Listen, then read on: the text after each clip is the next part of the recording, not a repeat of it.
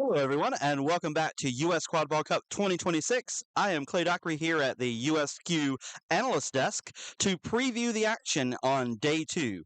This is bracket play at the championship, and we have a lot of exciting matchups to come and a little bit of a recap on what happened yesterday.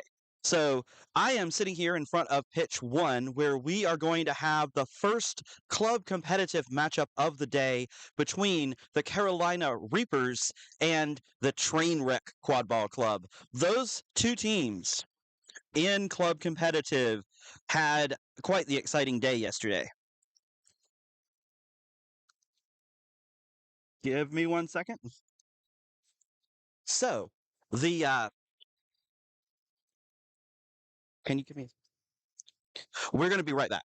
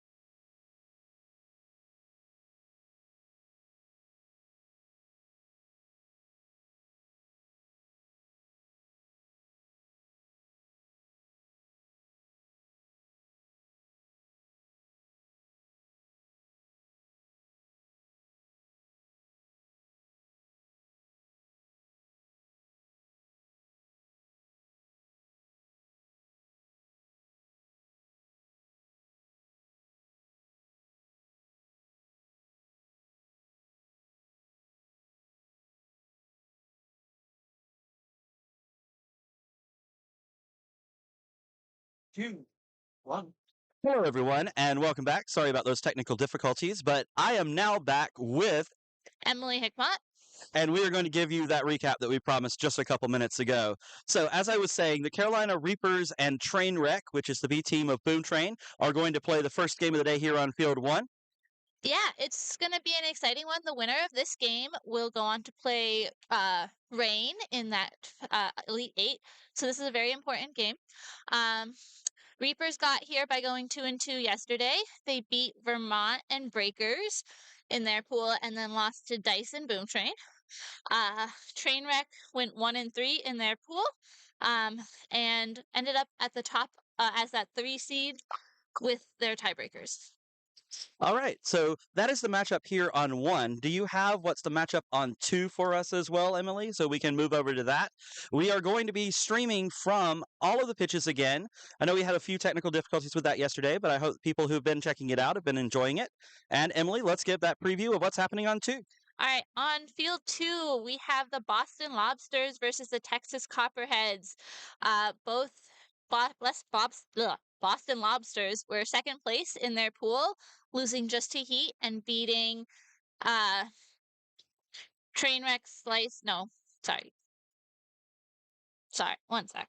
Oh, that's all right. We will find those exact scores for you and then be able to give you that update. So those teams will be playing on field 2 at the same time here. This is the club competitive championship bracket here at USQ Cup 2026.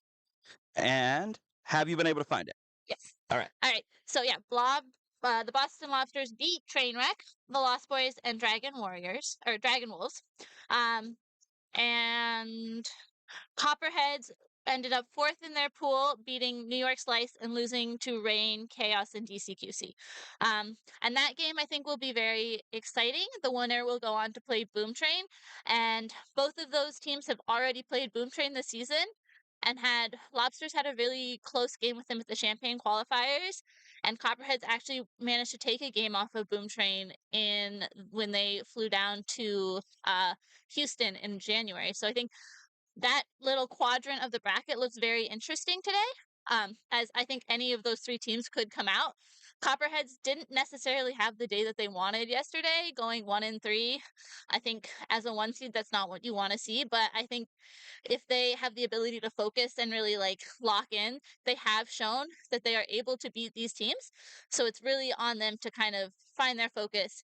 And fundamentally, what happens on day one doesn't matter. This is the bracket now. Every game is do or die. So you have to be really, really focused. And do you have the other two matchups for club competitive that we can recap really quickly? Yes. So our next bracket is going to be Chaos versus the Lost Boys on pitch 3. Chaos, I think, is probably one of like the stars of yesterday. They had a really, really close game against DCQC that they won on golden goal after catching a flag runner, catching the flag. Max Meyer had a really great catch. And then I think Lost Boys is I think the underdog. They went 1-3 in that three-way split with Dragon Wolves, Trainwreck, and them. And I think half here are the last competitive club team from the West. So really have to show up and show what the West is capable of. I think Chaos had a close game yesterday with Slice. And I think is one of those teams that has the ability to have really, really high highs and really, really low lows. So it could be interesting to see there. All right, cool. Are there any other teams from club competitive you wanted to go over quickly? Yeah, so our last set of games in this slot for club competitive is DCQC versus Vermont. DCQC did get that did have that upset against Chaos. But they are a fundamentally very sound team. Their beaters have been working really well together. And so I think they are really looking to kind of go forward and take advantage of a Vermont team that they have played. I don't think they have played this year, but they have played in the past and have been proven to win. But I will say Vermont is also a fundamentally sound team where they have a lot of really talented players on that team who are able to like make things happen. I think for them it's just going to be like seeing if their beaters can kind of pull the DCQC beaters out and let kind of their shooters work in Vermont. And the winner of that game will go on to play Heat, who went 4-0 yesterday in their pool. I think their closest game was against the Lobsters, but have really shown that they are here to put in and go in and put in work. Okay, so that is our preview of the club competitive bracket here at USQ Cup 2026. Anything else that you want to say before we head out? I think this has been the most parody filled season we've seen in a while. So I think really anything could happen today. So you better keep watching because it's going to be spicy. Thank you everybody for tuning in, and we will be back with the game coming up in just a moment here, and then we will do the college D1 preview after that game is over.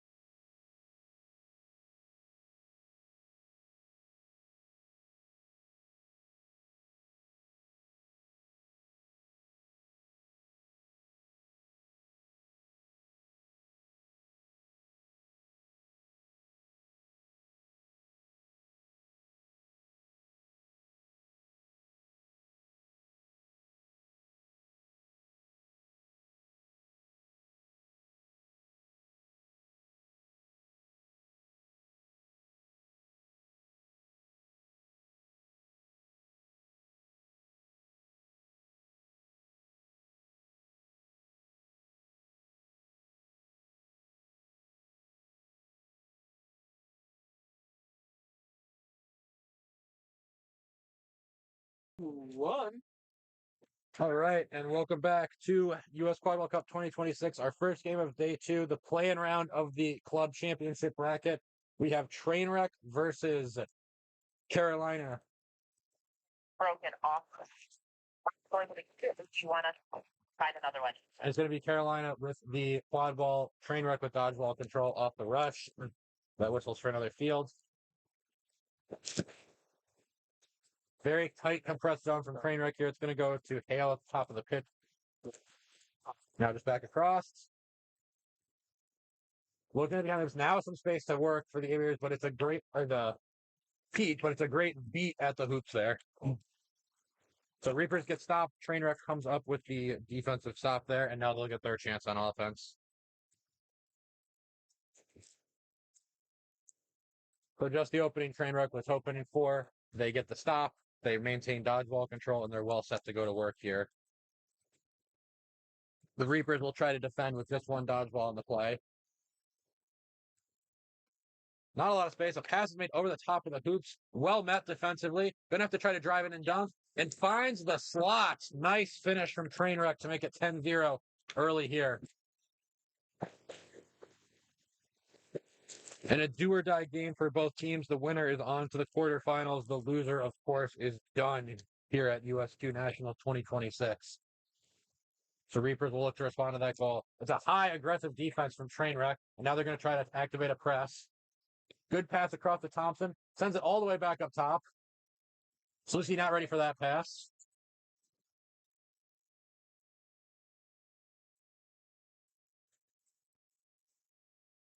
The Reaper is able to slow things down, reassert some control, and now we'll try again. Aggressive beating from Bonadillo to try to open things up here. A lot of pump fakes. Such a compressed defense. Now a shot is ripped. What a shot! And Lauren Hirsch gets the Reapers on the board with a beauty of a shot. Well set up by the beating game. Bonadillo gets the assist there.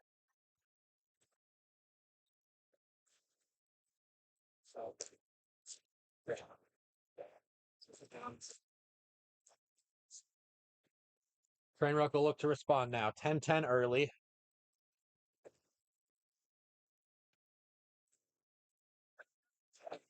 Again, a very compressed defense from the Reapers as well. Trainwreck's going to move it behind the hoops. It's Corey Jobman, who's brought down. Oh, shakes off that tackle, though. Rips a shot. No good. Reapers are not going to be able to get to that due to their dodgeball control. Oh, maybe they are. Yes. What an aggressive play by Thompson. The beat misses. Thompson scores. So the Trainwreck beaters are there to try to protect the quad ball, but really aggressive beating from Bonadillo takes them out of the play. A beat misses, and Thompson is able to get all the way to the hoop and finish, and Reapers take the lead.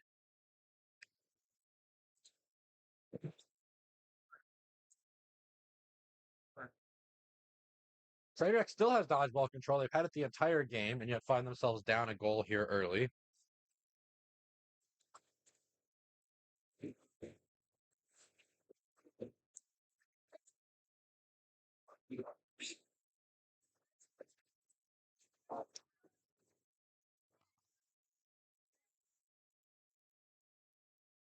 Huge exchange. Now we're going to have a stoppage here.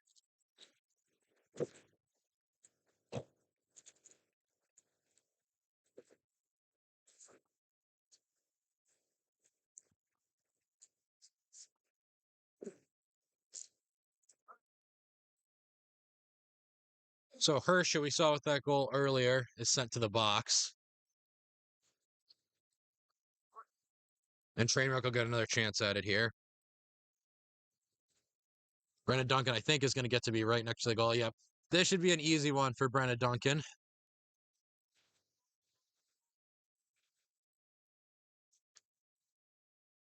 There is a beater there for Reapers, so we'll see if Duncan can just quickly put this through the hoop before getting beat.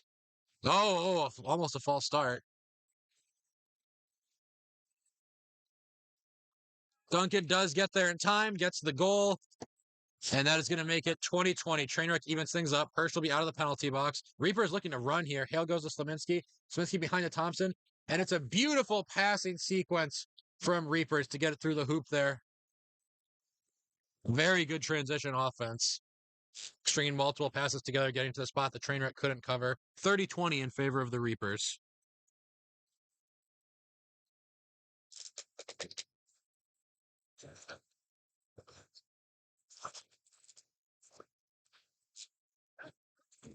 Butler's going to send it across to Stout. Big exchange of beats. All the dodgeballs on the ground. A missed shot from Trainwreck, and that's unfortunate. They had an opening there created for the beaters, but now Charlotte gets the stop and is going to try to aggressively make play for the beaters. Bonadio blocks a beat and dodges it.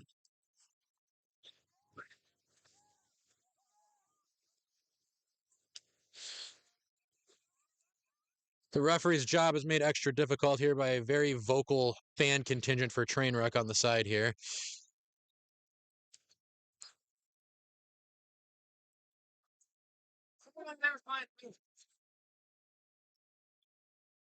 So someone was calling beats. We don't know if it was an assistant ref or just the fan contingent over here, and that's, I think, what the referees are discussing.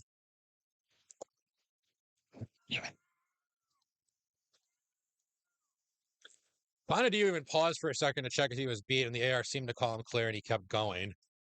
So this will be very unfortunate for him if they decide he was beat.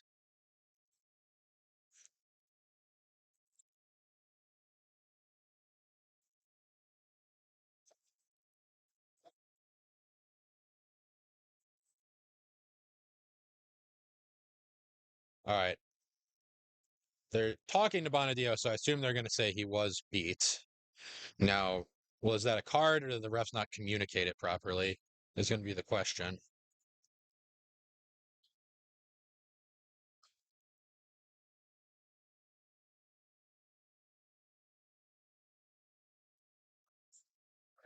So I think the result here is that Bonadio is going to have been called beat.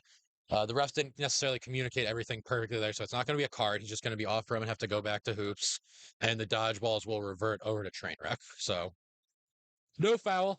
Trainwreck will just hold on to dodgeball control. They should get one of these dodgeballs here. Trainwreck's coach asking for clarification on the situation.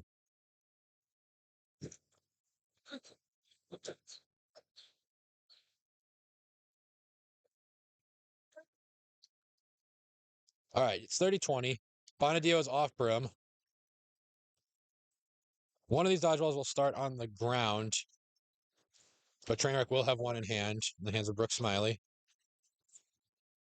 Oh, she's going to try to run a foot race. In the meantime, Trainwreck will just have one dodgeball in the play. Thompson rips a shot, but it's deflected. Well done by Jobman there. Nice rebound, but eventually Aaron Stout is going to get to the loose ball, and Trainwreck's going to get the stop.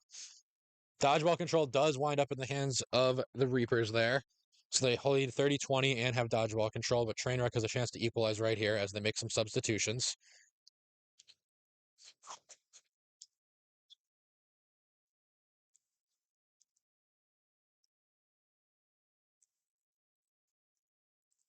Good stiff arm there. Pass across. Not ready for it. It hit the beater in the face. So miscommunication there from Trainwreck. Pass to the black headband instead of the white. Easy to make that mistake in the bright sun. And now Hirsch, who had that first goal of the day for the Reapers, is going to lead up the ball. Goes to Oliver Hodge. Hodge with some space to work. Now back to Hirsch. A nice cut. Her shot is high, but it might have been a pass. Hodge has it. Hodge is going to get to the rim and score. So some very nice give and go action between Hirsch and Hodge there. And that puts the Reapers up 40-20.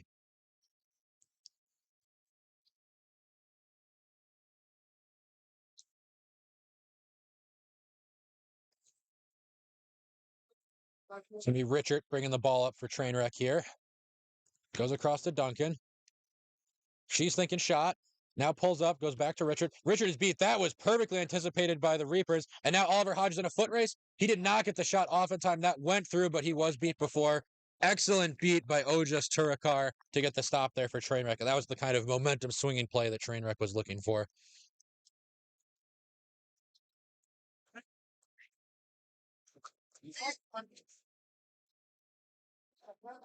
Connie LeBeau's in the game for the first time for the Reapers. Long pass behind the hoops to Sarah Nealing.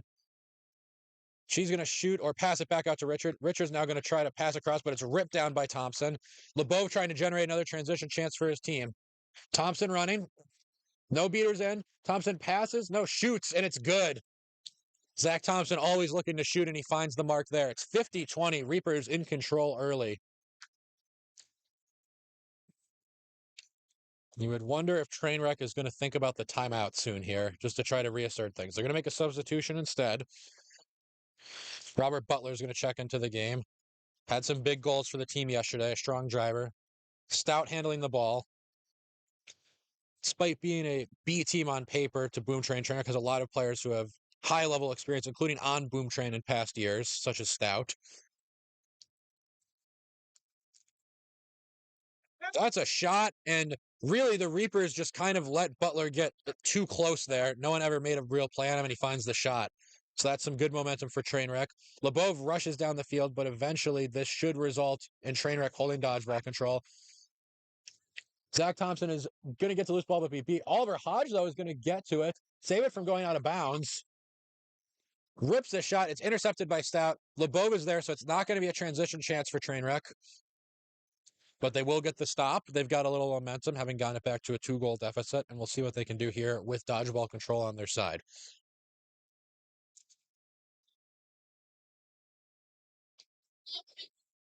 Here's Butler. Across to Jobman. Has a hoop to shoot on. Goes for the pass instead. Long pass across. It's Stout. Driving. Looking for a shot. Blocks a beat. Shoots. Scores. Very well done from Trainwreck there. Brenna Duncan kind of draws the defense to her corner. Swings it across, and eventually Stout finds the opening and scores. Chaos in the dodgeball game. Reapers are going to slow up, though. They did win dodgeball control there, but they're going to allow Trainwreck to set up their defense. Big beat from Lebov. Thompson has Hodge if he wants him. He's going to get it to the hoop instead. And Thompson just misses. He was able to get right to the hoop, but no dice. Hodge recovers it, though. Reapers get a good offensive rebound there, and now they'll try again. For a little beat from Lebov, trying to open up a hoop for his teammates to shoot on. There it is. A beat misses. The Reapers have time now, and Melissa Ross takes full advantage of that time. Pump fakes once and finds the open hoop. Very patient and composed offense from the Reapers there to go up 60-40. Lebov throws one dodgeball back. His team will end up with control here, and they're going to try to press. The third dodgeball way, way off field, but a great tackle is going to take Lebov out of the play for the moment. And now here comes Butler. Butler's trying to go all the way deep to Stout. Has him. Stout has a chance to shoot. It's deflected, I believe, off the bottom of the rim. So Stout gets to a nice spot there, but just not able to find the finish. And Reapers hold on to their 60-40 lead and maintain control.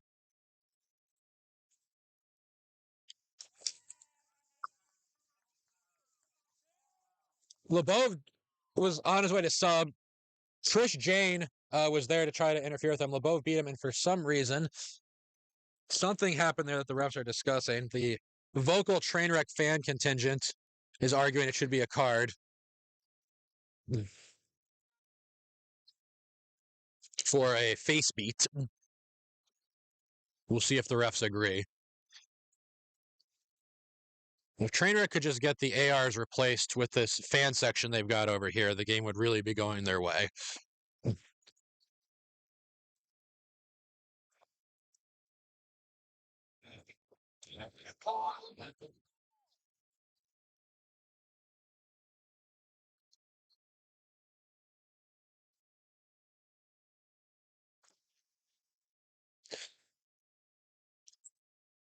It looks like it's not going to be a card, to the dismay of the Trainwreck fans.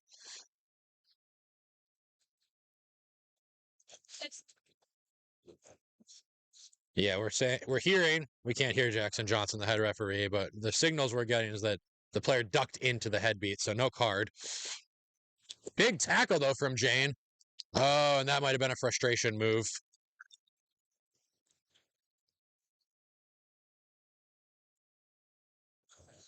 Yep, Jane is going to get sent to the box. I think frustrated about that previous play. Went for the big tackle, but initiated from an illegal angle.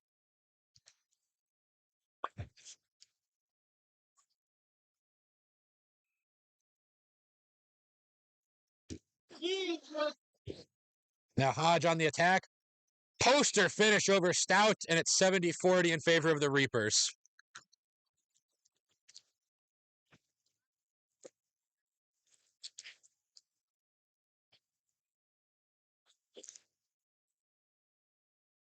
Butler's bringing it up now for Trainwreck. Down 70-40. And now a aggressive move here from the Reapers beaters to try to force the play to speed up, but it might backfire. Butler's going to get all the way in. What a tackle from Hodge. Forces the ball out. A missed beat, but Kneeling is stripped. Looks like she was beat. Reapers get the stop, and the Reapers are running. Brooke Smiley has one dodgeball, 2 dodgeballs for Trainwreck, and that'll end the Reapers' attempt at a fast break.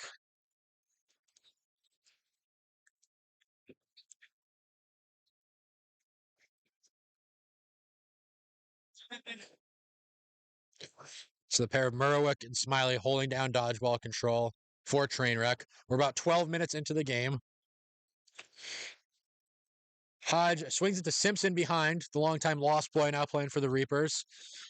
Pass is made. Extra pass. Ross has a chance. She's going to swing it back across. Reapers don't have a really hoop to shoot on here. And eventually it's just a kind of pass to no one from Cole Tibbs that will result in a turnover. But deep behind the Trainwreck hoops, maybe taking away the chance for a fast break here. Reapers did manage to get control of the dodgeballs there in the scrum. A nice play from Hannah Reese to relay one back and pick up the loose ball.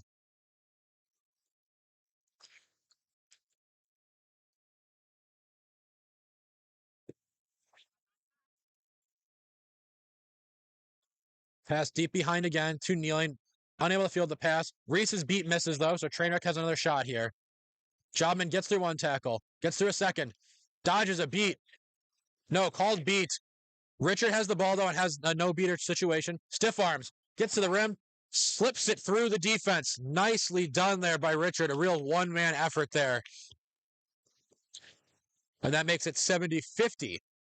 So Trainwreck hanging around in this game, keeping it close enough to where a flag runner grab could put them back in the lead as we move closer to that 20-minute mark. It's Tibbs now, and it's aggressive beating. An immediate turnover forced by Trainwreck. Excellent sequence.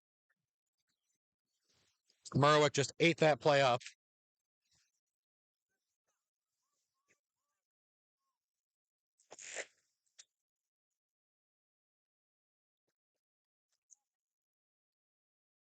Richard passes across. It's not clean to Jobman, but no harm done as the Reapers are not in position to capitalize on that with only one dodgeball in the play.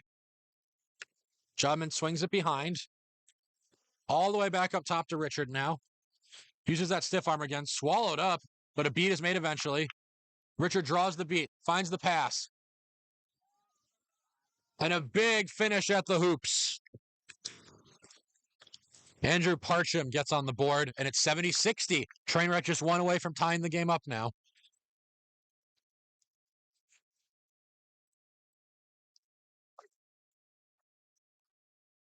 Thirteen and a half minutes of game time elapsed. 6.5 to go until the release of the flag runner. It'll be Tibbs again. Quiet game so far for Tibbs.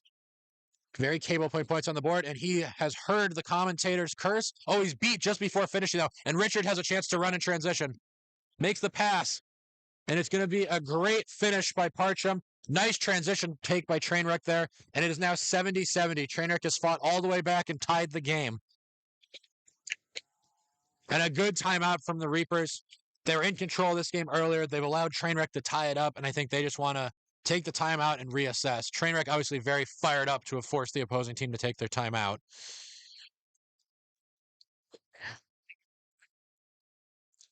70-70, somewhere between 5 and 6 minutes until release of the flag runner. Plenty of time for either team to extend that lead, go on a short run here. And if you're the Reapers during this timeout, the conversation has to be, how can we just get back into control of this game? I think it starts with dodgeball control and just getting some of those better offensive looks we saw early in the game. It's been a little bit more chaotic, and you have to partly credit the Trainwreck defense for that, but also the Reapers' decision-making could have been better over these last 3 to 4 minutes here. And again, the Reapers' half-court defense has been very, very effective, but they've gifted Trainwreck several transition opportunities here, and that's got to be the main focus for the last 5 minutes. Just no transition opportunities. Let's let our half-court defense get to work. Let's put up some points on the half-court and build this lead back up. Obviously, Trainwreck has seekers they trust, as does Reapers, but you'd love to be a team that's up 3 or so going into the flag runner release rather than a tie game or even worse, being down a couple of goals. So that's going to be the focus there. For Trainwreck, we just have to keep doing what we've been doing these last couple minutes here. Find the chances for transition. Our physical defense has been great, and our beaters have really turned the pace of the game. Since that penalty got called on Jane and got put in the box for 1 minute, after that moment, the Trainwreck beaters have really asserted dominance over this game. They've held control. They've used it to make plays. They've blown things up. They're able to stop Tibbs just 1 second, really, before he would have come up with a goal and generate an easy transition look for their team the other way. If they can continue playing at this level, it's going to be easy on their offense to score. They just have to take advantage of those opportunities. And we'll see if Reapers want to put LeBeau or Bonadio back in the game, who are very effective in their early shifts. But with both those players, Bonadio is one of the key trusted seekers for Reapers, and LeBeau is probably the beater they want on pitch for SOP. So Bonadio is on pitch here. We'll see how long they keep him out before possibly getting him ready to seek. And it is Hale, Braxton Hale, in at keeper for Reapers, who we saw have a very effective shift early. This pairing of Hale, Sleminski, and Thompson had some really nice passing connections in that first shift, and we'll see if they can make that happen a second time. They're joined by Adeline Morris as well to round out that chaser lineup. Hale's going to go to Sleminski. Very capable ball handler. Trying to switch up the field. A hoop is open to shoot on. Hale can't handle the pass cleanly. No harm done, though. Control is still with the Reapers. Now Hale to Thompson. Thompson gets to the rim and finds the dunk. So again, a very nice passing sequence from the Reapers. And Bonadio and able to beat off some players on the hoops and open things up there. Reese helpful as well. Now just picking off chasers. Sarah Nealing sent back to the hoops. Pass across is made to Jobman. Jobman's going to send it deep behind. Trainwreck's had a lot of success from behind here. They're going to go back to Jobman, attack from the front, gets to the rim. Might have been deflected by the rim. The referees are going to discuss. Certainly, Jobman got all the way there and got through the contact. The question is going to be, did the ball actually go through the hoop as it got knocked down there, or did he get an unlucky deflection from the rim itself? Always tough in those close quarters with so many bodies to find the opening. So I think they're going to say the goal was not good, but that it's a penalty on Adeline Morris for dislodging that hoop. So Trainwreck should get a second chance here.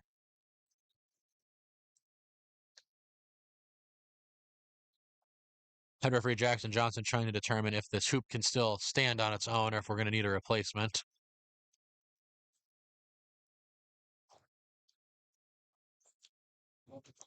Everything looks to be in order.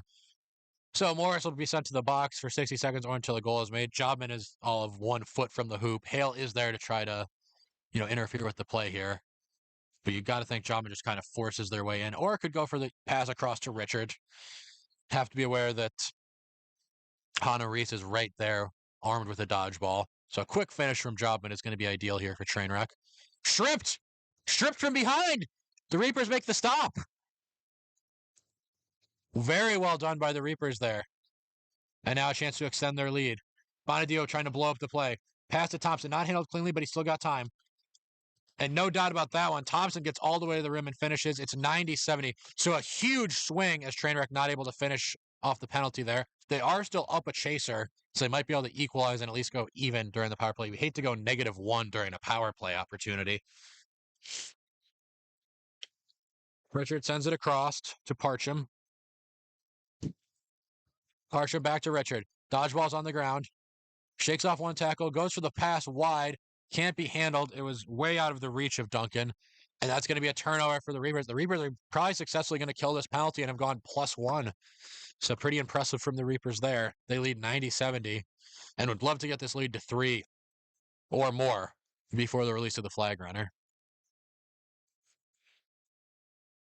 So real gamer runs here. Trainwreck was able to tie it up on a 3-0 run. Reapers responds with a 2-0 run of their own.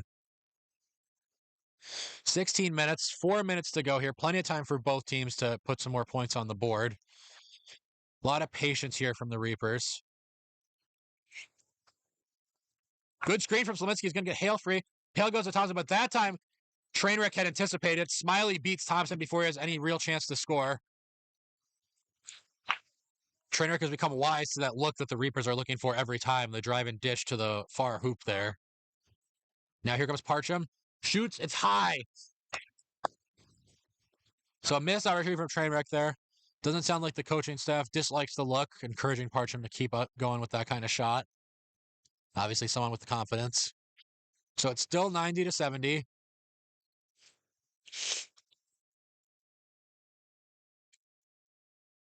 Still 90-70. Reapers have another chance on offense here to push that lead to 3. It's Bonadio and Mickey Harrelson in the dodgeball game, looking to get control back off the pair of Jane and Smiley. Thompson just slowly bringing it down the side here. Going to go back across to Hale now.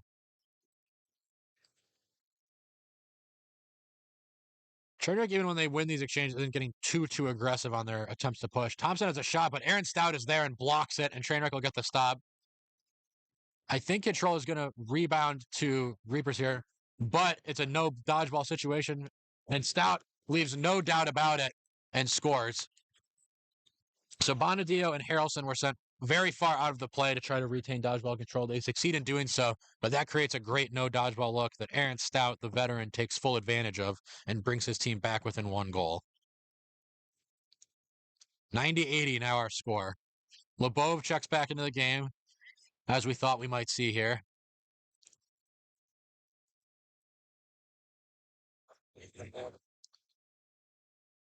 Hale sends it across to Ross. Nice beat from Lebov. Ross can just go in and try to dunk if she wants to. The beaters are kind of disrespecting her. Now she's got another chance. And this time she's going to go all the way in, but she is deflected at the hoops by Duncan. A nice stop. Stout able to swat the dodgeball back. And eventually it is cleaned up. Trainwreck ends up with control and the quad ball there. Gets the stop, and they're only down 1. They have a chance to tie the game right back up.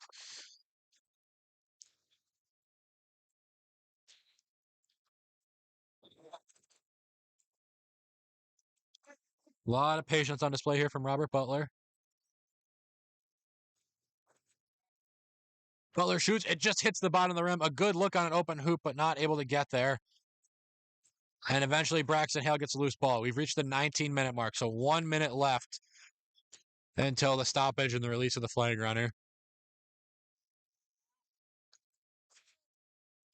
90-80 our score. Reapers ideally wants to get 1 more goal here. They'd also love to kill the clock and not let Trainwreck have any more possessions before the release of that flag runner. Thompson getting closer and closer.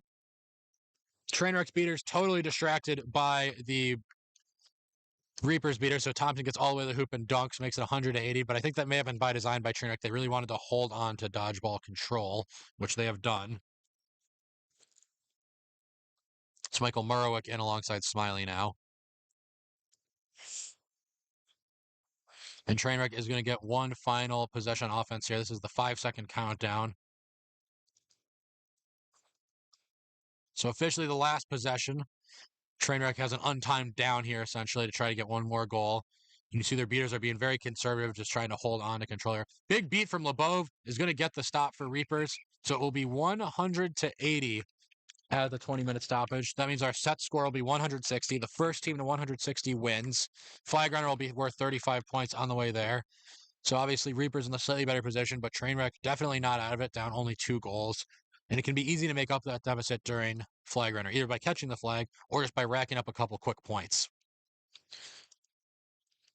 So I think Reapers overall has to be satisfied with their efforts here. Would love to, have avoided some of those unfortunate transition opportunities for Trainwreck that's really kept Trainwreck in the game. But all told, they look like the more stout half-court side, both offensively and defensively. But Trainwreck, I think, can be proud of how they fought back into the game. Down 30 goals, got it tied back up, now only down 2.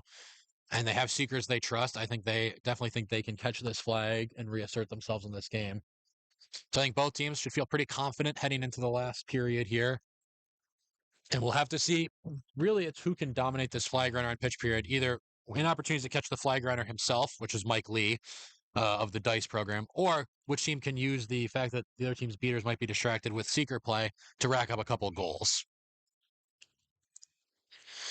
Players being told to get back to their brims here. So it's going to be some substitutions, which is allowed during this free timeout.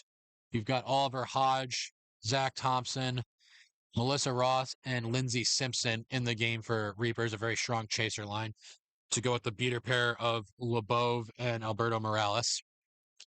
Lebove, one of the most underrated beaters ever play the sport, having a truly excellent weekend this weekend. Got to catch his game against the New York Dice last night, and he really held strong against those highly regarded New Jersey Dice beaters. And we're seeing Sarah, speaking of highly tenured, underrated players from Louisiana, Sarah Nealing's in at beater. We've mostly seen her chase for Trainwreck, but they want her flag runner on pitch beating here with the season on the line. A fine choice from the Trainwreck coaching staff. Big exchange of beats between Lebove and Nealing, the one-time New Orleans Curse teammates. And here comes Bonadio at seeker for Reapers, just trying to block Parcham, who's in at seeker for Trainwreck. And now Parcham will have the first chance here. Grappling with Lee. Lee trying to control his arms. Meanwhile, in the quadball game, Lindsey Simpson is going to get a nice shot on the hoop. Must have been just wide. Good luck, but not to be. Missed beat. And so far, it's Trainwreck dominating the SOP sequence here. Parcham's got a lot of time. Can he get the grab? Another big beat. Murwick totally dominating here. Parcham almost had the grab, but came off brim. Big beat from Nealing. Lebove not able to get anything going. And meanwhile, in the quad ball game, Aaron Stout misses at the hoops. It's going to be a pile up on top of Zachary Thompson. Parcham got all day to try to make a grab here, but not to be so far. And this pile up will just, I think, get counted out for 10 seconds, and eventually the Reapers went over the ball. Lebove beat again. Sarah Nealing and Michael Murwick dominating this flag runner on pitch sequence. Bonadio hasn't even had a chance. Parcham's had all day.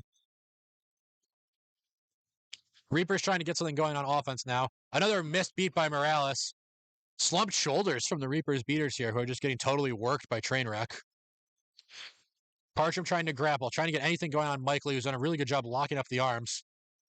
Lebove able to relay a dodgeball, and eventually Reapers get a goal. So meanwhile, Reapers have extended the lead to 3 now. After Aaron Stout was not able to finish on the other side for Trainwreck, so it's 110 to 80. Lebove blocks a beat. Control has finally rebounded Trainwreck.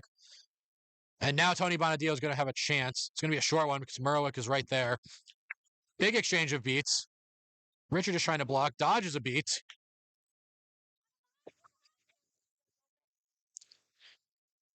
Trainwreck really slowing it down here. Jobman is just not interested in trying to get to the rim. I think they're trying to just act like they're making a play at the hoop so they don't get warned for stalling, but try to draw some time. Here comes Stout now. Pass across. And finally, Richards gets a 100% opportunity. I think that's what Trainwreck wanted. Excuse me, Butler gets the 100% look. 110 to 90. A lot of back and forth in the dodgeball game. Control is now back with Trainwreck. Third dodgeball out of bounds here. It's eventually going to be claimed by Bonilla. Here's Richard with a chance to make the grab. His team down 2.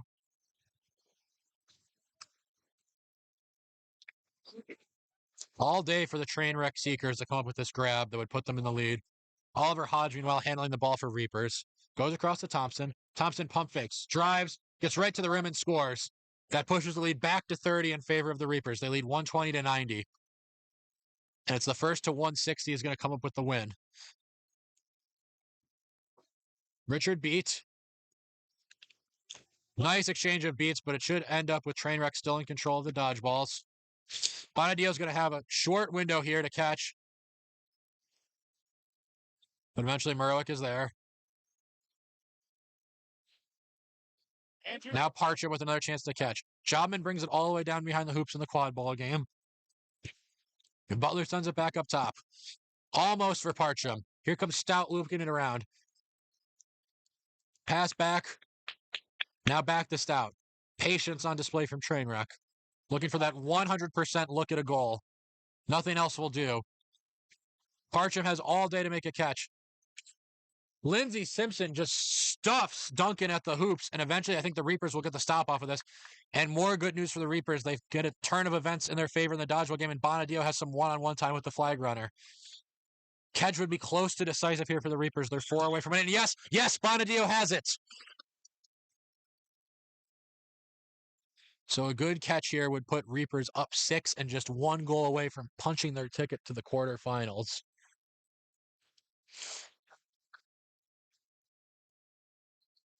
Discussion here between all the referees and the runner. It's not just about if the catch was good. Obviously, any delayed penalty in any facet of the game against Reapers would negate the catch as well. Catch is good. Clutch grab from Tony Bonadio and a really impressive performance by Bonilla in the beater game to kind of turn things around after Trainwreck so dominated the early stretch of time. So Bonilla and Harrelson really turned things around after subbing in. Call was good for the Reapers. So the Reapers are now just 1 goal away from finishing, and they may try to get that right here. Here comes Hodge in transition. Slows it down a little bit. And control is with Trainwreck. So that'll make it hard on Reapers here, who lead 155-90. Just 1 goal needed from Reapers, 7 needed for Trainwreck. Lindsey Simpson handling the ball now.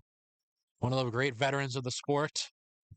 Looking to punch her ticket to the quarterfinals with her new team.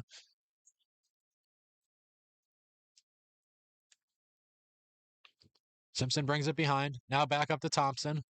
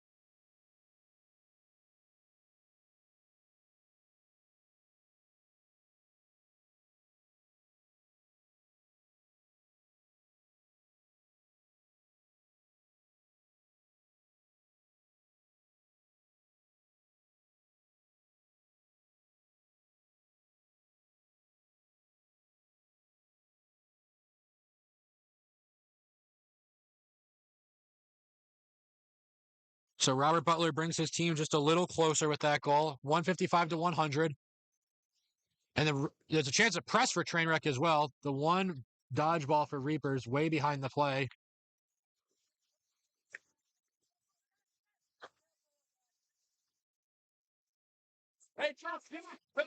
Reapers able to pass around this press so far. Selinsky has to send it deep, though, to Hirsch, who's not able to really field it cleanly. It goes out of bounds, and Trainwreck gets the stop. So far, so good for Trainwreck. They've stopped Reapers from even really having a look at that last goal they need due to some dominant beater play from Smiley and Jane. And now we see if they can put another goal on the board. It's Richard back in the game at keeper.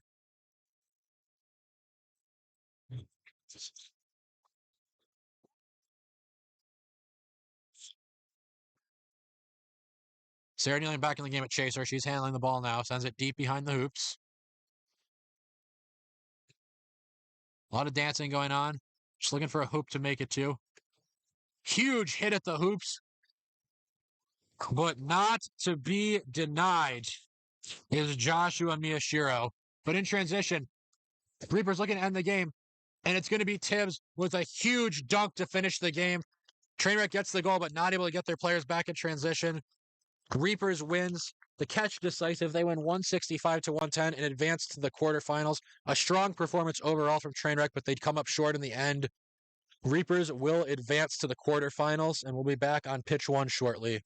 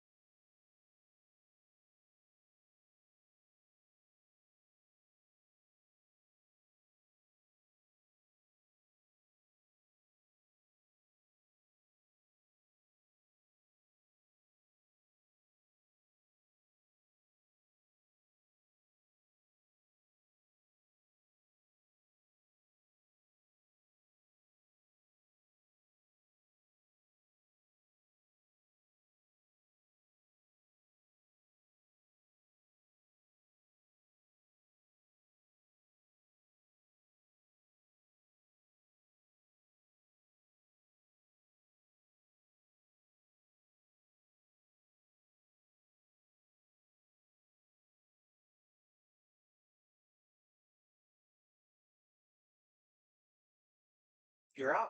All right, welcome back to US Quadball Cup 2026.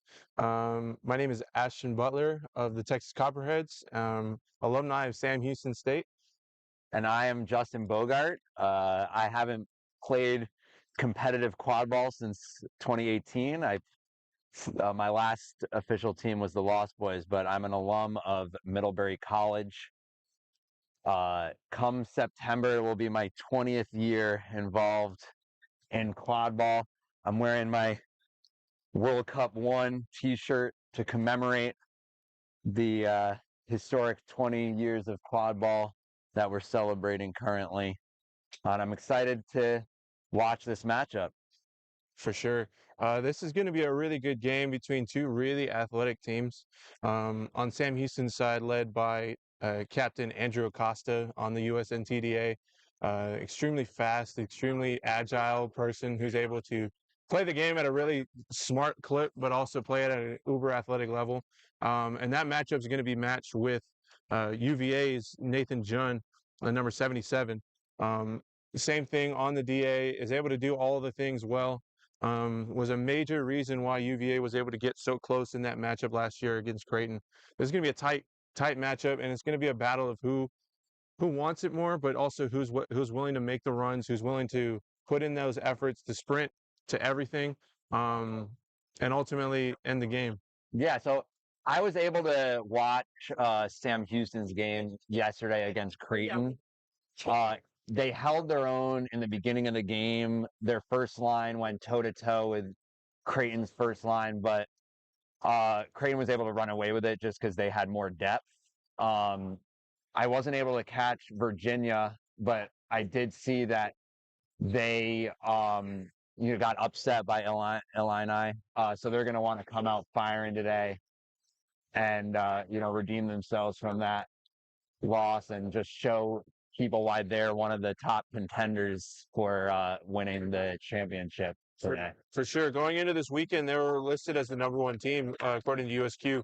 And, losing a game on day one is not something that I think was in their minds really early. So that's definitely going to be something that they're looking to switch up here. Something interesting with UVA is they really like starting with the quad ball and allowing number 10, Joey Bay, to make a run on the opponent's dodgeballs.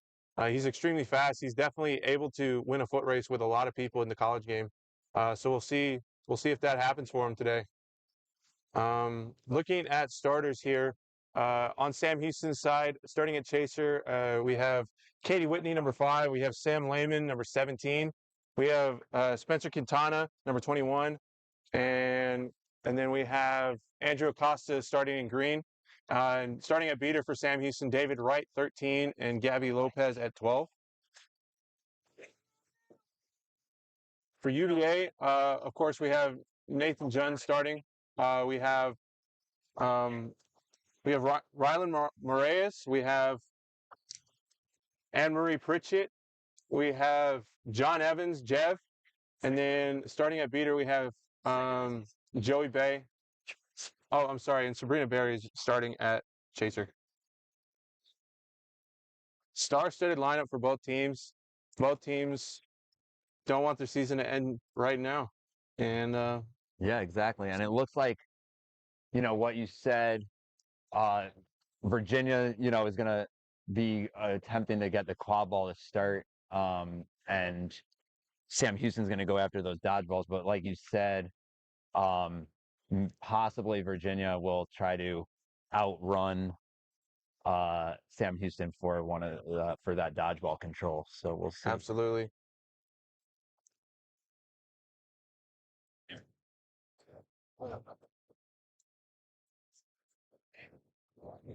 Chris Lecomte, our head referee.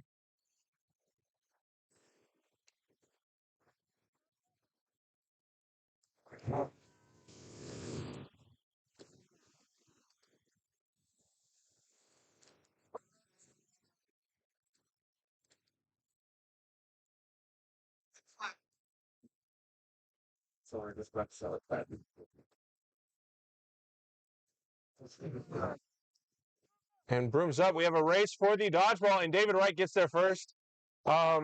and a great beat there. However, Nathan Judd is running, and a great contest there on the hoops by Katie Whitney.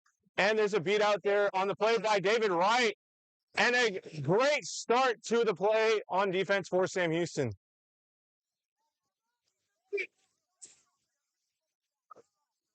David Wright is chasing a ball off pitch, and we have a none situation for Sam Houston. Andrew Acosta is running, challenging Nathan Judd, taking it all the way to the center hoop, and dunks! Wow, great start so far for Sam Houston.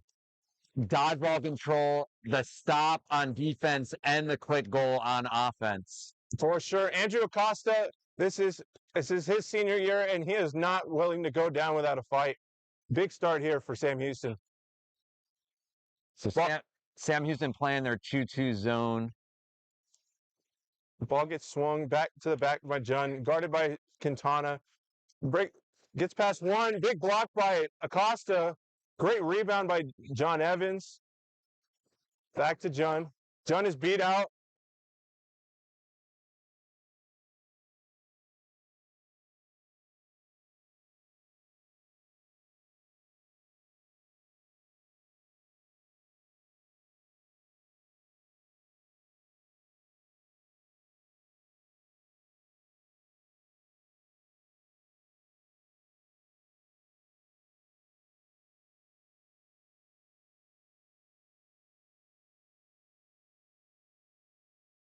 Cheering from the sidelines.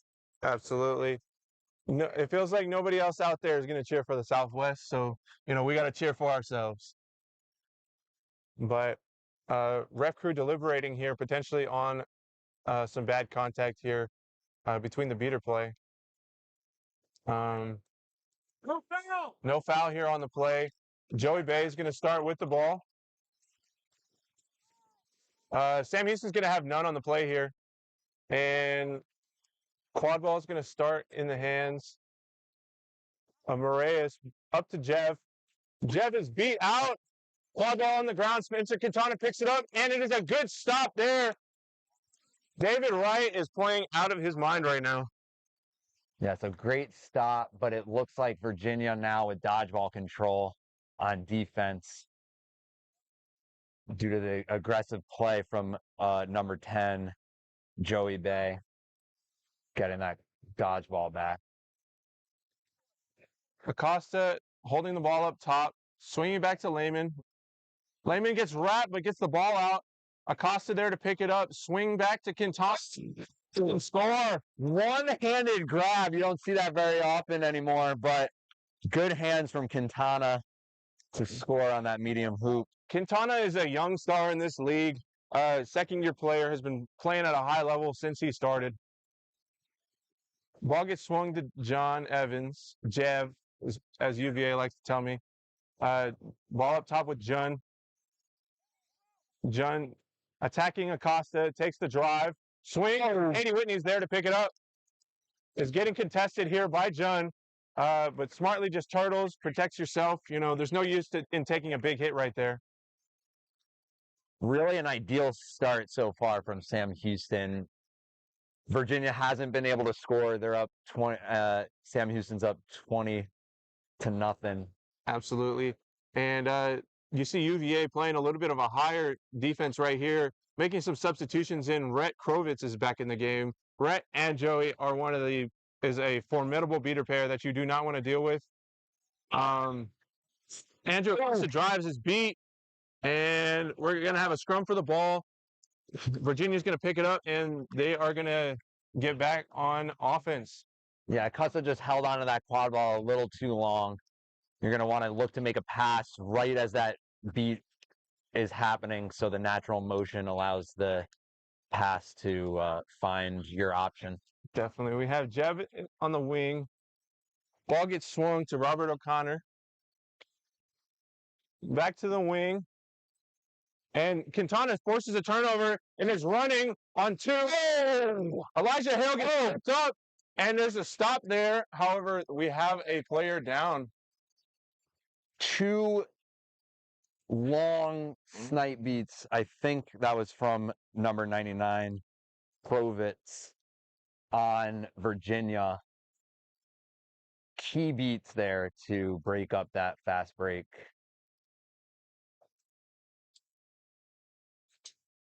So we're going to get a substitution here for the injured player.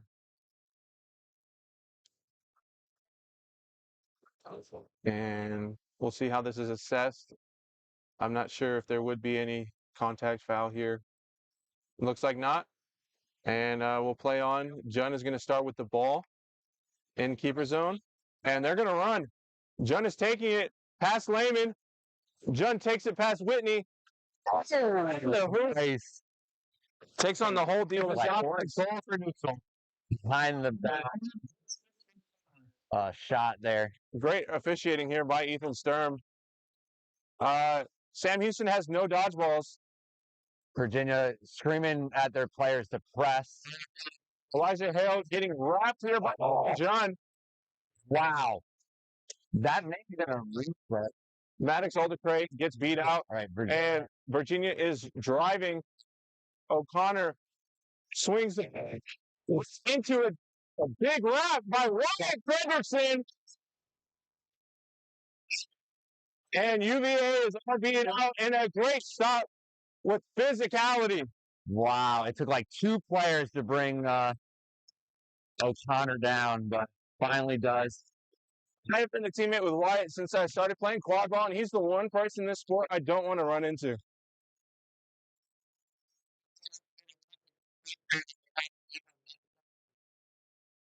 No, They tried to.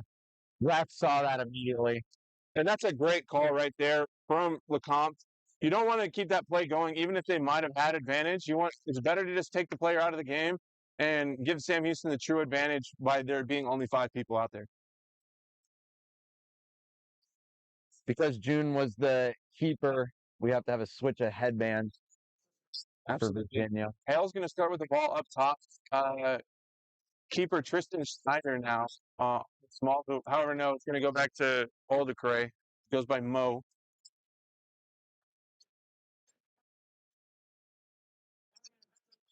Mo's going to switch it back to him. Hale's going to take a one-on-one with Schneider. Oh, and gets ripped. Wyatt Fredrickson with the ball. Takes one defender and dunks the Wyatt Fredrickson. That was just right place at the right time. That loose ball just rolled right into their hands. Wyatt Fredrickson plays like the biggest player on the pitch sometimes. You love to see it.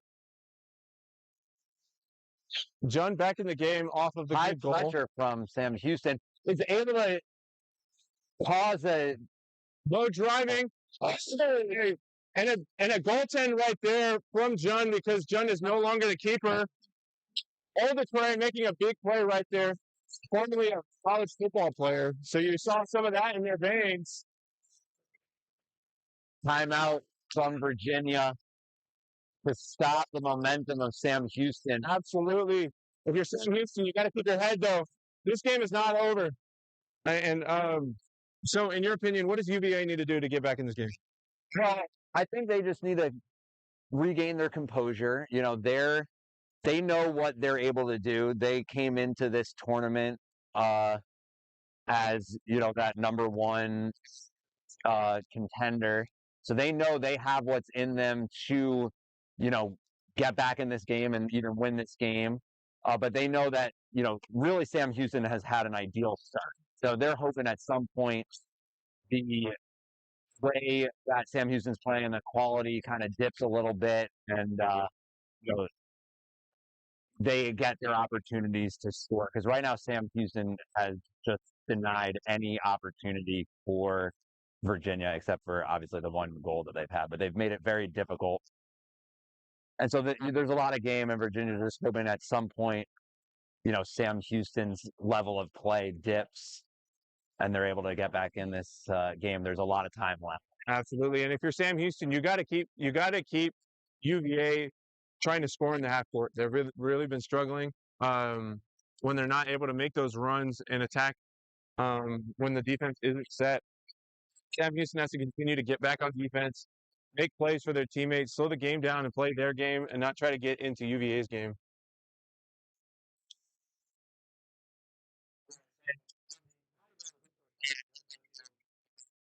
We're going to get back out of this timeout.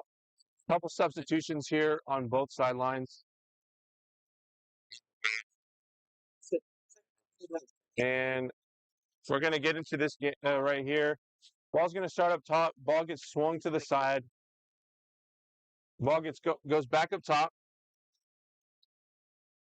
And Costa is running, and nobody is there to stop him. Andrew Costa is definitely able to make those runs. One of the fastest players in the sport. They were like, "What did you do?" I'm like, "Okay, take it back." And they're like, "No, we can't." Speeder battle on the far side of the pit. One out by Virginia.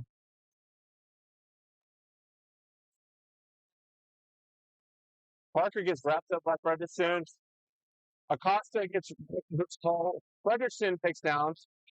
And we have Barry driving over to Parker. Parker takes it and scores. So Sam Houston tried to do high pressure defense at the midfield line. It didn't work out this time. Right. Virginia able to pass around that pressure. And on the far side, we had a great job there by David Wright fighting off Joey Bade to maintain dodgeball control. And we're going to come in with a new beater right here, Jaden Klein. Something Jaden is very good at is being physical and making hits as a beater, which is kind of their role for this team. Runs a lot of 1.5s and really just tries to get into heads. Ball gets swung to Frederickson. Frederickson shoots. Scores. I didn't think Frederickson had the angle there, but was able to find the inside of the hoop. Frederickson always has that angle. He'll find it. Yeah. Former water polo player actually, and so knows how to turn that wrist and really find an opening.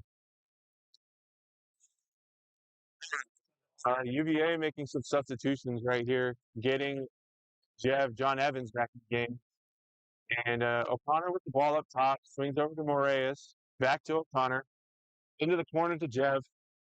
Jev taking a drop over to O'Connor. Beater plays happening. Nice pass. And a good deflection here by Acosta.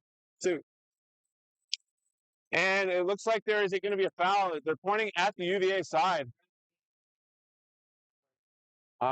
Potentially something on the beater side of it, because I don't think there's anything chaser-wise.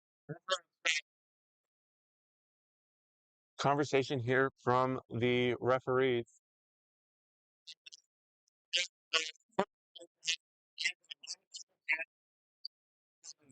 Yep, there it is. So reckless play on the beater right there. And Acosta with the ball and a potential to maybe not sprint down the pitch, but at least without a beater in the play, that's a big difference than if you're losing a chaser. Yeah, so right, Sam Houston with dodgeball control. There's this near side Virginia player number 99, Krovitz, has the dodgeball for Virginia. Smart by Sam Houston. Take it slow. Make sure you get a bucket here. You don't want to blunder an opportunity with a beater in the box. There we go. We have an exchange here in the middle. Krovitz is beat out. Ball goes over to Salinas. Over to Lehman. Lehman, but a great interception there. Potentially a foul here from. Yeah, I believe the ball's going to go back over to Lehman. Lehman, first-year player, has been just cooking recently. Recently just started playing like not much longer than a month ago. Really just understands the game at a high level already. Doesn't stop watching film. Just love the motor on this kid and has a potential opportunity to get his first goal in this game. Takes it up. Denied. Wait. Takes it upstairs. We have some opposing calls right here. Great defensive play from Evans. Absolutely. A lot of times you don't have to go all the way up, especially if you're that tall. Oh, goal is good. Still went through, but even to get there to try to deny that dunk was commendable from number 16 Evans on Virginia. Absolutely. Yeah, like I was saying, sometimes you don't always have to jump super high. You just have to make sure you're in front of that hoop. But however, UVA is getting their beater out of the box. Bay's coming back in the game now. Korovich making something happen. Evans up top, swings to Barry, who gets beat out, and that's gonna be another turnover to Sam Houston. They just laid that pass up to the player, but the beater was right there to. Yeah, you got to be smarter there. Yeah. You can't throw those hospital passes where your player is in a position where they're just going to either get beat out or blown up. Neither one is good options. Ball goes over to Lehman. Oh, he throws a high pass over the head of Cortez, and that's going to be a turnover. Sam Houston now has none. Oh, nice beat from Bay. And Sam Houston with a none opportunity. Taylor with a radius. Gets through 3 Sam Houston defenders. That was really started by the great beater play from Bay, opening up that no dodgeball opportunity. Something you definitely got to watch for is the guarding of the dodgeballs here from UVA. You definitely don't want to linger on that too much. Mo with the ball driving and dunks. Wow. Oh no. And we have another UVA player down. It is Evans again, unfortunately. So in that play before, Kovic tried to do high pressure, was trying to beat out Sam Houston players on the, other side of the pitch. Sam Houston was able to pass over that beater pressure, which gave them numbers on their offensive side, and they were able to score. Absolutely. I think that's a tough thing when you're pressing. You have to make sure everyone's on the same page of who's going to what options. If your beaters are up there pressing alone and your chasers aren't engaged with it, it's not going to work out for you, because as long as they get a pass off, that's all Sam Houston needs to either extend the play or potentially score, like what we saw right there. So you have a moment here for players to catch their breath, strategize, get water, stay hydrated here. Again, Sam Houston's been able to maintain this lead that they established pretty much from the start of the game. Right, it's still 80-30, Sam Houston. Right, and one of the impressive things is you see UVA continuously running out their top line over and over and over again because they are down. Sam Houston's been able to cycle through most of their line, and they've been doing so pretty successfully to this point. Not really seeing a huge dip at any point. Clearly, they're still ahead, which is important in a day like this. Finding opportunities to play your depth. So not only are you letting everybody play, but you're also saving some of your, I guess, quote unquote stars for the games that are a little more tight, that are potentially going to be the ones that count at the end of the day. Obviously, they all count, but giving opportunities to rest your players where you need to is important. Yeah, Virginia, still playing with energy, with heart, very aggressive, physical drives. Unfortunately, they just haven't been able to find the inside of the hoop as much as they would like. But that's really a testament more to Sam Houston's stellar defense, and less, any lack of, skill or play from Virginia. For sure. Evans is slowly making it off the field, walking pretty gingerly. Gotta hope that Evans is going to be okay. But Dunn is going to take their place. And players are starting to return to their rooms.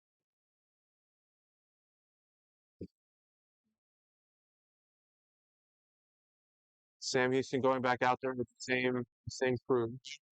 And as mentioned, Nathan Dunn is going to be taking the spot of the injured keeper.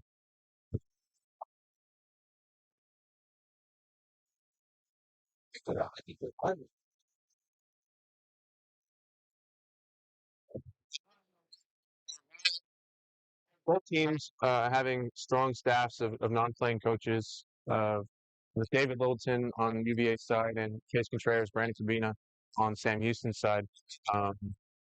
It's great to see so many people coming back to their schools and their areas and just giving back, trying to see the best for the next generation. So here they go. We'll see what they were talking about here. And we get things going. John is going to take the ball up slowly, using his beaters, which both have quadballs, to protect. Joey Bay is going to go 1-5 opportunity. Gabby Lopez beats him out. John is able to take the defense, though, and score on top hoop. That really was started from that 1.5 play from Virginia. Took Sam Houston's beater out of the play. Absolutely. And now we're seeing some fight out of UVA. They are pressing them at half pitch. Elijah Hill is making a drive on John. John makes a wrap a little bit late. But nonetheless, that's a stop, and John is going to run. This is something you do not want to allow happen for Sam Houston. John Brandeis, shot, misses. Off room, good play, good call from the refs. Hayden Roberts is beat out. Joey Bay is able to maintain dodgeball control for them. And impressive play from Virginia to keep dodgeball control there. Absolutely. Definitely a little bit of a blunder right there for not scoring on that possession if you're UVA. Mo's able to dodge the beat from Kravitz, take him out of the play momentarily. Comes back in and beats him anyways. But these are good past 2 possessions from Virginia. Defensively, they're making the stops. Offensively, they scored 1. They should have scored the other one. Unfortunate that it was missed. They want that one back, but let's see how they do on this offensive possession. Yeah, Sam Houston out here with a younger core right now. Definitely want to put in someone with a little more experience to run that offense. Noah's able to make a wrap on John. Ball swings to Barry. Barry shoots and scores. Again, the 1.5 worked. So they should keep doing that until it stops working. Absolutely. If you're Sam Houston, you have to do a little bit better of a job of staying in front of them and not making it so easy for you to get around. We see the UVA press that we're so used to. Quintana back in the game, which is definitely a needed position. A big line here. Continue the tackle way after the beat. The refs got it. This was a beater foul on Sam Houston, I believe. Yes, that's Aquarius. Got beat and then just continued to make the tackle for too long. Absolutely. Aquarius has not been playing this game for very long. Is pretty new to the sport. I think has been playing only for a couple months now. So still trying to figure out, what all you can do and what you can't do, and that's definitely something you cannot do. So what player was beat and continued the wrap. So that's gonna be a quad ball and a player in the dodgeball. So this is a bad situation for Sam Houston, especially with UVA already seemingly to have a bit of momentum. Lopez is beat out, so there's going to be a non-situation for quite some time right here. John is driving with 2 chasers back, but sometimes, 4 chasers isn't enough to stop John. Yeah, so Virginia definitely has some momentum. It started with the 1.5 strategy from their beaters. That's been the key right now for them. Elijah Hale is getting... Oh, my goodness. UVA is pressing pretty well, and it's working for them. Sam Houston's having a hard time getting over the line. Moraes takes a shot and scores. If you're Sam Houston, I think you need to call a timeout soon or get some new faces in the game.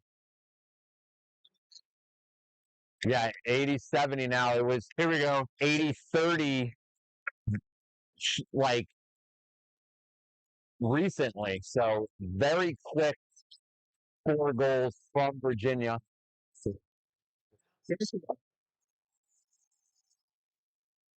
Good goal here by Sam Houston to slow the momentum a bit.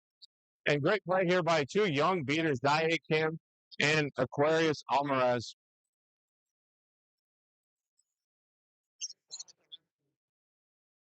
Dunn taking the ball up. Ball in the hands on the wing for UVA. UVA passes back down to Barry. Barry swings back up to John. John is taking the middle. going up against Acosta. Acosta is going to win the right. John Flinko. Moraes gets the ball and scores. They find number 11, Moraes.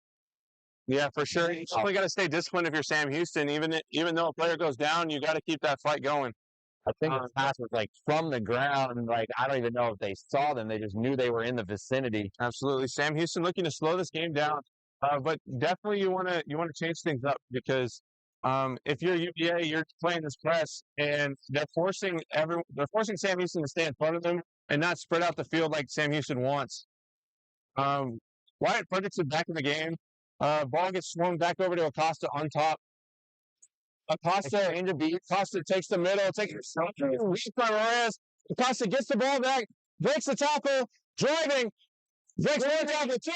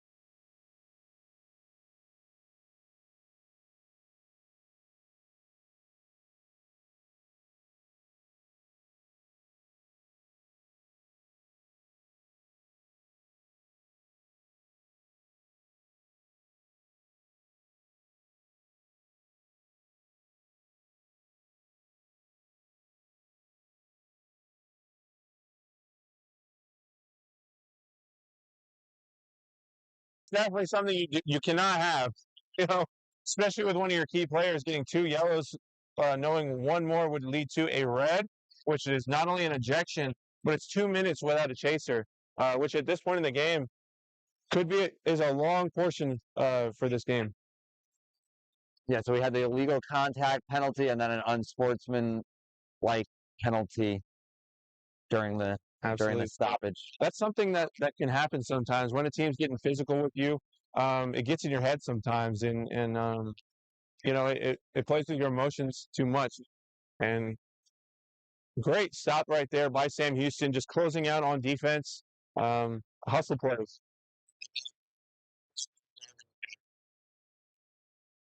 Sam Houston taking the ball up slow with Acosta on the left wing. Vitor Almaraz playing defense on him. Elizabeth Reinhardt playing point defense on Fredrickson. Takes a little bit of back contact right there. I think that will be a card. Yep. Contact was definitely looked a little bit from behind right there. The stoppage was before a beat attempt from Virginia, so the dodgeball goes back. Fredrickson looks like Fredrickson is going to have a wide open Sam Lehman on the small hoop on the far side. We also have Acosta up top in a similar position. Joey Bay in between those. You definitely have to make a smart pass right here and make it precise, regardless of which way it goes. You have John on the hoop right now, and we'll see what Fredrickson does with this ball. Sam Houston has, player advantage with Virginia having 2 players in the penalty box.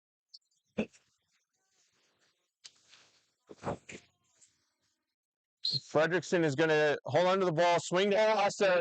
That pass right there. Acosta is beat out, and John is running. Lehman breaks the tackle. It's just they're going to adjudicate that. Player was definitely beat before right there. AR was calling it beat before. We'll see what the HR and the other ARs call. The goal. Wow. Okay. Maybe I'm biased, but I don't know about that one. Well, maybe I don't know what the far side other AR, so maybe that. Hey, that's narrow the restroom. Yeah. So Andrew Acosta going to start with the ball off of the good goal by Jun. One possession game or one goal game right now for Sam Houston, up 1. And taking it up slowly again. Roberts back in the game at beater. Ball swings over to Fredrickson. Fredrickson guarded by Kim. Kim throws a beat at Bay, who connects, gets control back. Fredrickson scores on the medium-sized hoop with There's been no good goal whistle. yeah.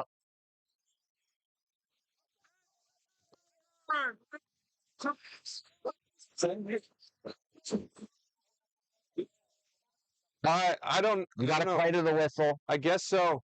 That definitely looked like a good goal from our angle, but I think that was Quintana, though, for Sam Houston, went straight to the quad ball because they didn't hear, a whistle for the goal. So Sam Houston may still have possession. We'll see. The ref actually is turning it over to Virginia. with a yellow card, that would be a quad ball turnover. Yep. So definitely a rough play there for Sam Houston, especially after thinking you just scored. Right. And now you're down a player and a goal. Right, because of the unsportsmanlike conduct. So, unfortunately, calls for both teams here. For sure. Virginia's still with 2 players in the box. One just comes out. And Acosta trying to make a wrap on Jun. Jun scores and ties the game. It is 10-10. All right. So it looks like Virginia is about to get to full strength. There it is. Now we have an even matchup, 10-10. Anybody's game. Even matchup with the score, even matchup with the number of players on the field. And Sam Houston now has no dodgeball. Spencer Quintana is going to fumble the pass. Oh! Is going to make some contact here in the back. Lehman picks up the ball, fighting for it, and gets beat. Gets beat on the back end. Stoppage of play.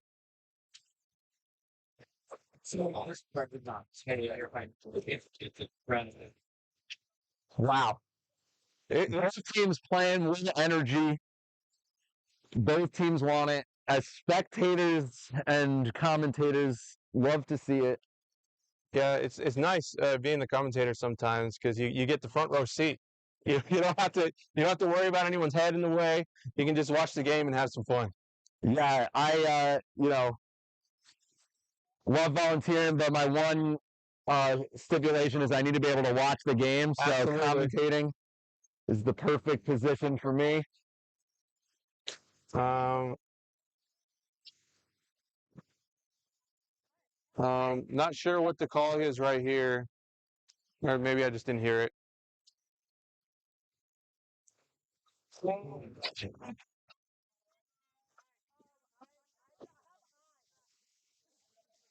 All right, so they're teleporting the Virginia beater to Krovitz to inbounds the dodgeball. And Sam Houston needs to set up a defense right here. They need to force UVA to be uncomfortable. They did that for a long time in this game. They let it get away from them. What? And Okay, yep, now Bay is able to make a beat. exchange of beats. No, all dodgeballs on the ground for Sam Houston. Jun drives. Oh, the spin move. Jen with a spin move finds the small hoop. And Virginia with their first lead of the game. Interesting to see David Wright hasn't returned to the pitch just yet. I'm not sure. Hopefully he's okay. But you definitely want your starting beater out here. Now, Wyatt Fredrickson with the drive. Over to Spencer Quintana. Quintana gets beat. Wait, Houston needs to get back. That was a dangerous place to turn over the ball, but they get set up on defense.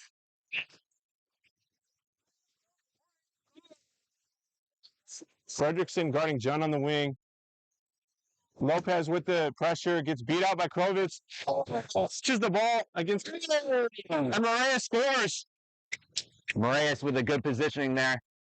Chris Lecomte, the HR, quick with the warning for the delay of game, forcing Virginia to drive to the hoop, but it worked for them.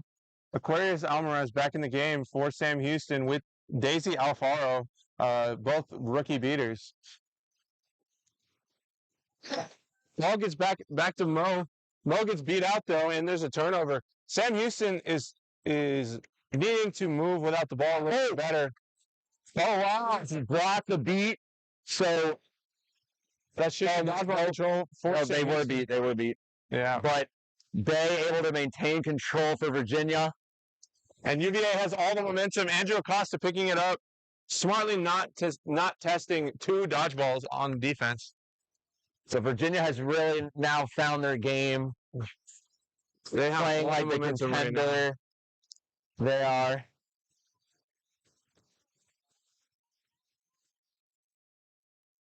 And I think it's really been the Virginia beaters that have developed the momentum for Virginia. Oh, Quintana with a good goal, with a crazy catch somehow.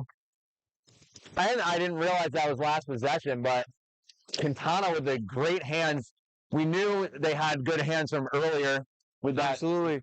So this is their second one-handed grab and score. Chase Contreras sprinting faster than I've ever seen him run before.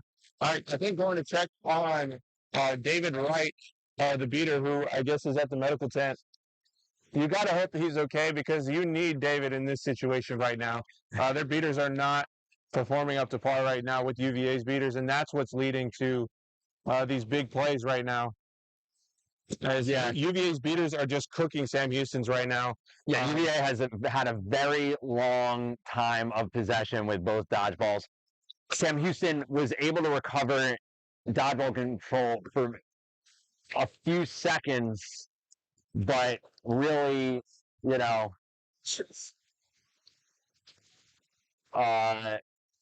Virginia's beaters have been playing lights out, and it has been the reason why they've, gotten the lead in the start of this.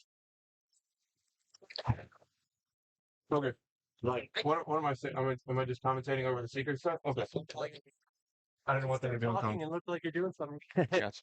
All right, so we now that was the end of the secret floor. Virginia with the 2-goal lead. It's 130 to 110. That will bring the set score to 190. I think this time out for intermission is good for Sam Houston because, Virginia has all the momentum right now, but Sam Houston started the game pretty much an ideal start for them. So they're going to want to strategize how to get back to that level of play. And it's really been, the fact that they've had this extended time without dodgeball control. So they're going to want to be strategizing how to regain dodgeball control at the start of this flag runner on grounds period, because dodgeball control is very important. As with dodgeball control, you can kind of create that bubble around the flag runner, give your seeker alone time to try to catch the flag, and extend your lead if you're Virginia, or get back in it and get a lead yourself if you're Sam Houston, because the flag runner worth 35 is the equivalent of 3 goals, and Sam Houston's only down 2 goals. Absolutely. I do see David Wright back over there in that huddle. That's an important thing. One thing to note is Sam Houston did extend this stoppage with a timeout, so they're going to be able to make whatever substitutions they need to. And it's time to go for Sam Houston. This is now or never. Same thing with UVA, especially with their chaser game. This has to be a chase. The winners of this game are going to be people that come out hot right here on flag runner on pitch period. Sam Houston sending out Katie Whitney, who's caught a lot of flags this year, and been a great seeker in terms of playing defense on the opponent. And I'm looking at UVA's sideline. It looks like Robert O'Connor has the yellow headband, who has caught in multiple big games this year and last year. So is definitely going to be a big momentum shift. Whoever, if they're able to catch. Going in though, if you are Sam Houston, you have to put a body on people. You have to start hitting people. You cannot allow Nathan Jun to just run through your whole defense. It's such an important thing for the Sam Houston team to go in there with that mindset of just hit. Do not let them score, and you have to score because you're down 2, so you're already at a disadvantage. You have to make something happen right here. Yeah, it'll be interesting to see how both teams in their beater game approach this flag runner on grounds period. Because if you focus your beaters on the flag runner, that opens up lanes for the quad ball carriers, and it opens up that quad ball game. Absolutely. The delay here is for, it looks like it's changed in flag runners. So we're going to get Austin Cruz now is going to be the flag runner for this game. I'm not sure why, but Austin Cruz is a pretty good flag runner. Is definitely pretty athletic. It's pretty long. However, maybe sometimes it can be difficult for someone like Cruz to deal with someone like Robert O'Connor. I promise I'll say your name right. But O'Connor is a big physical force, and sometimes that gets wearing on you as a flag runner. So it's going to be interesting to see how long this can go for, and how relentless that both teams are going to be for the flag, or if they're going to focus just on quad ball game. All right, 190 set score. I was able to do my math correctly. 60 points more than the leading team, currently Virginia. UVA is going to start with the quad ball. Daisy Alfaro will make a recycle. Falls on the dodgeball. And they get it. Loses it to Krovitz.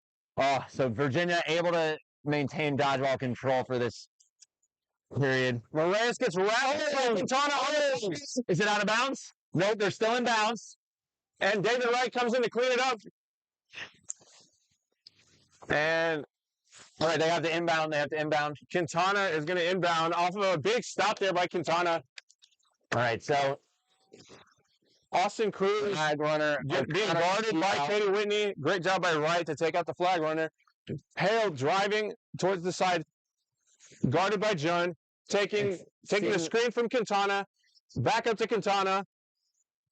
Quintana surveying the field on the side. Sam Houston's defensive seeking here. Not letting O'Connor get close.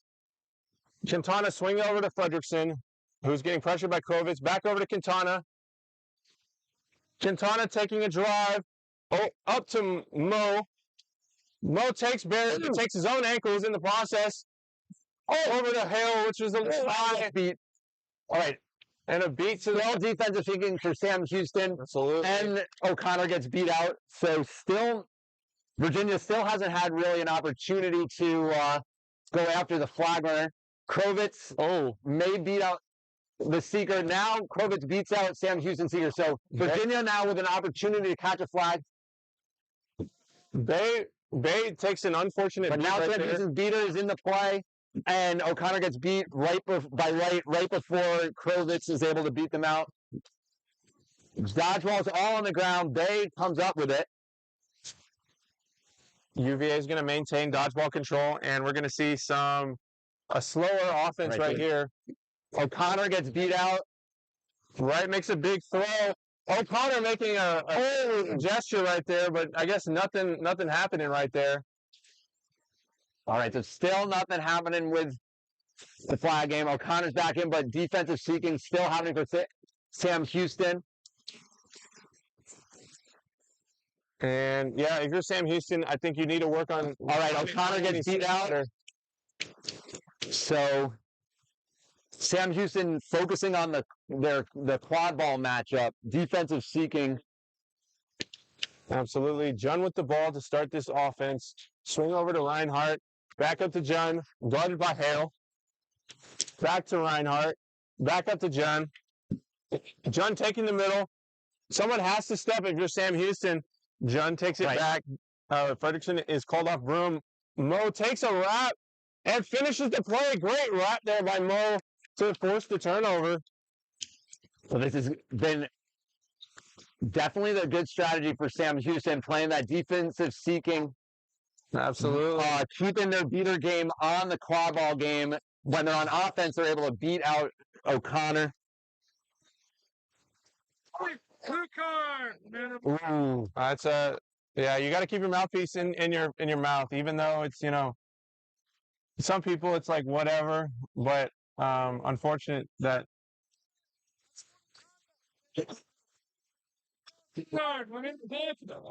So that's going to be 2 potential goals. While interesting. So I guess maybe there was something said after that happened. But Yeah. if You got to be disciplined, and absolutely, I know emotions are high because this is an important game and a very close game, but getting 2 cards while the game's so close. Oh wow, there's definitely some beats being made, some beats being called, and Wyatt Fredrickson makes a big hit to make a stop on defense. If you're Sam Houston, you need to slow this game down and get your player back in the game. Right, O'Connor getting beat out. So still no real opportunities for Virginia here with the flag runner. Hale gets beat out up top, and we're seeing Fredrickson beat out as well. All is driving on Hale and scores. If you're Sam Houston, you need to be more creative with your offense right here. You need to find ways to get the ball down the pitch past this half-court press. We're going to have a stoppage here. LeCompte talking with Alex Amador. We'll see what this call would be. No foul in the play, and we're going to resume play. UVA currently with a 3-goal advantage. And yes, Wyatt Fredrickson is getting wrapped here by Nathan Junn. He is dragging Junn, looking for an option. Definitely need to find one. Quintana with the ball, who gets beat. Andrew Acosta with the ball, shot, and scores! Andrew Acosta. And Sam Houston with dodgeball control. Absolutely. Oh, a nice kick beat from Krovitz. And we see a shot here scored by Moraes. This game is inching away from Sam Houston. Sam Houston has to do something about this. They either need to make attempt at the flag, or they need to run up their offense, because going goal for Virginia will lead to them losing this game. They're still electing the defensive seek. Still putting the beater game on. Wyatt taking a drive, draws a beat. Quintana, and goes down hard though. Quintana is hurt. They jumped up strong finish, but the landing. That's not something you want to see. Might have landed on an elbow. Hard landing.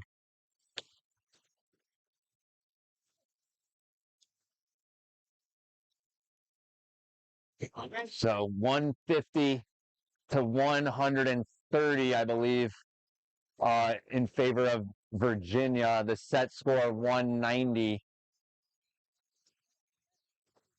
So kind of keeping this 2-goal advantage for Virginia. No one's really had an opportunity to grab the flag because of the defensive seeking strategy from Sam Houston. Quintana able to walk off the pitch, so might have just been a stinger. Who knows? Hopefully nothing too serious. Lehman gonna take Spencer's spot.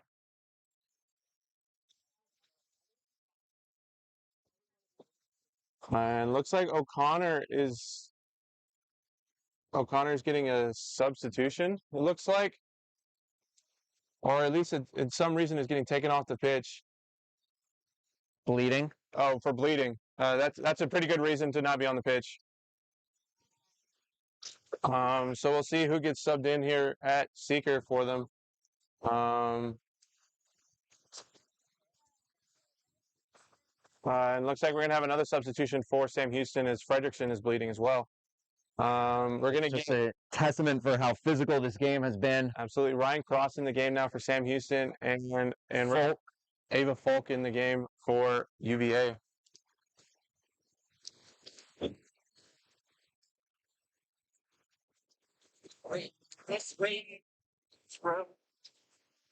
We also have a bent broom. A broom that needs replacement. Yeah, that's going to be something interesting this weekend. I've seen a lot of bent brooms this weekend from different contexts. Yes. So it's volunteer and board member Taylor Crawford has been the designated bending the broom back person this weekend. Love that. We started play here. John is gingerly kind of jogging up the pitch, looking for an opportunity with both beaters in front. Moraes with the ball. Moraes loses it. Oh! Potentially. Just sent back to hoops. I think that was a good call. Absolutely. Cross with contact right here. Lehman. And John gets beat out by Alfaro. Ooh, Virginia able to get in between. Nope, just for a brief moment.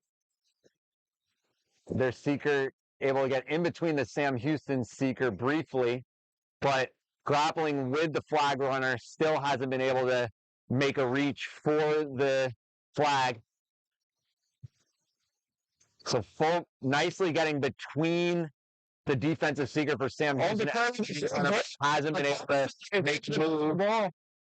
We have a big turnover caused by the Sam Houston team. Whitney and the flag runner twisted around, and Sam Houston, I thought, was going to sneakily try to grab the flag.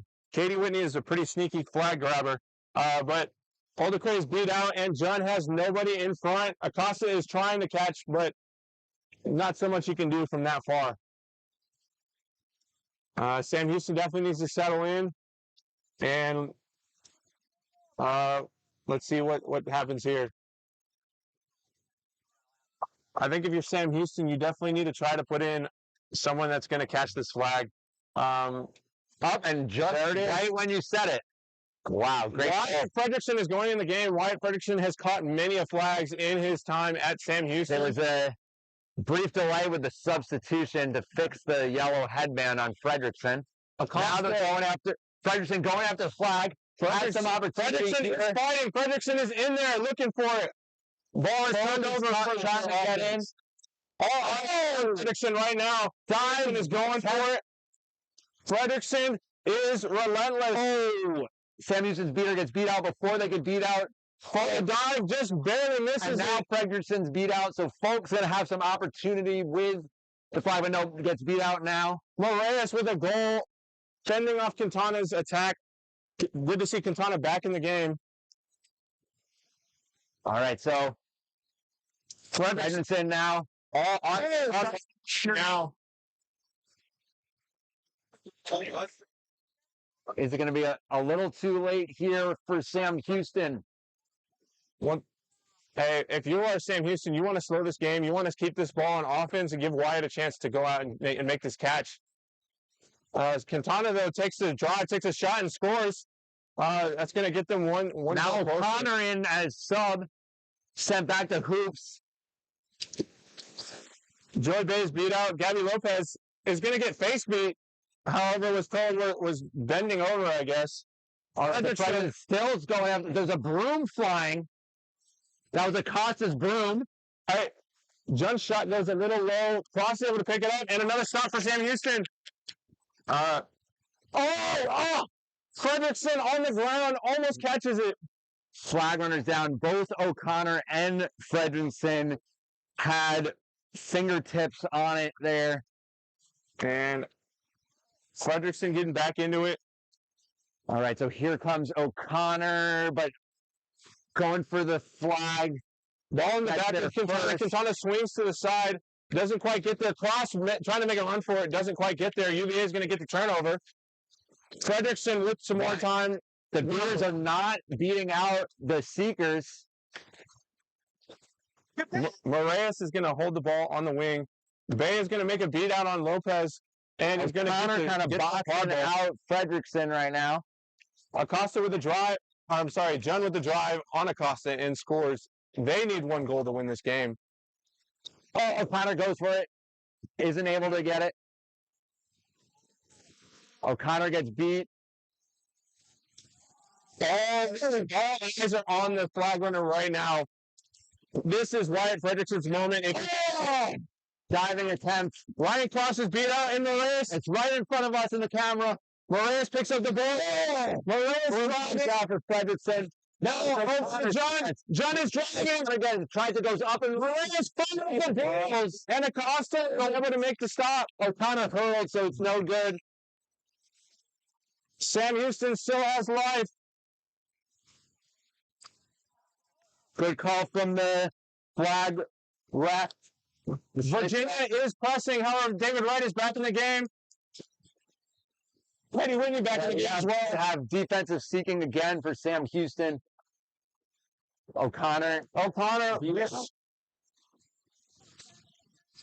Katie still defensive seeking. However, probably should go after it. Andrew Acosta looking for an opportunity here. Tried to go for it briefly. So they're looking back over their shoulder. With a high shot. Reinhardt with. Oh, is this going to be it? Nope. Sam Houston gets back, but there's a call from the refs. Yeah, that's just a young player's mistake right there. That's not something. All right, so Virginia's going to have a power play here. They just need one more goal to pull off the win here. It's been difficult for them. Sam Houston has been putting up a fight. Absolutely. And Sam Houston needs to continue this fight down one player. Reinhardt with the ball, contested by two Sam Houston chasers and a beater with Bay in front. 3-0.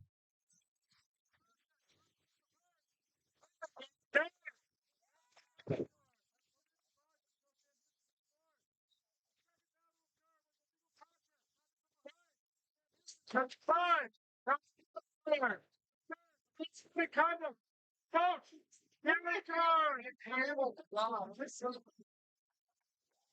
So with we're gonna have 2 fouls on Sam Houston, 1 foul on UVA. And we're gonna see how this one turns out. I'm not sure who the second player that they're gonna send to the box for Sam Houston is gonna be right here. You would think we'll see who it's gonna end up being. They're sending Katie Whitney to the box, which I think is the right move here. You definitely don't want to be down 2 hole chasers in a golden goal position for UVA.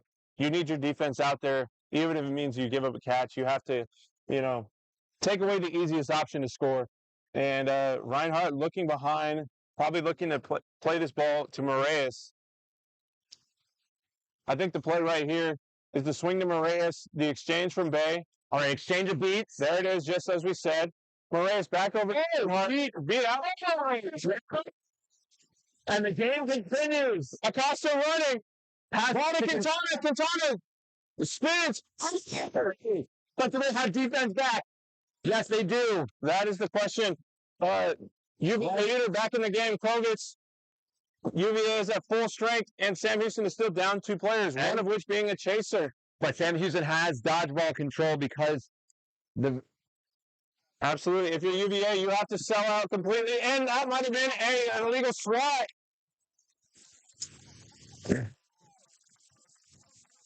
Yes. Yeah, so we saw an illegal swat right there. Put their hands up right away. So a flag runner is going to be in the box right here for UVA.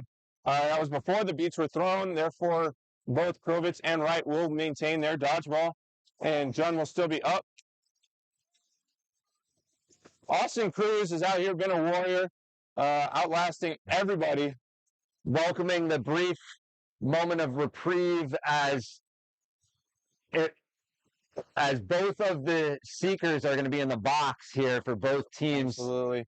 If you're UVA, you just got to sell out right here. There's one beater behind the play, Krovitz in the middle, and you have all your chasers in front of you. I think this is time to go if you're UVA. All right, wrap. John's the shot is good. And that is the game. Wow. What a finish. What a game. Multiple comebacks, multiple opportunities to make things happen on both sides. Both teams should be proud. What a fight. I think everyone's a winner here. Both teams played with heart. I feel like I'm a winner as a spectator. That was an unbelievable game. Absolutely. Up next on this pitch, we're going to have some more good games. We're going to see Texas State take on Brandeis, another big collegiate game. We've seen that matchup happen a couple times in the past, so we'll see how this one differs. But that's Ashton Butler signing off for this game. Take care. And I'm Justin Bogart, and thank you for watching.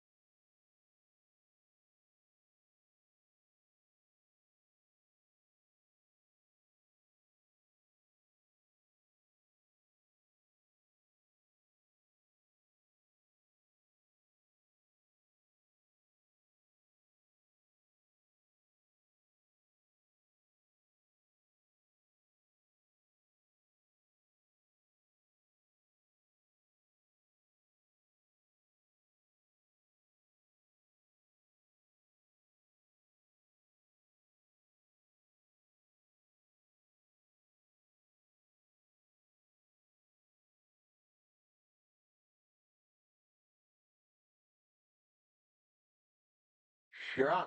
Hello, hello, hello. We are here at the college bracket, day 2 of nationals in Placer Valley. And That was Lane, I'm Lane Novak. and I'm Justin Bogart, and we're here to bring you the matchup here between Texas State in kind of their classic maroon color and Brandeis in blue. Both these teams are pretty highly seeded. Texas State won all their games yesterday. Brandeis went 2-1. They were upset by Mizzou, who's also playing right now.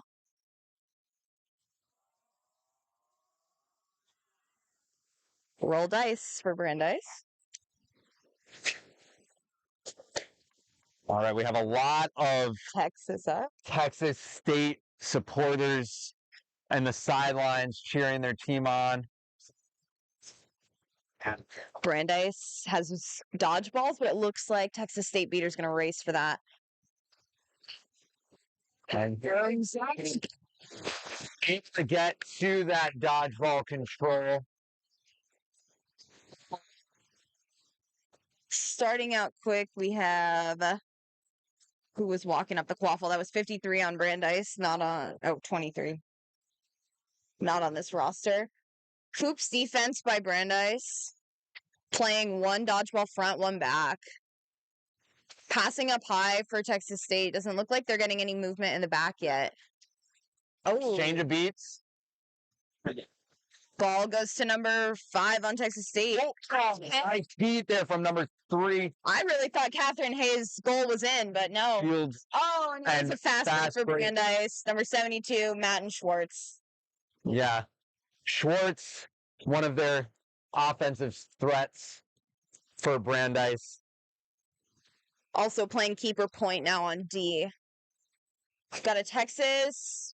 I thought that was a sub, but no, there was some scrappiness for the dodgeball happening. Texas pushing this offense, going pretty quick, looking for a drive. And that was a shot. Shot by number 7, Isabella Ramirez.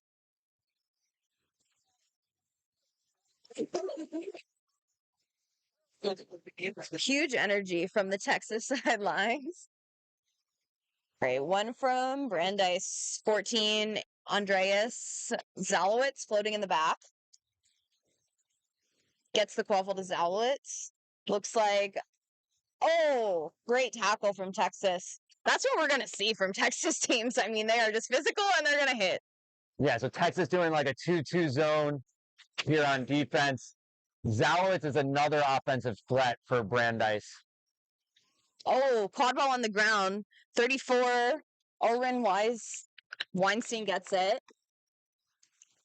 There might be a call on the play. It looks like a legal contact from behind if I'm looking at Amador's signals correctly. Meanwhile, number 10 on Texas, Nate Targonski, illegal contact from behind. A minute in the box or till Brandeis scores. And both of these teams play very physical games, so wow, great beat coming in from way far behind. That was Sam Regardia making that beat. picked up by Ramirez, gets it to their keeper. There were like 3 dodgeballs on the ground during that last play. So crazy chaos. I'm impressed that 23 was able to get back in, make that beat. Sam Regardia. So Brandeis playing a trees defense here.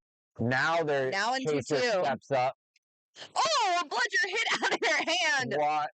Oh, that's number 3. And Gabriel gets it Shields. and makes the beat. Wow. So 3 dodgeball's all on the ground, but Avila gets the pass. and it's no goal. No good. Immediate wrap.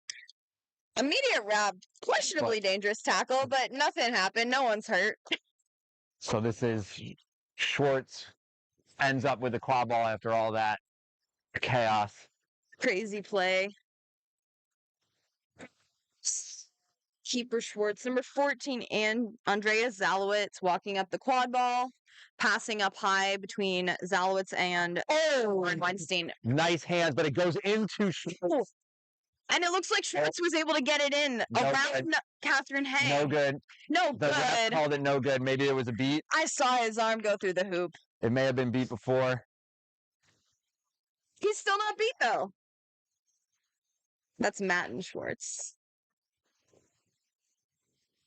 All right, Texas State. Keeper walking up with the quad ball, waiting for their beaters to make a Nice play. pass. Oh, and the beaters make a play. Oh! Catherine shoots, doesn't go in. I can't tell if a Zalowitz foot hit a needed face. to make 2 blocks because in Yeah. the ricochet of the first block, it went straight, I believe, into Catherine Hayes' hands. Yeah. And then so Zalowitz had to make another block. Yeah, Catherine Hayes made that shot, but there were 2 people at hoops.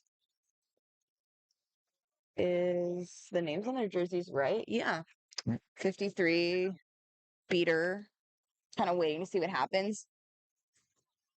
No call on the play, it seems. It seems like there might have been a dodgeball to the face, but if it was with negligible force and just because, Brandeis is trying to get Texas out of there, then it's all fine. Everyone gets to stand up. All right, so Weinstein subs in for Zalowitz because of that injury timeout. Ryan Callaghan making the beat on McCall. All right, so Brandeis with dodgeball control making a sub right here. While Schwartz has the quad ball and is just being patient, looking to make a pass. I've passed to 34, Oren Weinstein, who's running it around in the back. Great D from number 5, Catherine Hay. Texas State maybe pressing because there's no dodgeballs. Oh, 53. Fast break. Beater just misses Schwartz. They dodge it? Oh, that's pass after. That's pass after.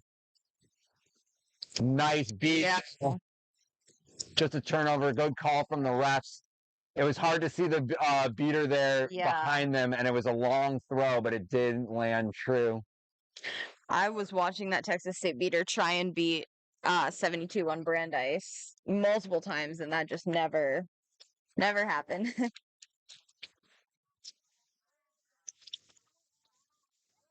Brandeis just kind of backing up. Oh, great from Texas beater, but then a miss. And the quad ball is rolling in the back right off the pitch. Texas State recovers dodgeballs, and they're about to recover the quad ball from Catherine Hay. All right, so in a testament to how physical this game has been, it's still a 10-10 score. Both teams struggling to find the middle of the hoop because of the physical defense. Yeah. Oh, and a beat is made at the same time as a shot right into the top hoop. Do you know who shot that? Was that number 2, Avila? I missed it. Okay. Hopefully y'all caught that. They saw the opportunity. I didn't think they were going to shoot that. Yeah. So I was looking for the passing options, but found the middle of the hoop. Oh, wow. Great positioning by the Texas beater. Was able to recover the dodgeball when a beat was made on the point. Lido caught the dodgeball there. With the quad ball, someone on Brandeis. They're going on 2 dodgeballs, though. I don't know. Oh, gets beat. Oh, gets beat again. Yeah, that was fast breaking on 2 dodgeball defense. A little bit forced. But I think they were just so excited. Another beat. Beaters are just... Yeah, that was a... denying. 13, Brandy Gomez on Texas.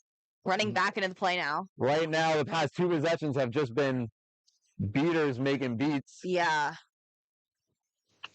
Texas State definitely wants to push the pace of this game, but that was too rush of a play. Oh, they tried that shot again. They did it again. A shot pass. Tried it a third time.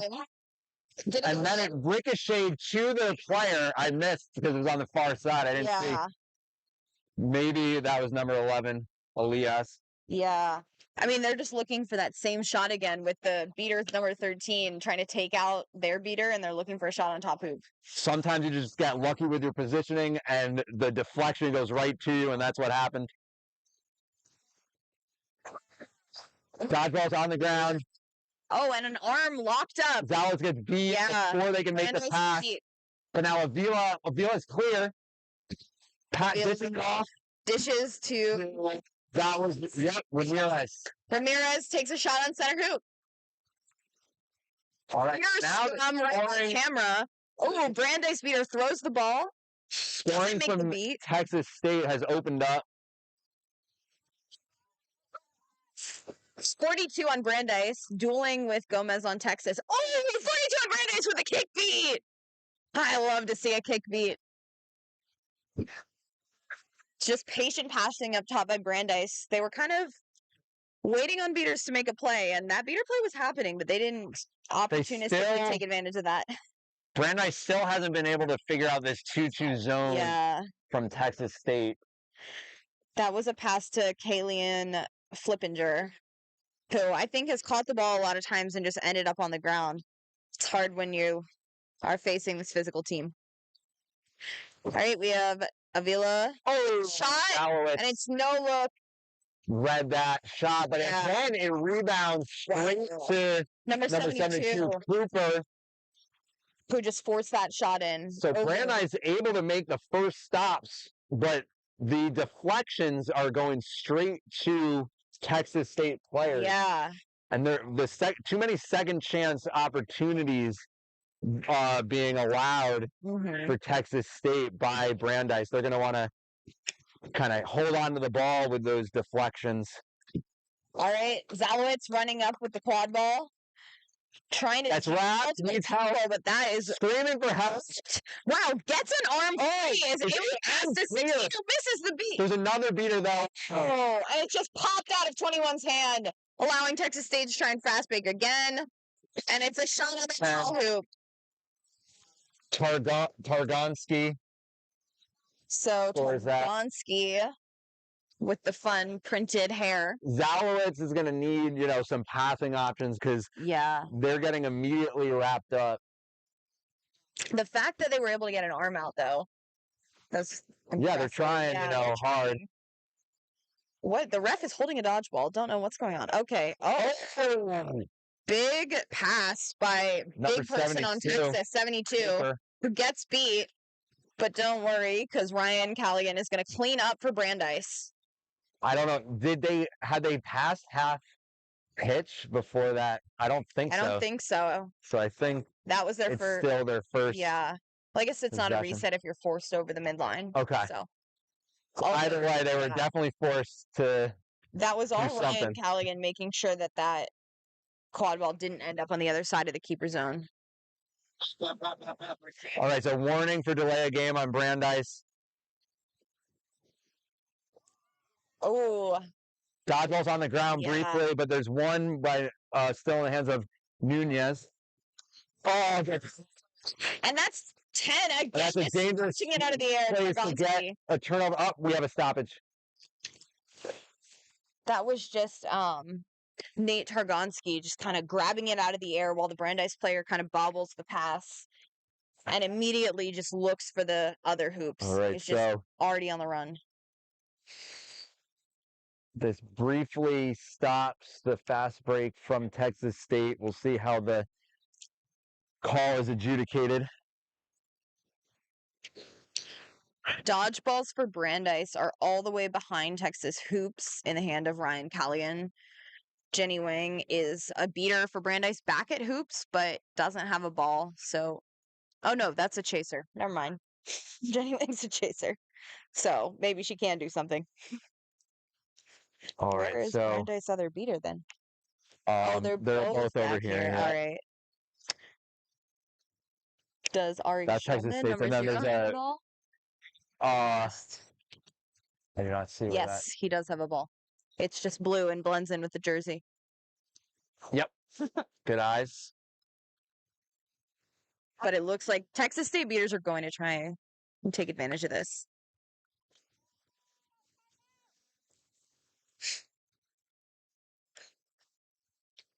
All right, so no call on the play. So when we restart, Texas State's going to have this fast break opportunity. There's a passing option, but doesn't need it. Takes it themselves. Yeah. And we have a stoppage Oh, beaters just We have a didn't stop stoppage at all. play. Yeah. because the aggressive dunk brought the quad ball no, no. all the way off pitch. Especially on an uncontested hoop. Delay again. Oh, okay. Texas State number 10, reckless dislodgement. It was Too aggressive with the shot there. on an unobstructed hoop. Unnecessary to use all that force. But they still get the good goal. Yep. Blair, watch blue, red here. I'm gonna watch. I think bludgers were on the ground. It Instead, happened. beaters a just lot of- kept going yeah, after they the just kept whistle going. blew. So, I mean, it's fine. What's the difference between the dodgeballs being at their feet versus in their hands? They're not close enough for it to matter. All right, so Brandeis calling a timeout. It is currently 70-10 Texas State. I Yeah. think this is a good timeout from Brandeis.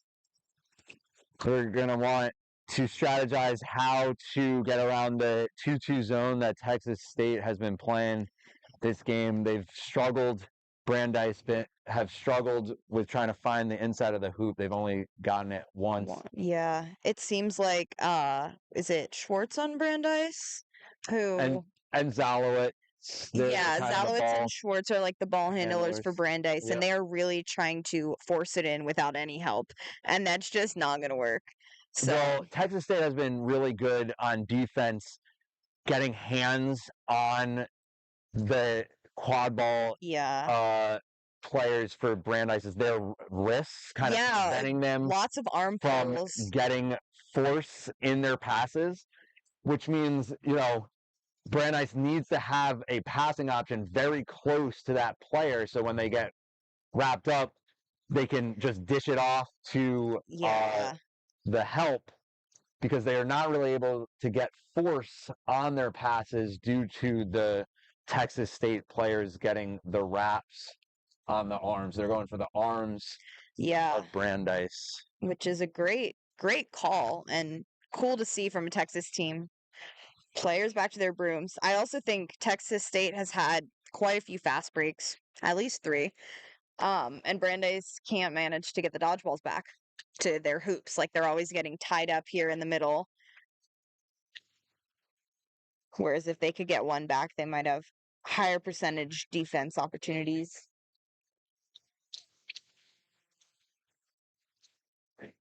All right, so now play's about to restart after the timeout, which was right after a stoppage because of a call.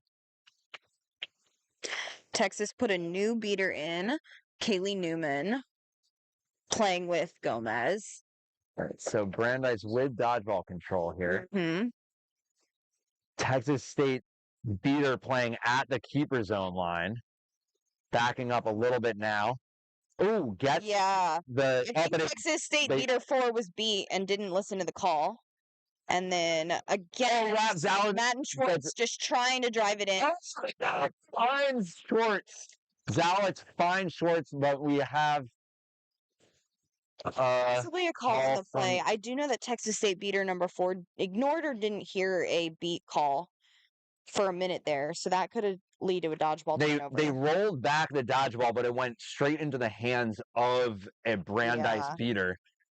So Brandeis got that dodgeball that was rolled back anyway. It looks like Brandeis has nothing right now, and the ball is in Bao Hong's hands.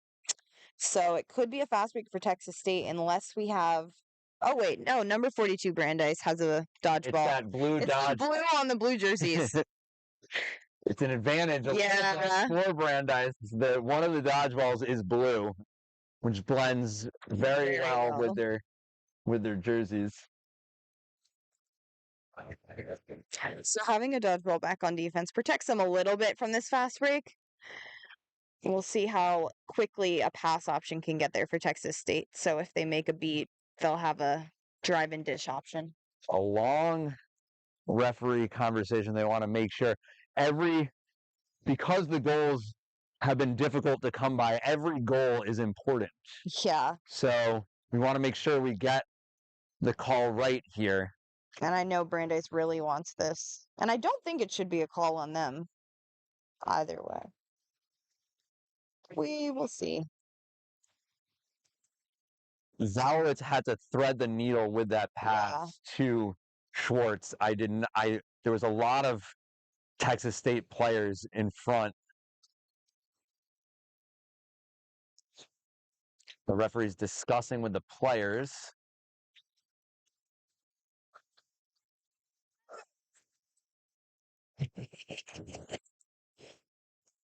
Sidelines are calling let the kids play.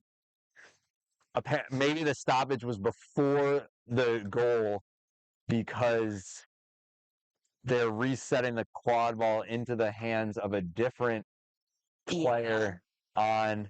That is going to be a blue card probably for ignoring a beat call or playing after And beat. it looks like Texas has 2. Schwartz for Brandeis is going to be off broom, though. And maybe also Zalowitz. So I think they're going to want to reset this at start of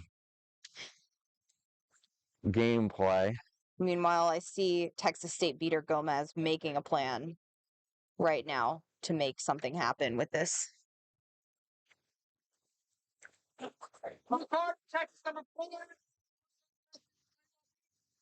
Blue card, Texas number 4, ignoring ref directive. I don't know why 10 is also in the box. Yep. That wasn't explained to us. Something that happened at the hoops. All right, so Dice recovers the quaffle. That's Oren Weinstein walking it up. Brandeis has dodgeball control. Makes it on Gomez. Oh, nice. 34, Oren Weinstein, who makes a shot in. That was a good offensive possession for Brandeis. Good ball movement. Found the open person. Since they had that power play, someone was open, and that person was Weinstein. Yeah. Ball's on the ground, and Brandeis makes a stop. All right. Yeah, that person definitely tried to block with the quad ball, and it just fell out of their hand. Dodgeball hit them. No luck. Gomez went pretty high for Texas State with the sole dodgeball. We have Zalowitz running behind for Brandeis. Schwartz could possibly make a pass, but instead runs it right there. Right into the hands of 34, Oren Weinstein, who makes a shot. Gomez was a little timid with the dodgeball there. I think could have tried to make the beat before that shot. I think she was getting tired. She just subbed out. So now we've got new beater for Texas State, who looks ready to pull the trigger. Oh, but gets beat immediately by Brandeis, number 42. Pass back up to the top to Long. Oh, good, powerful dunk there. Just sails the bludger over 72's head. 72 Cooper for Texas State with the hard dunk. Yeah. That's hard for Jenny Wang, who was on the small hoop for Brandeis. What are you going to do when someone that much bigger than you doesn't get beat, unfortunately, and is trying to drive in? All right. Brandeis walking at the ball. So Schwartz Brandeis to Weinstein to Zalowitz to Weinstein. Their main line out here, their offensive threats, Weinstein, Zalowitz. Peter's getting wrapped up. Gabriel Shields is able to recover dodgeballs for Brandeis. We also have a new Brandeis beater in. Unique Zhang. Brandeis continuing to play that one beater high, one beater back. Instead of like a 2-2 side by side, they play this front back lineup, even with trees. Just having that additional protection at the center hoop helps for those Texas State shots. Pass to State to number 6's hands. Emmanuel Bustos. The scores. Oh. I didn't see the person behind the hoops. I don't know if did either. That was unlucky. Unique Zhang tried to make a beat on that Texas State beater who was on the ground. And it was called clear, but almost recovered control. All right, so Zalowitz, Schwartz, Weinstein still in. And I can't see who's on the far side. For Texas. I think that's down. And for Texas. oh, Haley Newman. there was a turnover. Yeah, and it's red ball. Thanks to that pressure from Texas State beater Newman. They threw it back, but since it's the start of their possession, That's all right. not a reset. So again, Bao Huang walking that quad ball up pass to number 9, Alexander. Zhang playing high, looking to take that beat on number 4, Texas State. Oh, 9 looking for a drive in, but Trying to get to the hoop. it runs all the way around the And hoops. finally had to go in a full 360 circle to get around the Brandeis defense. Finally does. That was Yeah. Alexander. So there's dodgeballs on the ground, and Unique Zhang just didn't see that green dodgeball. Definitely could have got to it first before Texas State 27. Number 3, Brandeis, other beater Shields, was running back to hoops. All right, so Texas State in their with dodgeball control. Running trees and a Yep. keeper point. Brandeis beaters yelling at each other to give them the ball. Oh, That's just, a testament to Texas State's beaters, making Brandeis's beaters frustrated out there. But finds Weinstein. good shot from Weinstein. So Uncovered hoops, too. while the beaters were distracted, Weinstein able to find the hoop. All right, so the score is 10-4, Texas State. So Brandeis not going away, being very like a pest here, trying to annoy Texas State and get back into this game. 42's wrapping, but gets beat. Yeah. 27, Texas beater, really clearing off the right hoop, and instead Going- Texas no State good, goes no to the good. left hoop. Picked up by Avila. Looking for the Gets shot on the beat. top hoop. No dice. Brandeis recovers the quad ball. No shot. Good defensive stop by Brandeis. Gosh, so frustrating when you're that beater, number 27 for Texas, clearing out the right hoop and just watching your chaser go left.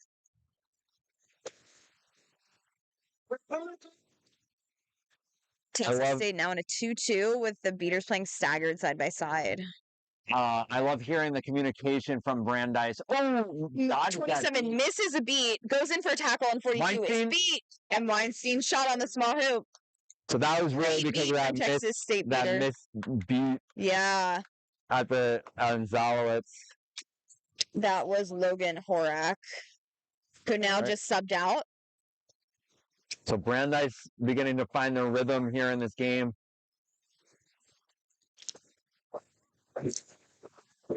Good communication on Yeah. defense here. Just a Well, tap in. yeah, Bustos. Taps it in. The good pass from position. Avila. Yep. All right. Kaylee Newman getting challenged, but 71 on Brandeis. Ryan Gallagher, they missed the beat. This is some good college beating. It's scrappy. We've got missed beats, fun mistakes. I love to watch it. Beat on the keepers. All right, so high pressure from the Texas State beaters forces a reset. Great shuffle from, is that 53 beating for Texas? Nate McCall. Oh, attempts to pick up a ball. Tries to make a beat to get the third bludger, Yeah. but because they were distracted, Brandeis was able to run to the I think hoop. Zalowitz made that goal for Brandeis. Oh, great jump by Avila. And Close it's out right before the touched by break comes out. Schwartz Pass lost go the back. in there. Oh, Great beat. So Ryan Callaghan did make That was- that beat on Texas player number 9 there's a stoppage. on the play. They made the block before the broom came out, so I hope it's not. Or Yeah, they pushed the ball out before the broom came out, so I hope it's not yeah. a call on that. But Oh, you think Maybe it's there a was- call on 72 for may- losing their broom? yeah, I Okay. don't know. Or maybe they had interaction after their broom had Yeah. come out. I'm not sure. Is it if but- the broom touches the ground fully or comes out from under between the legs? I think if it touches the ground fully. Got it. Yeah. It definitely was. So They went back, I thought, immediately yeah, they after the did broom just came out. go tag back in. To see what the refs Yeah. decide, if there was interaction afterwards. And we're at 18:45 according to Quadball 1, which I always think is a little slow, so we're probably more around 19 minutes. The internet isn't that reliable for a timer. So around 19 minutes, we're getting close to the regulation seeker floor. Flag runners warming up across the pitch. And Brandeis is really going to be looking for a catch here because that would get them back in this game very quickly. It is 110 to 60. Texas State.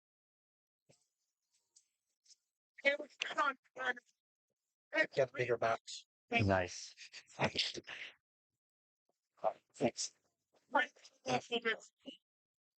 Is that a commentator cam? Yes, but I don't know. Is it on? Yeah, I was like.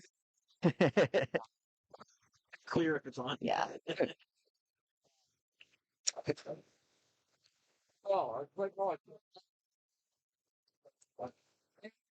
that's great for it. All right, so let's see.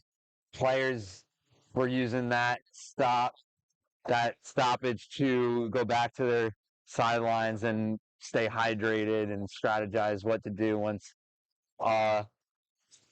play resumes. The head ref Amadal explaining the decision to players on the far side of the pitch.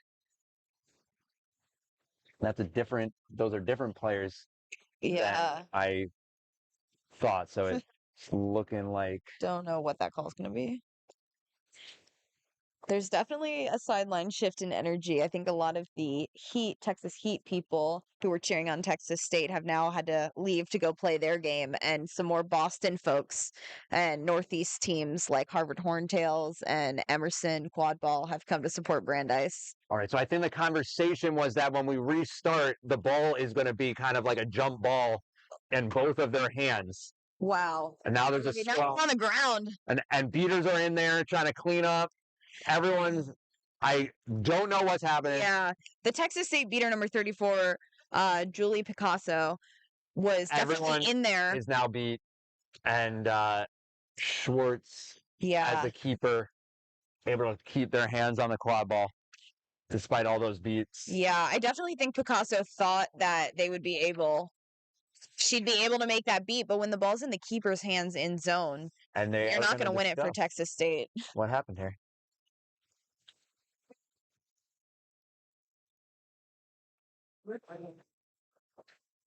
So I think Another stoppage of play. it was a good no call in the stoppage before. Not sure Yeah. because of what was happening in the scrum. So I don't know what this potential call is. Yeah. Picasso running to his coach, like, what are we talking about?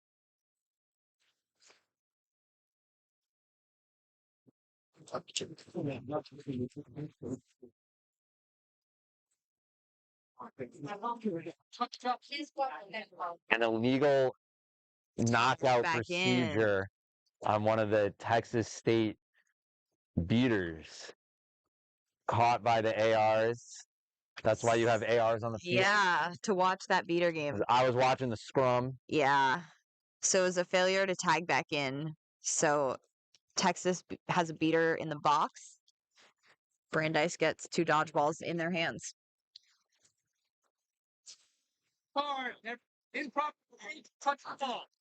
Improper procedure card. And affected the play Yeah. afterwards. So Brandeis again trying to take advantage of a power play. The time is 19:30 according to the score table. So if Brandeis can keep this in their hands, they will have the last possession. Right, so that's Schwartz looking for passing options. To Wesley Way. The Texas State was able to cause a turnover. Or no, it was someone The AR is out of bounds. pointing at the direction. Oh, nope. All right, Inbounds so by this is- Brandeis, so it must have gone off by Yeah. Texas State. Great beaters from Ryan Callaghan. Oh, God. Very high point defense from Texas State. Okay, they back. Yeah. Nope. Now they just switch. So good switch there. Brandeis beaters are being really conservative, just hanging back, trying to They maintain possession yep. for snitch on pitch, flag runner on pitch. Good strategy. They're Texas they're- relying. last possession, so they held it for last possession. They did successfully do it. Texas is Zalloway playing this blocks the beat. 1-2-1. Oh, and just throws Can it they outrun it? over That was- Altman Schaefer. Yep. Oh, did it? Looks for a shot and it doesn't go in, and that's 20 minutes. Yeah, so I think Altman Schaefer took that shot. It didn't go in. It rolled off pitch. So now it's a Texas State ball, and it's 20 minutes. Brandeis beaters were successfully able to keep dodgeball control by just staying out of that play completely. And Texas was relying on that 1-2-1 defense, which is, I've really seen them play all defenses today. Good for them. They have range. Yeah, I've seen a lot of teams electing at the last possession to have their beaters just back off and not even be in the play so that they don't risk losing that dodgeball control for the flag runner on grounds. Especially when you're Brandeis and you're down by 5. And so you really want that flag catch. Yeah, it makes it tough on, the Quadball offensive chasers and keepers to score during that last possession. But because of how important dodgeball control is, especially for Brandeis being down, they really are going to want those 35 points to get back into this game, cut into Texas State's lead. Yeah. So since Texas State scores 110, the set score is going to be 170. Yes, we get really good at counting 60 above the leading score here Yeah. as Quadball commentators. Mike, can you zoom it or can you pan it around or do something? Yep, looks good. All right, it looks like we're going to have Snitch cam. a flag runner cam.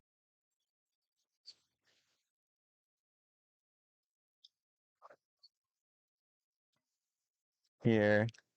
Do you want to talk about flag runner? Talk about clock? Yes, I do love watching a good flag runner game. Very exciting. Kind of like flag football. You got to try and grab the flag that's Like on the runner's shorts. jiu-jitsu. One of our Lost Boys seekers is a jiu-jitsu competitor as well, which definitely helps with strength and understanding leverage and where your opponent's body is. That's fine.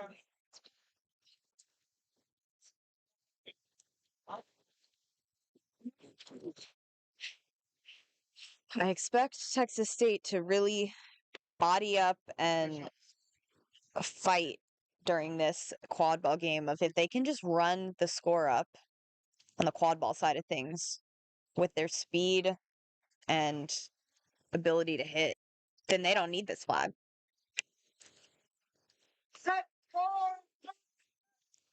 Yeah, it'll be interesting to see what strategy Brandeis has with their beater game, because if they focus on the flag runner, they're kind of leaving the quad ball game open. Yeah, completely. And they've been not able to keep up with the threats of Texas Brandeis State. beater immediately beats the Texas State seeker.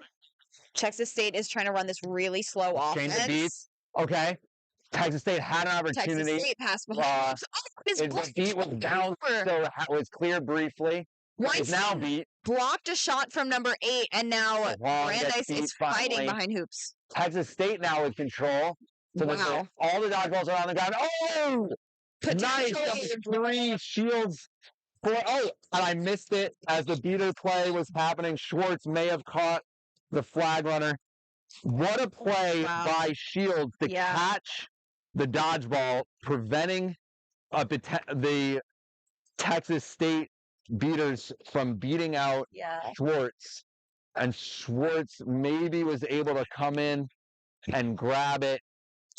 It doesn't look like any of the refs are talking about what I was seeing behind hoops. It looks like there was a tackle fully made to the ground after ball out by Texas State. It wouldn't What matter. a catch It would be by a Shields, giving Schwartz the opportunity. And the catch is good. it's good thanks to Brandeis Beaters.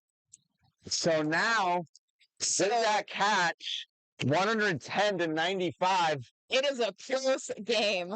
cutting that lead. Momentum now shifting into Brandeis's hands. And that quick catch allowed Brandeis to stop that one Texas offense. So Texas wasn't able to run up the score like I thought. All right, but, Texas State, The game's restarting, they know that they were able to run up the score when it was a straight Quadball, beater game. So they just need to regain their composure here and just get back to the game that 42. they were doing well. Kermit on Brandeis gets scared, throws their blood. Weinstein has seen the hoops today. Their vision for the hoops is unmatched. Dodgeballs all over the place. Yeah. Oh, tackles being made. Looks like it's going to be a card. Was that Gomez on Texas State possibly making a tackle below the knees? All right. It is 110 to 105 now. What a game. This is what happens with a flag catch. Yeah. Nowadays doesn't end the game. So if you're down and you catch a flag, it brings your team right back in it. Shift in momentum, and Brandeis now, They're back. depending on what this call is, maybe we'll get the Quadball back with a chance to tie the game up or give a 5-point lead. Looking at the score, I mean, we still have a long way to go. We're still 6 points for Texas State or 7 for Brandeis. No call. No on the call on the play. play. All right, so not a turnover on the Quadball. Texas State beater is allowed to teleport during the stoppage. So then off pitch ball, they're allowed to go inbound it over by the sideline. Which is an advantage of not having to run that extra sprint during a game.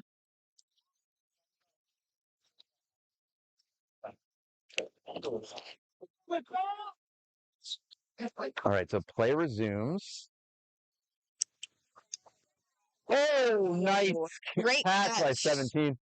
Texas That State was beater. Nunez.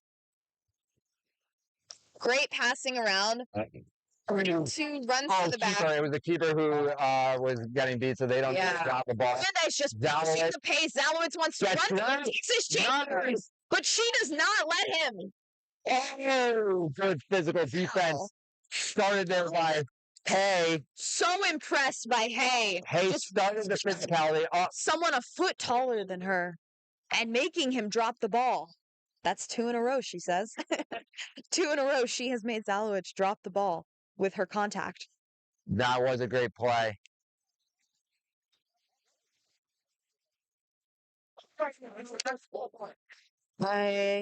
It may be the hoop being down. Yeah. I don't know what that was about. I think Weinstein was trying to drive it in and force it on the small hoop that was just going down. I think it was just a result of good physical defense. Play, yeah. I don't think there would be a card on the play, but we'll see. The hoop is down. I mean, both. We should maybe reset it. I mean, they were trying to make a play on the ball. They're getting run into. Physical play. The hoop goes down. Mm-hmm. Big stoppage game. But I think the Texas State team fed off of the physicality from Hay. So then the next person up being physical as well.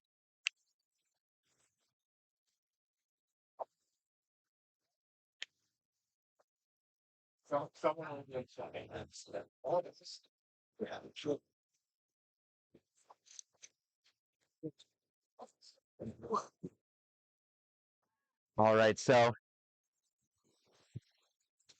players huddling up here, While the refs get back to and their now they're positions. explaining to Texas State players. The hoops getting re-put up.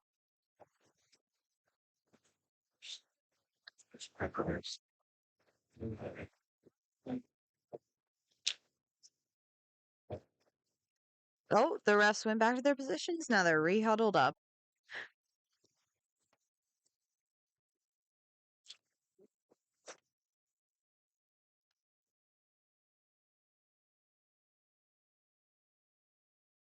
So Ray Nunez is trying to recover one dodgeball for Texas State. Play. We just had to talk about it for 3 minutes. I was gonna say I agree regardless of what the call was, but I agree no call on the play. All right. Yeah. So Nunez kicks that Texas State. dodgeball back while Brandeis Beater just makes a tap. Brandeis Beaters are playing pretty high from what we've seen them play this game. And we've got great positioning from the Texas State Chasers. Nice Pass to ahead. A. Pass to Ramirez that Can they just get goes the full over. goal down? Yes, they can. All right. Texas keeper Avila picks up the ball. There's Is it one once dodgeball. again Oh, looking for the was top that a hoop pass? shot? I don't There was a know. pass to no one or a shot Yeah, to the shot a little wide. I between think the I'm going hoops. with a Yeah. shot a little wide. It was the wind. Pressured by the beater, forced to rush it a little bit. Yeah. So it's going to be a full beater sub for Brandeis.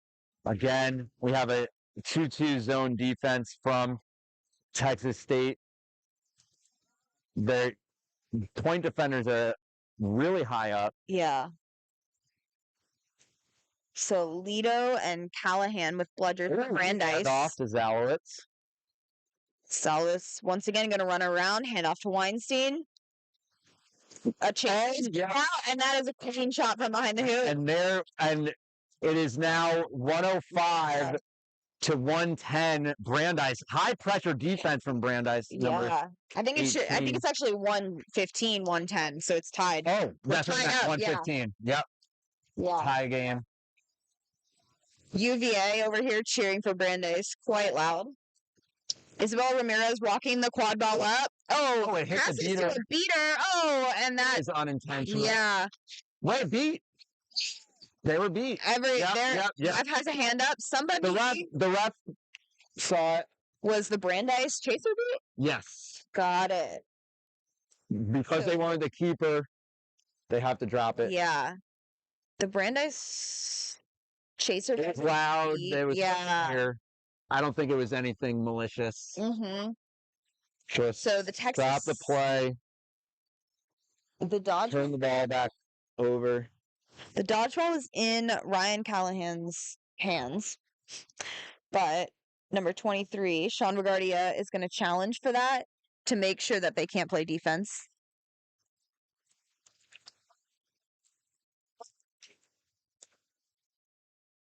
Callahan is going to be forced to make this beat. Is there a call on the play? In which case, it should possibly be in the Texas State Chasers' hands. We'll see.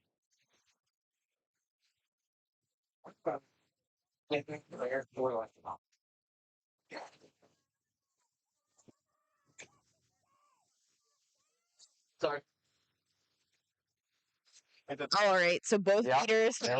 and dodgeball, and the ball is in Catherine Hayes' hand. What I'm wondering is if number 18 on Brandeis was beat, and that's the reason we stopped the play, why are they on broom now?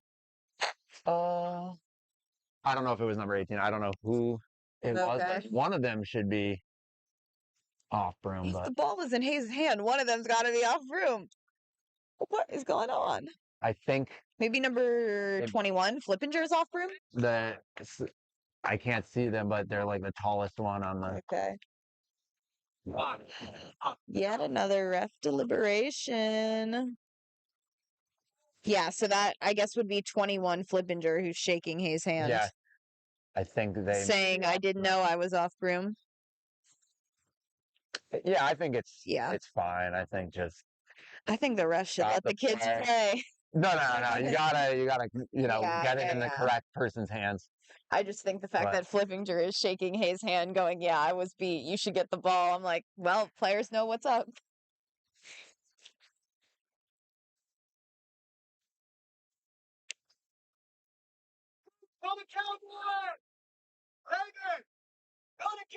Deuce, go to Cowboy. Oh, it may have been. I know what these plays mean. Thanks, Texas. 21 is actually going into the box, so Oh. they did call that affecting the play. Oh. So playing after beat. Yeah. What's it called?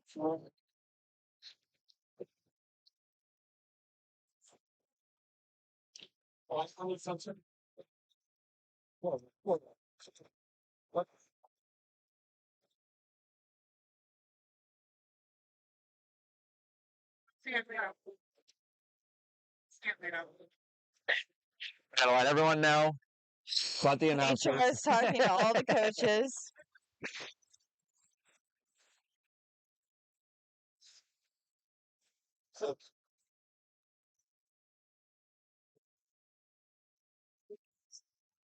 Here we go.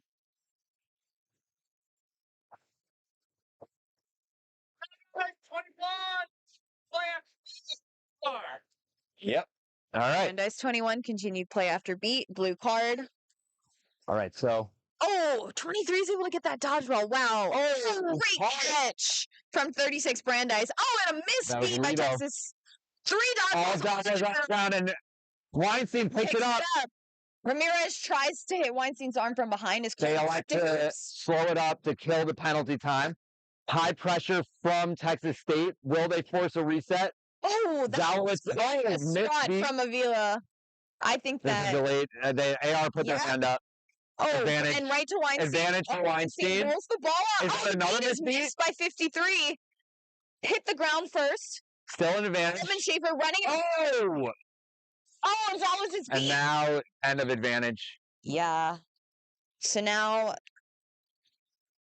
the AR had their hand up. I think it was for the Texas keeper. They're Number making a 2. motion as if they Yeah. thought it was a swat, but I think the HR is saying it was not illegal, but we'll see. And then a beat happened, so now Yeah. it's going to be Texas State ball. I think no All call right, so no on call. the play. That was not a swat from Avila. I think it was just like they turned around and Yeah. just it deflected off of them, so nothing extra So from Texas State. ball is So in no call. Targonski's hand. Brandeis still maintaining dodgeball superiority. All right, Avila playing real far back, using the entire field. Yeah. Oh, Maybe Lito is seeing if the beat out. shot is No no good. good, but picked up by Avila, who's waiting for Yeah. it behind the hoop. Yeah.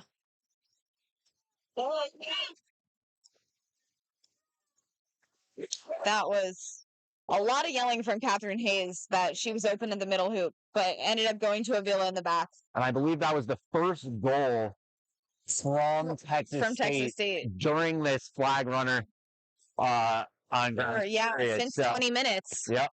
Oh, and it's looking like a 1.5.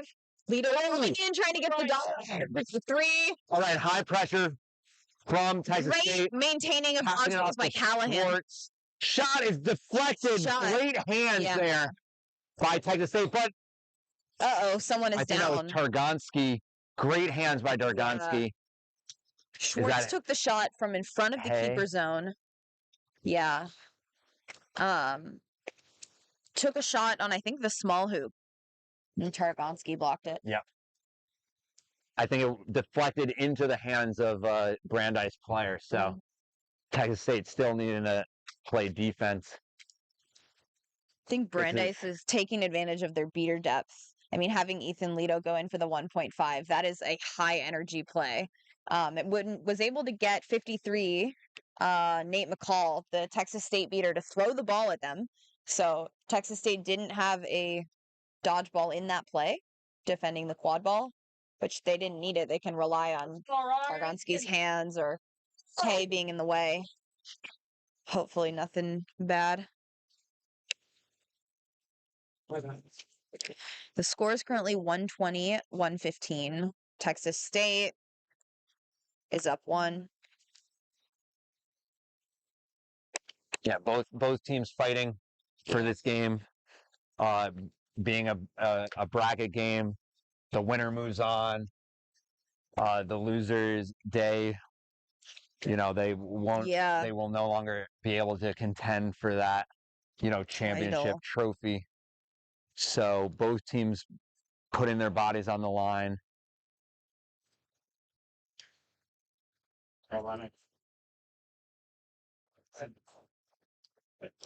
Hey, who's been playing hard defense all game. Yeah, really crucial chaser for So, Texas State. Being able to be helped up right now.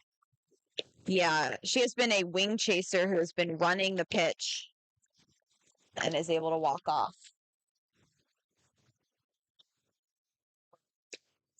I believe the game on pitch 2 ended with the Illini Ridgebacks running away with it handedly. 125-70 for Mizzou. So Illini Ridgebacks handedly in that next game in the bracket. Meanwhile, that game ended at 32 minutes. We are still at, I think, 23 minutes or something. 25 minutes. The stoppages after the flag runner have been I love watching quadball, so long. the game's extended means more quadball for me to watch. So Yeah. good to see Hay walking off. Yeah. Texas State hopefully will feed off of the energy she had been playing with this game. Hard physical defense throughout play.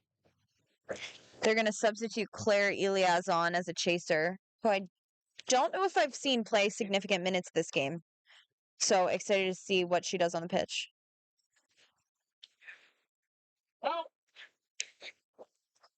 There's The the quadball's quadball. on the ground because Zalowitz was beat. Oh, okay. So. And then it's recovered by Texas State. Got it. Brandeis keeping bludger control. Brandeis, Callahan just beat by number 23. And it's a classist Targonski, Texas big hoop, tall hoop shot. All the dodgeballs on the ground. For the dodgeball, just absolutely. Can they get control? Can Texas State get control? Brandeis gets control. Oh. And there's a ref's hands up for maybe a dangerous dive. I don't know what's going on. But, Leto gets beat out. Still a battle, and now we have a stop. Yeah. Woo! The goal ref needs to communicate what happened there with Callahan and McCall scrumming for the dodgeball. Callahan used their speed and was able to get there first, but then was possibly pushed out of bounds by McCall, which would make it McCall's dodgeball. Oh, at the far side, the battle. The far battle there by the side. Texas State's end line.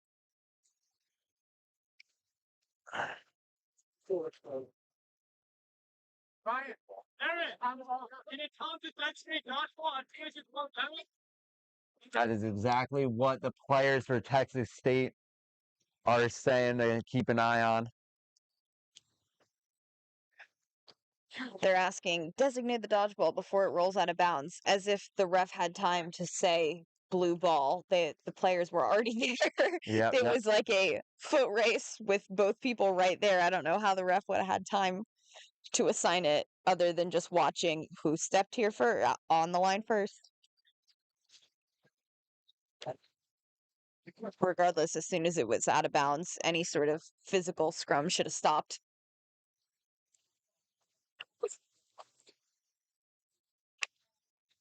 I think Lido 36 on Brandeis asking to teleport to a dodgeball, but teleporting is only for out of bounds dodgeballs in order to inbound the ball. You can't just do it anywhere on the pitch. Also thought 36 was beat, but maybe they've already tagged back in. And Like, can you pop? dodgeball in Ryan Callahan's possession. 53, McCall was called off broom. So maybe that was dangerously, I don't know, pushing a player out of bounds. Haven't heard a call. They're off broom. 23 is going to try and lock it down. Sam Regardia. And Zalowitz has the quad ball. The Texas State defender is behind them, hugging them so that they don't initiate contact in the back with that after momentum, the yeah. Play restarts. So We can clearly see they have no momentum. I think their argument is the contact was already present before the stoppage, and that they're allowed to maintain that. Which means Zalowitz just needs to. All right, so it was illegal contact by 53, the Texas State beater, by contacting Ryan Callahan from behind. The other Brandeis beater can't get the dodgeball because they have to tag back in first. Now they tag back in. But regardless, Texas State is forced to stay defending their hoops. So. Or I mean, their beater is in. Their beater's in the box. Yeah. So they're going to be down a beater until. Brandeis. High card game for Texas State. Callahan takes the beater out. Can they take advantage? No, they can't. I think that was. We'll see if. Texas State elects to go slow here. Flippinger got the ball in their hands just as Regardia was tagging back in. They may want to, slow the penalty time here. We'll see if Brandeis does high pressure. They have a 2-2 zone. Mm-hmm. Electing to stay at the line. Beat. Wow. I guess it wasn't. Oh. Yeah, they called it. All right. So I think Ryan Callahan did make that beat on number 7. All right. We have to scream beat here. Yeah. Regardless, I know they missed that second beat on Targonsky. So maybe they're saying that even if Ramirez, number 7, is off broom. Nope, they're on brooms. It looks like Callahan missed 2 beats. All right. Oh, great ball movement there. Great ball movement. Yeah. Texas State. And that means. And they're back to full strength. They have their full squad. So that took a minute. So really good penalty kill there for Texas State. Moving the ball around between these 3 ball handlers that have mostly been the ones to touch the ball this entire game. And Brandeis beaters heavily protecting their chaser. Altman Schaefer gets it out before the beat. Natural motion that gets wrapped. Someone needs to help. Oh, Weinstein, who maybe gets it out. Just for. Oh, they have a delayed penalty. I don't know how it got out. Leave Brandeis maintain possession of that ball. Just push in and player picks it up. It's like off the fingertips in the air, random pass diagonally over the hoops.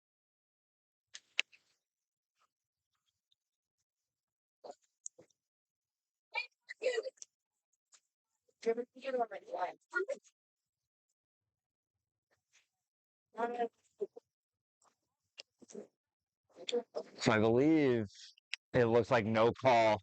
No call. So the quad ball's on the ground. It's going to be a race to the ball. I think Texas State is closer. Yep. Oh, all right. So Texas State Avila recovers the quad ball. They were just a smidge closer to the quad ball.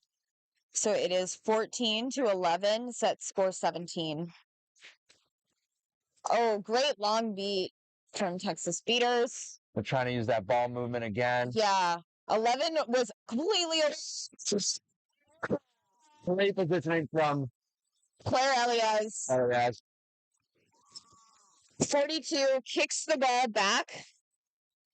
I think that was an attempted kick beat, didn't happen. So Texas State now needs 2 to win. We had a brief Texas fight cheer going on in the sidelines, trying to motivate their players. They must be tired. It's been a long game. Long, hot game. Oh, Nice block from Schaefer. Targonski.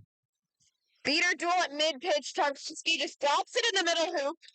Carefully to not get that reckless dislodgement card again. Good call. Good call. Yeah. I was like, it was very gentle there. Yeah, 3 dodgeballs on the ground behind Brandeis hoops. So this is a dodgeball offense. High contact. Ref called advantage. Someone's broom is 5 feet away from them. Schwartz. Ramirez was tying their shoe. 3 dodgeballs were on the ground. Ref confirms that Schwartz should still be on broom. It fell out after the advantage call.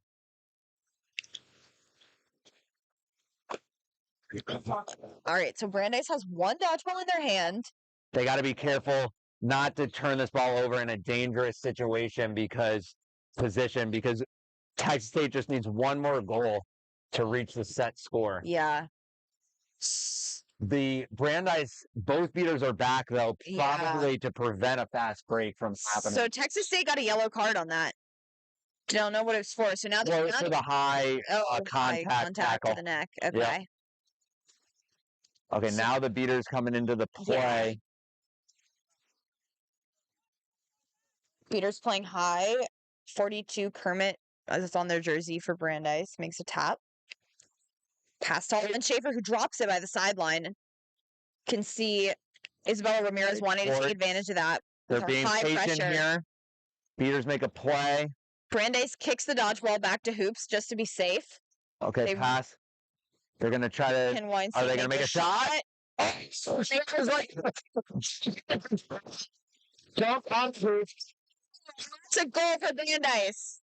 So Brandeis able to capitalize. Wow. But now they have to make a stop here. Necessary stop. Targonski running the quad ball up.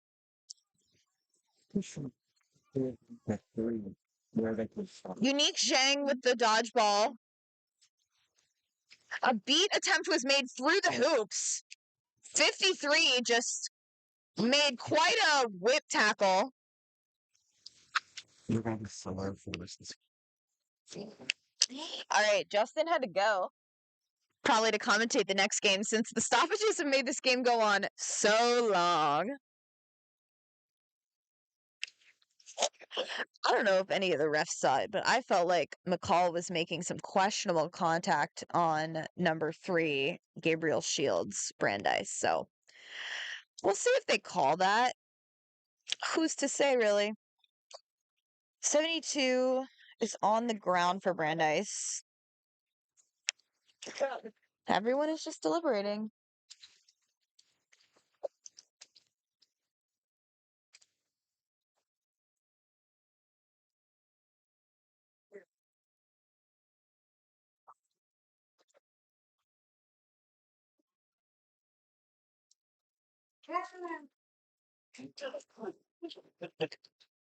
So the winner of this game goes on to play the Illini Ridgebacks, who are the number 3 seed.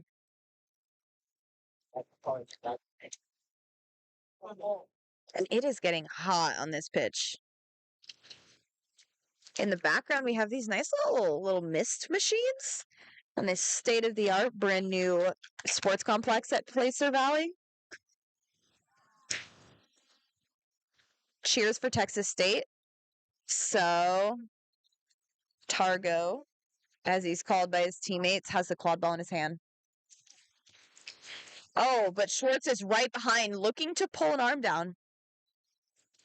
It's another restarting the play with players hugging from behind.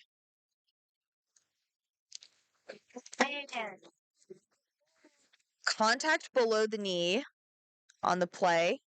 Yellow card for a Brandeis player. Oh, that is Matt and Schwartz got a card for contact below the knee. Ramirez looking for a shot on the middle. Hooks and makes it. She scores.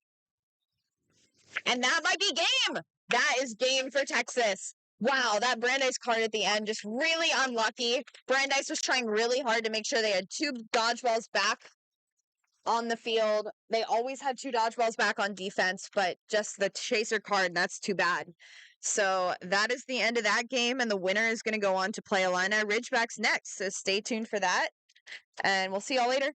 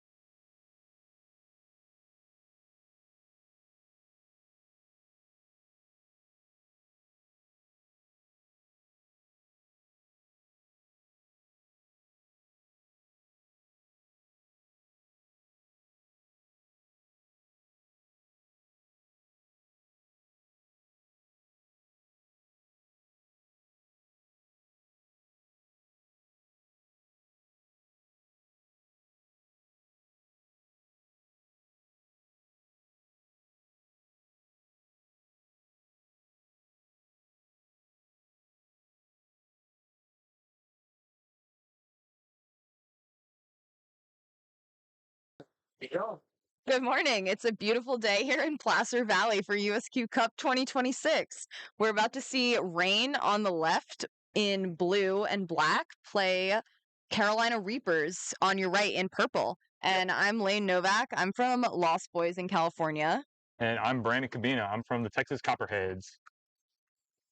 This is, I think, a quite high-seeded team of Rain against a lower-seeded team of Reapers. So Reapers would be a huge upset if they won this game. Yeah, absolutely. Yeah. I do think out of like the more mid-tier teams, Reapers is probably at the top of them right now. Yeah. Especially like after beating their rivals DCQC a couple times this year. Yeah. And so they probably have the best chance of doing it. Mm-hmm. But we'll have to see. Yeah, they're gonna have to play hard. So Reapers just had to beat Chicago Trainwreck in order to play in. So I think that was a fairly handed win for them. Nice. 165 to 110. This is Rain's first game of the day. Mm-hmm. Yeah, they got the bye. Yeah. And then I think happening right now on the other pitch would be Boston Lobsters and Boom Train. So the winner of this game will play the winner of that game. Nice. Yeah, I thought I was supposed to be commentating over there, and then Everything's gotten switched around. I'll take it though. But yeah, so I'll handle the play-by-play, and Carolina Reapers is starting with dodgeball control. Yep. Every time I see Kaiser pulls in on the field, I think he's got a race for that dodgeball. He's faster than anyone out here. Yeah. But I think Rain really prefers like a classic start. Mm-hmm. They trust Mejio to make the shot if he can. Yeah. So they're like, Kaiser, don't risk it.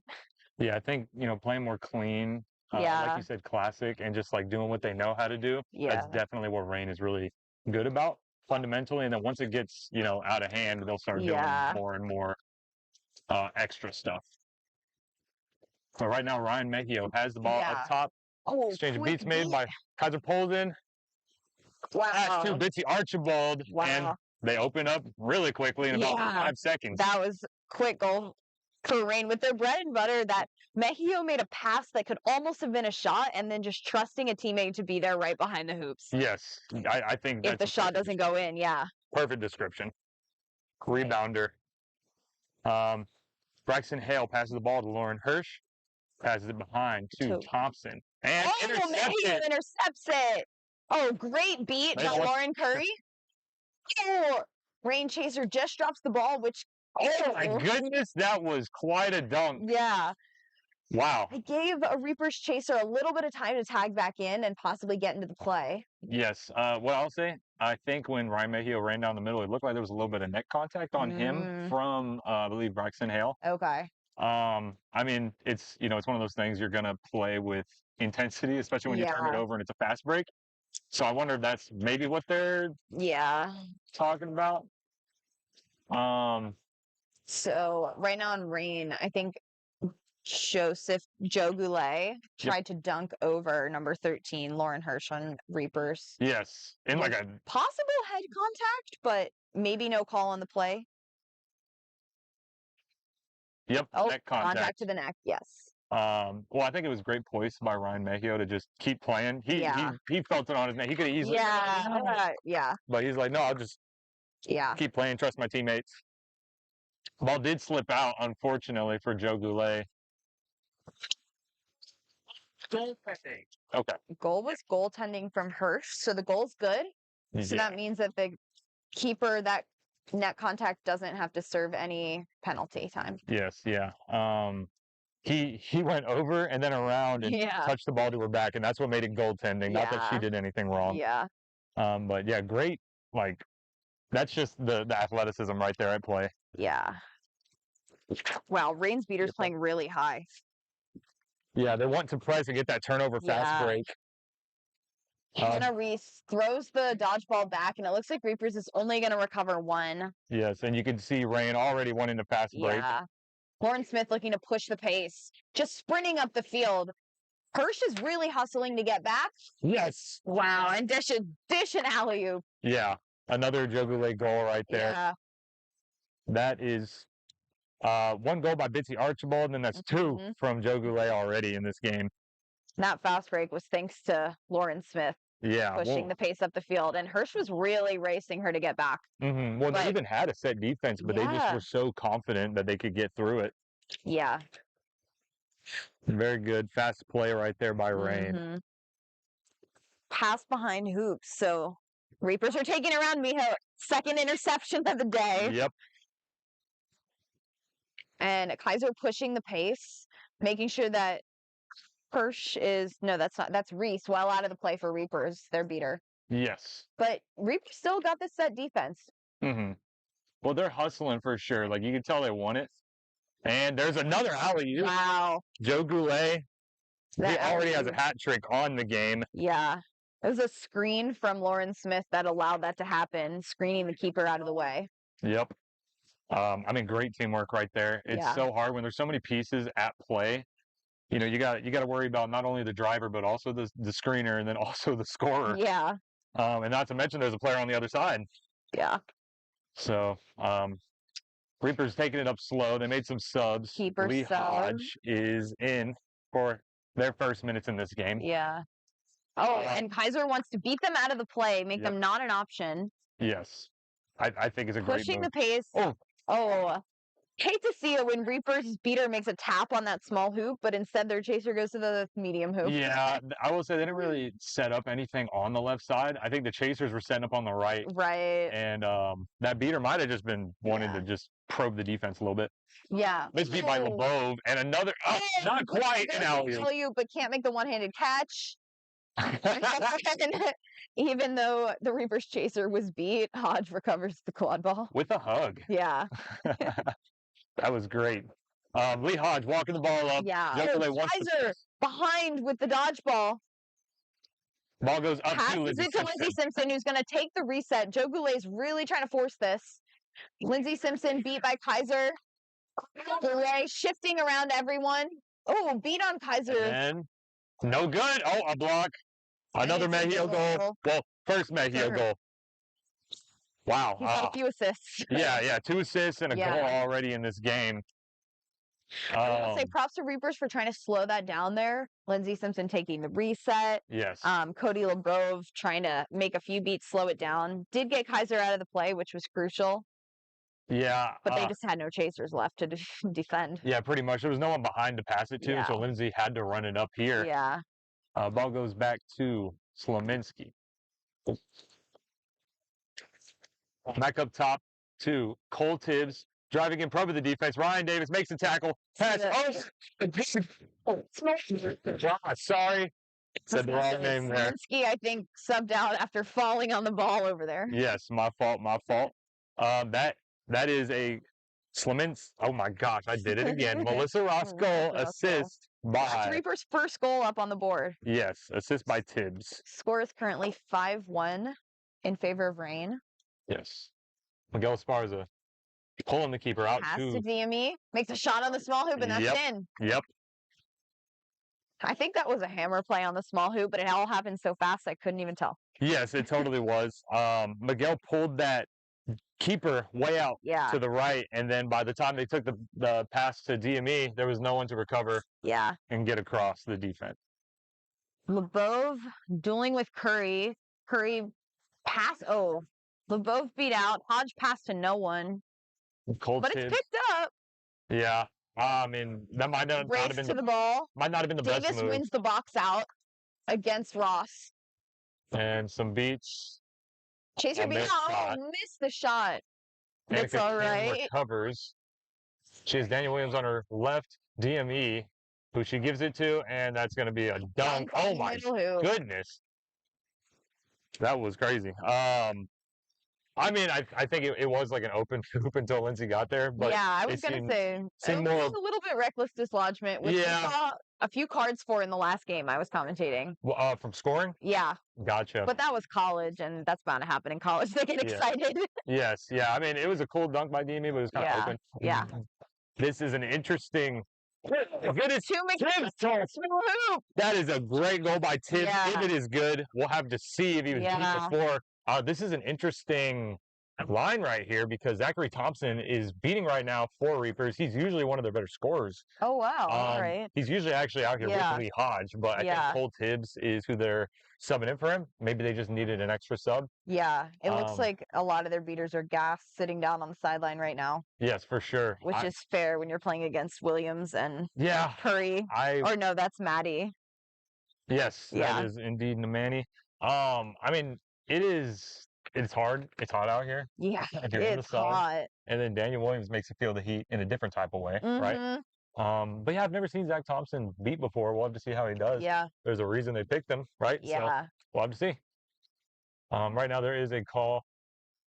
Goal's good. Goal is good for Tibbs. Great. That's 2 goals directly, correlated with Tibbs. He's an assist on the first one to Ross, and then a second goal on the second by himself. That is athleticism right there. Yeah. But fast break the other way, slowing it down. Ryan Davis is going to pass the ball up and then go left. Miguel Esparza is going to go across with DME on his left. Pass it to DME. They go for the hammer. Lee Hodge kind of cuts it off.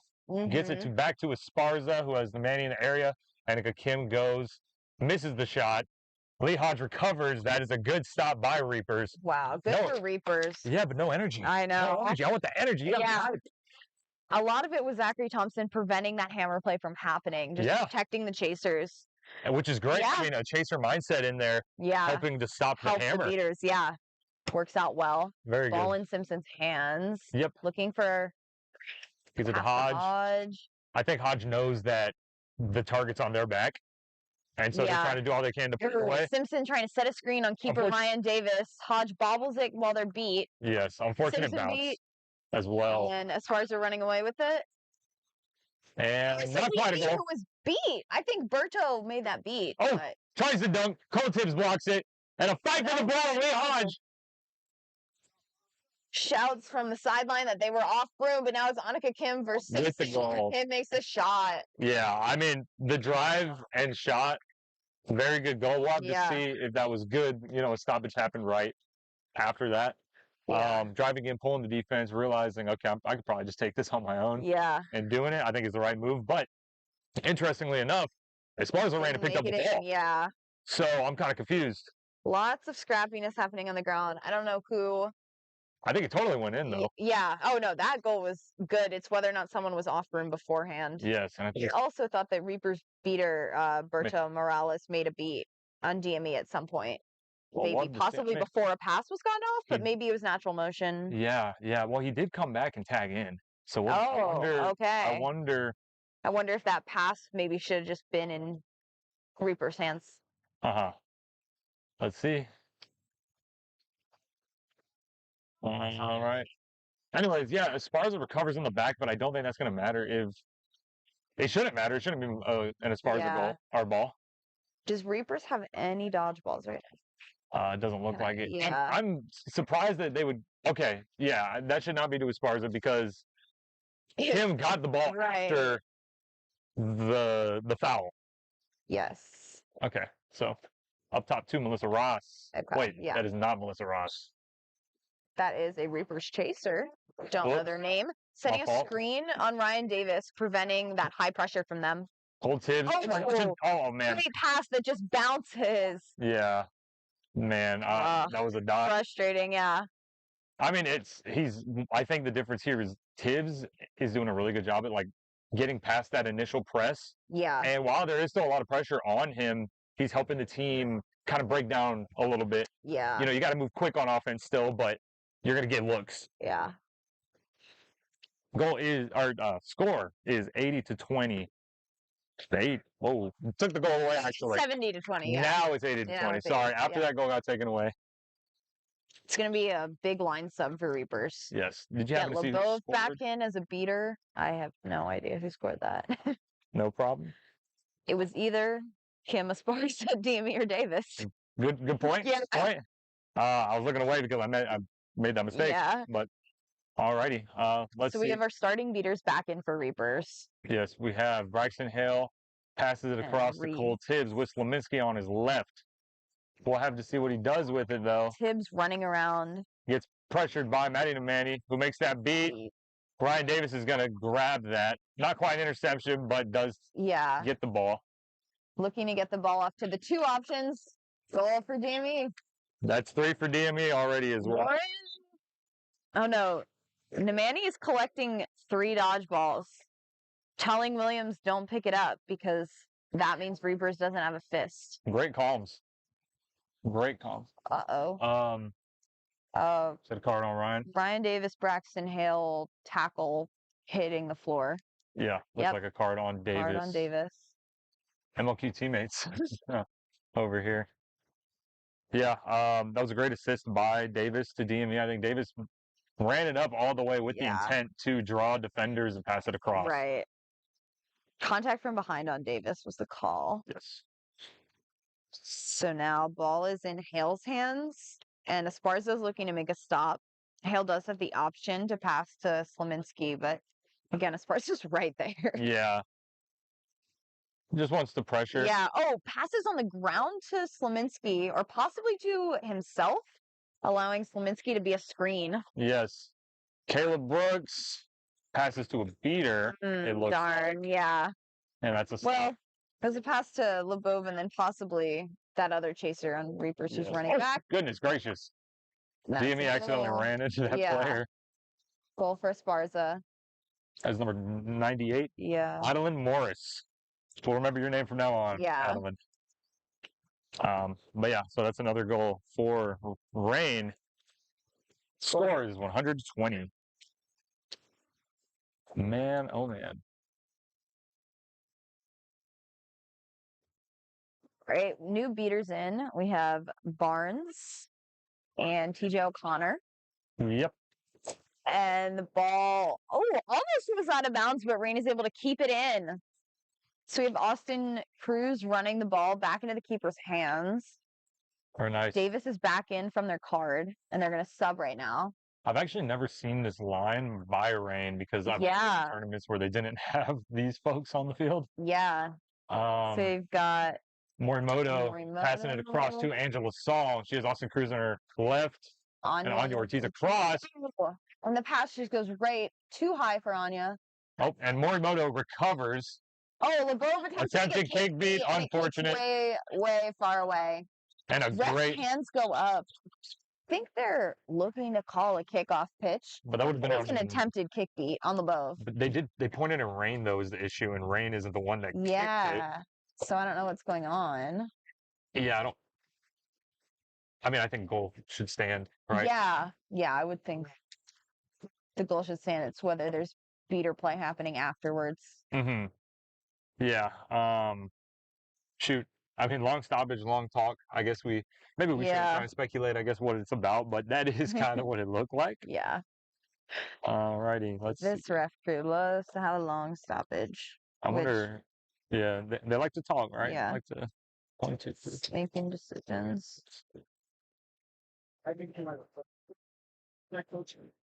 So I got those unattributed goals from earlier. Both of those were Esparza. So, so that's 2 goals for Esparza, 3 for DME, 3 for Goulet, 1 for Archibald, 1 for Mejio, and then on Reaper's side, you have 1 goal for Ross, which was an assist from Tibbs, and then the second goal is Tibbs. Yeah. And it looks like the game time is 11 minutes, so we're still well before regulation. Yes.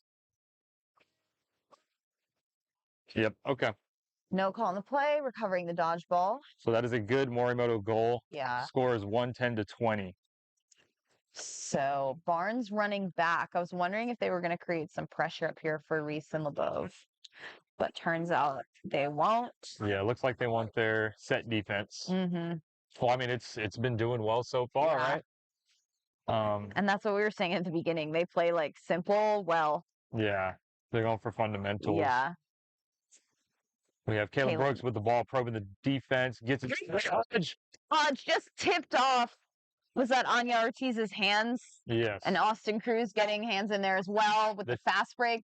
Great goal by Cruz. Great goal by Cruz, especially with the fake out. You saw Hodge jump on the middle hoop thinking it was going to be a shot there. Yes. While Cruz just puts his hand right into the Cruz side. is another one of their MLQ teammates. He let his summer teammates hear it. So 120-20 now. I mean, it's tough because you could definitely tell they are focusing on Hodge, keeping Hodge out of the play. Yeah. But I would kind of like to see Hodge with the ball up top, and Yeah. like They've been definitely using him as a wing chaser more. yeah, I like to see him, draw some of that traffic away from other players. Hirsch with the ball gives it right back to Brooks, who gets beat by Barnes. Yes, and that's another And it's fast another Austin Cruz fast break. Hodge is really sprinting to get back. Oh, it almost looks like Brooks was in Hodge's way from stepping to Cruz. Unfortunate. Yeah. It's one of those things where like Brooks is trying to hustle back to get on defense and just ends up swinging a little bit. But Slominski did get there and slow down Cruz a little bit, but it was not enough. He got the goal. So let's see. Hodge with the ball up top. Exactly what we were just talking about. Yeah. Wow. Maybe they can make something happen with that. Brooks to his left. Womack to Brooks to his right. I'm so sorry. Womack to his left. Switches with Womack. Ball up high. Lebov is kind of just sitting pretty, not looking to force anything. Yeah. Which is smart if you want to make sure you have one dodgeball back on defense, since you've had 2 Austin Cruz fast breaks in a row. We've also seen Hirsch do a good job of pulling defenders and then getting the pass. And just gets beat by O'Connor. Yes. What I said was kind of negated by that, but I'll continue to say it.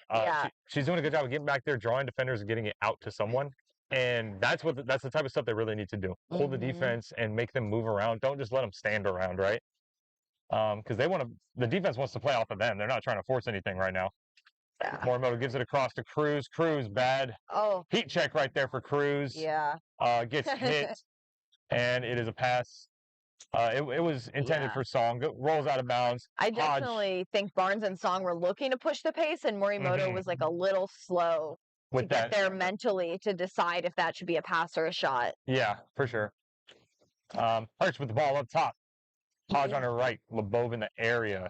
Beater in. We have Trent Pasquero. Switches with Hodge. And a block by Pasquero. Yeah. That is so unfortunate. Lebov beat Lebov. That was so Hodge is able to recover the quad ball. Barnes playing a pretty high defense. I know Morimoto's going to want that one back. Yeah. Lebov, I think, is taking advantage of this. I want to say younger beater core because of Christian Barnes, but Pasquero maybe a little bit. Yeah. You can tell he's feeling more confident. Pasquero following Kaiser Polzin, both hailing from Texas. Yep. It's a little bit of a bad pass. So Brooks goes out of bounds. At least it was a turnover back there and not up here. We have Riley Usami running the ball up for Rain. Yeah. Lauren Smith subbing back in for Rain. 1.5. Oh, shot hits the crossbar. Unfortunate. He usually does hit those. For Rain. They tried the 1.5. Didn't quite work. I think Riley got a little bit trigger happy there. Yeah.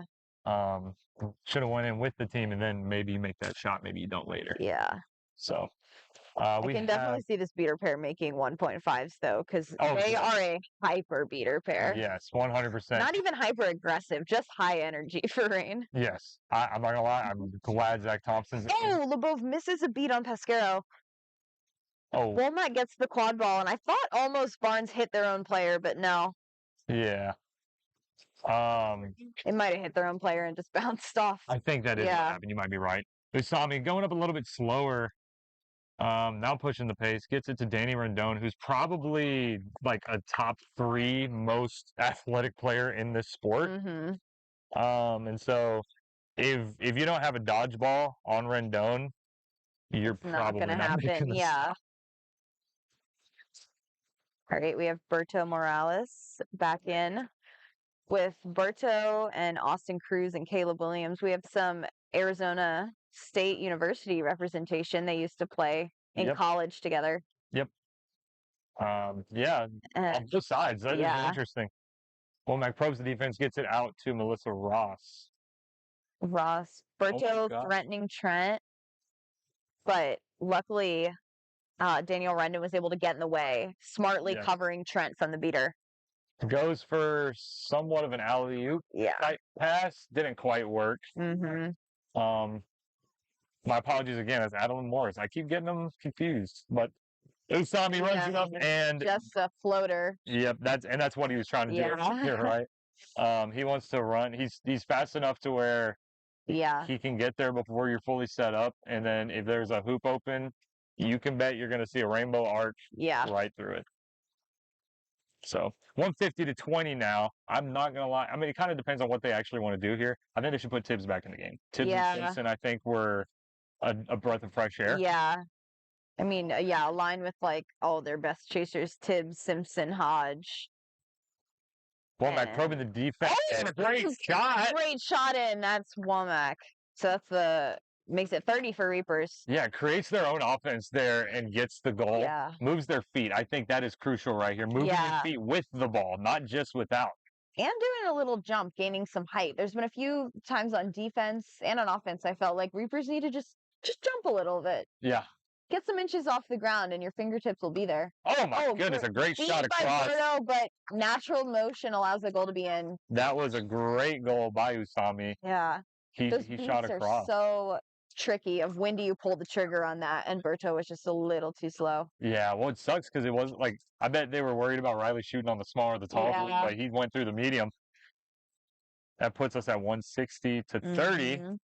So Womack doing a good job. Again, moving their feet. Womack. Back to Hale. Hale gets it back to Womack.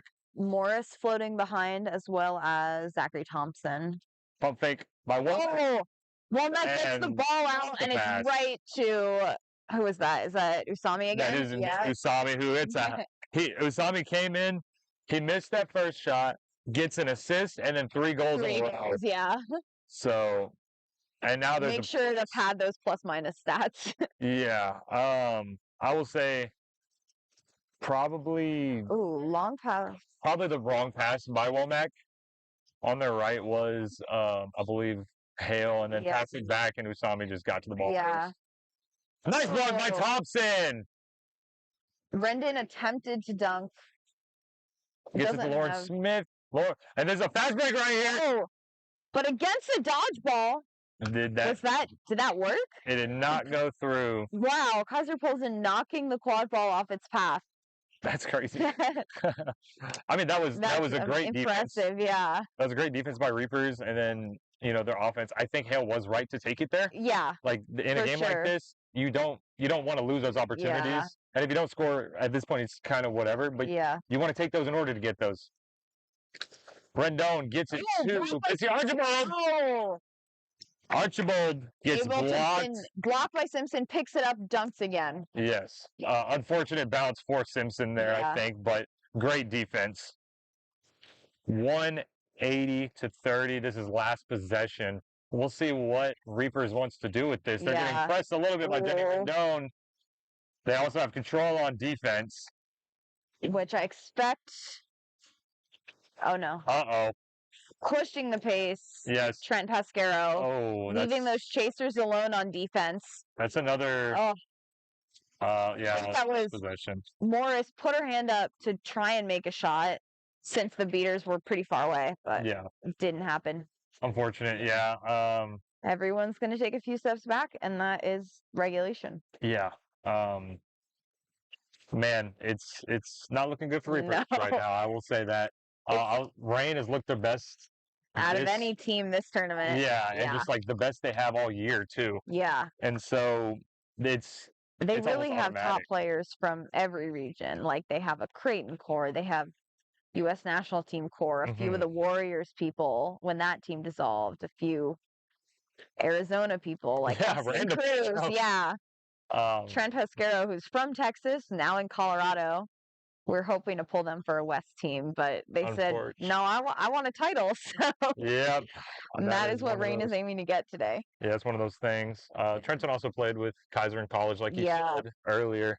And so I think that Trenton just wants to play with friends. I mean, at a certain point in this sport, you just want to play with your friends. I mean, and in this it's hard. There's always criticism of like the super teams, but it is often just my buddy from college wanting to play with them. Yeah, well, in this situation, his friend he wants to play with his Kaiser Polson, also really good.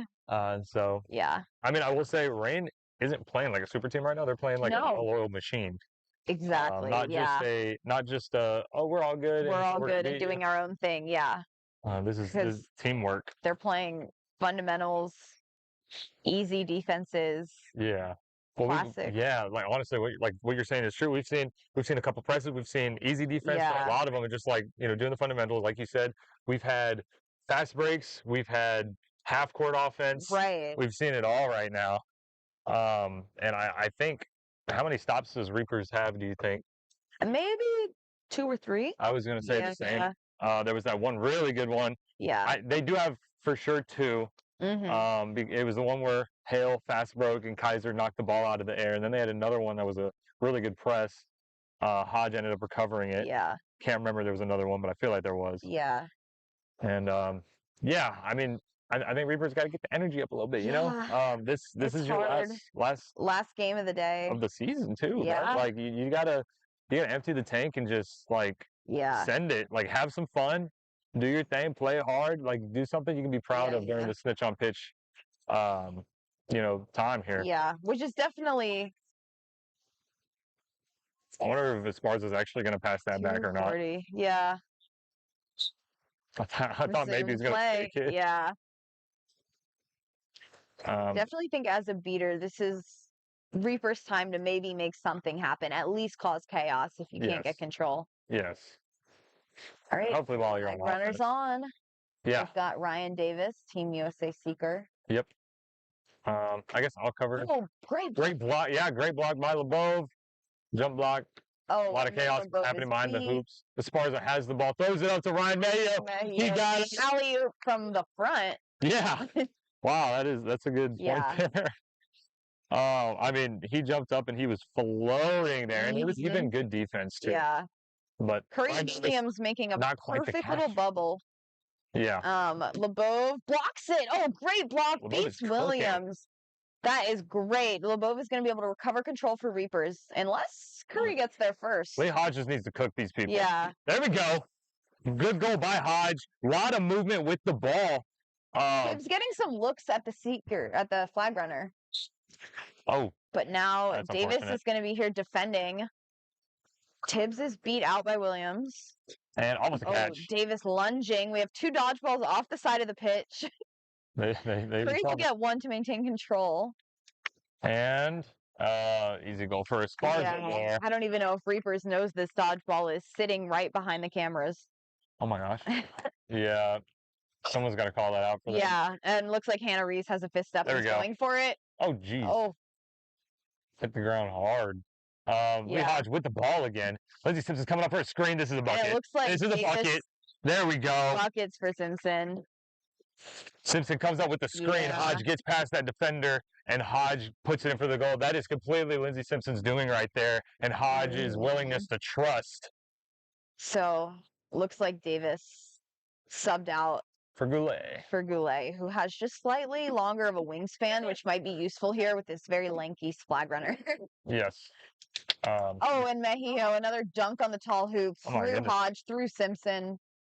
It's unfortunate. I mean, I see Berto throw that dodgeball a little bit sooner. Great beat by Berto. No clear. beat. Oh. All right, Hodge with the ball again. They need to keep doing what they're doing. Mejio is up on him. Reese just trying to recover that one dodgeball. Another screen by Lindsey Simpson. Oh no, and a beat from behind, as well as a potential catch. Man, oh man. I don't even know what makes Williams decide to go over there and play defense. Yeah. He knew what to do. That switch is such a hard call to make as a beater. I think when you're up this much, it's an easy call to make because even with a catch from Reapers, you know that they're pretty far out of this game. Yeah, you're right. Pretty much no matter what you do is the right move there. And Williams, just always has his head up looking around. What play can I make? Yeah. I mean, it was...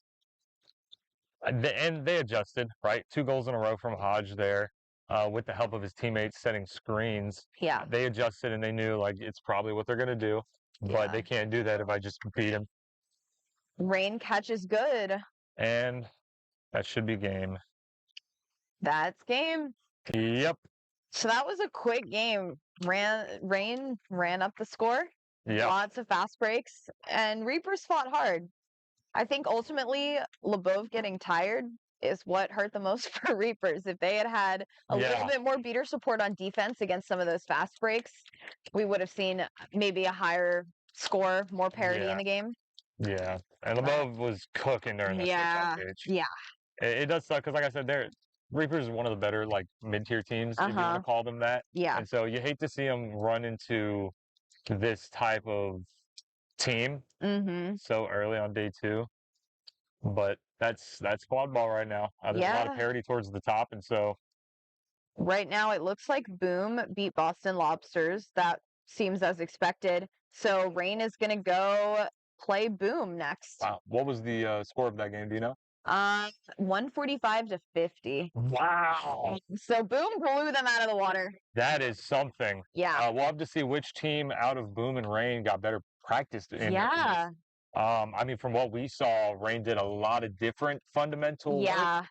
And so they definitely. But Boom has the fundamentals too. They've got those speedy beaters, the way that Rain does in Kaiser Polson and Lauren Curry. Yes. So exciting day ahead of us. Might be a show of athleticism out there. Beater versus beater, and then chaser versus chaser. All right. Well, thanks, y'all. I'm Lane. I'm Brandon. Talk to you later. Bye.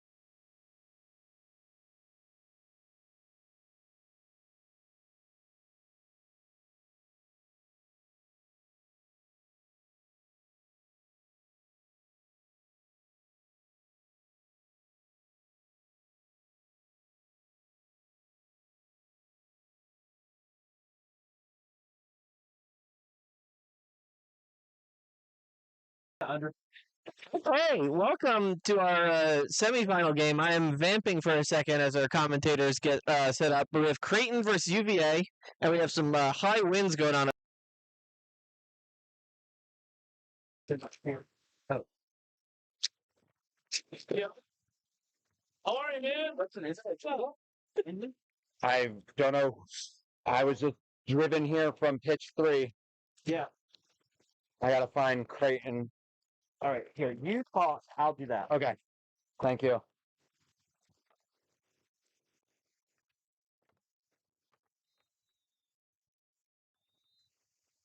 All right, so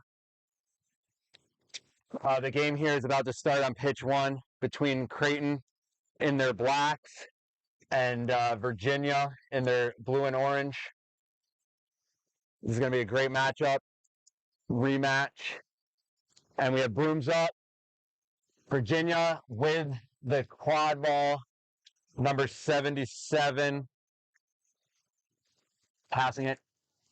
Dodgeballs are on the ground. There's one dodgeball for Creighton by the hoops. June with the quad ball at the keeper's own line, met by high point defense from Creighton. Swings it around to the chaser behind the hoops, and that's a good goal there for Virginia. So Virginia's first on the scoreboard. That's number 4, Sabrina. Creighton now with the quad ball behind the hoops, immediately wrapped, but gets around the wrap, beat, but passes it off. The beat happened before that pass. So refs with their hands up.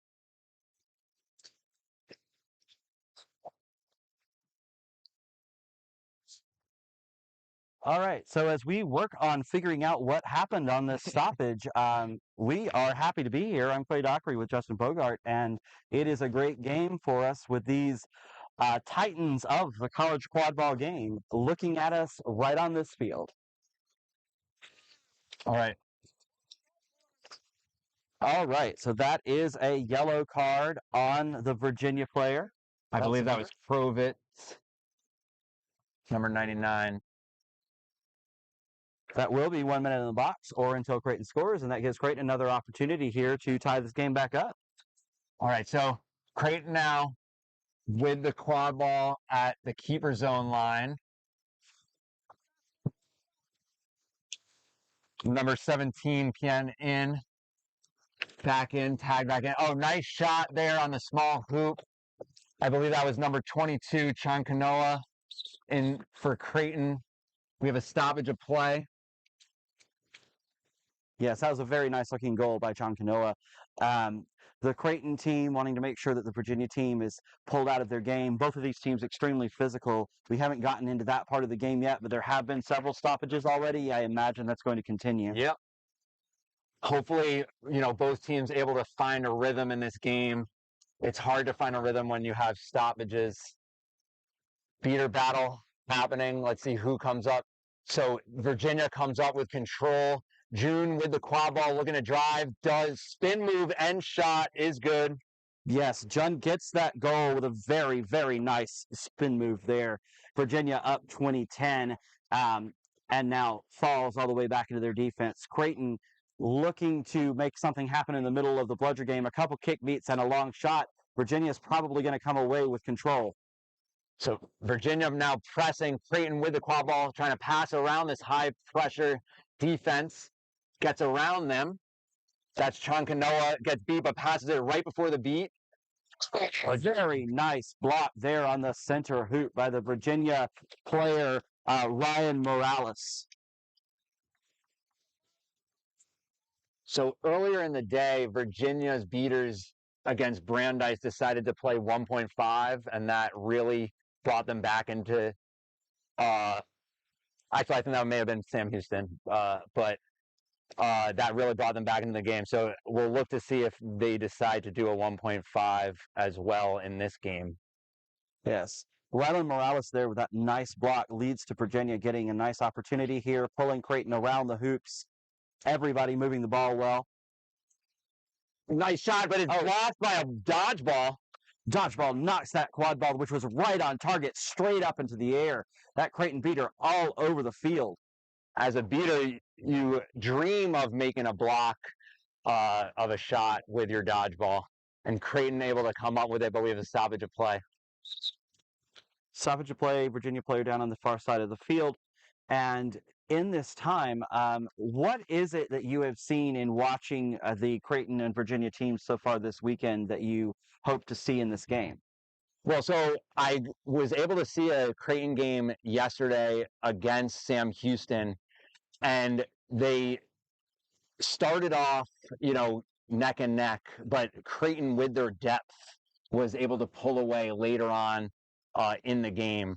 So I would look to Creighton to use all their subs, try to tire out Virginia, and pull away kind of later on in the game. The first lines for Creighton and Sam Houston were able to stay together, but in the later lines, because of the depth of Creighton, they were able to pull away. Virginia plays nonstop aggression. At least that's what they did against, I believe, Brandeis. And so they're going to keep up their energy as they've shown in the beginning of this match. So Creighton now. That was Steenson with the quad ball, passing it to Chankanoa. Chankanoa driving, passing it, and finds the chaser on the far side. I believe that's number 10, Baldwin, for Creighton, with the good positioning on the small hoop. Jun quickly bringing it up the pitch. Ball out to number 4, Sabrina. Sabrina finding number 1. That is Schneider, the chaser on Virginia, to put Virginia back in the lead here. All right, so Virginia with dodgeball control. That beater who had the block earlier was Derek Deerking, who has had many a situation where they nice goal from Sean Kanoa. Sean Kanoa was around the backside, but that's leading to a fast break the other way. June quickly picking it up.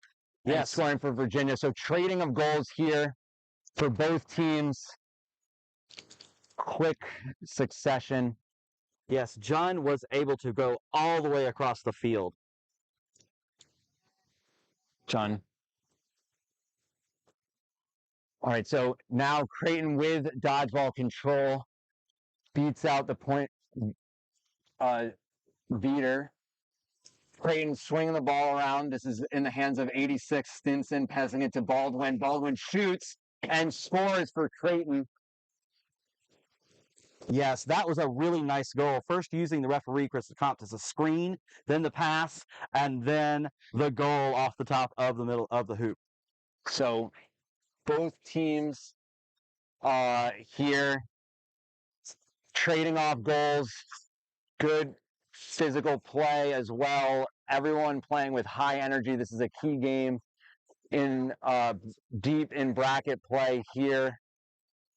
Virginia swinging the ball around to the far side. Was beat.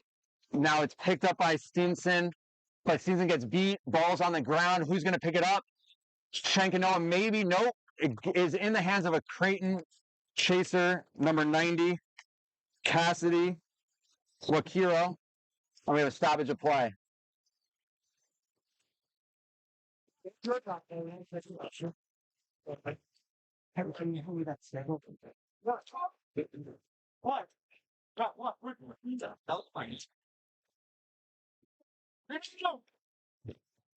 All right. So play restarts. It's in the hand of Jun.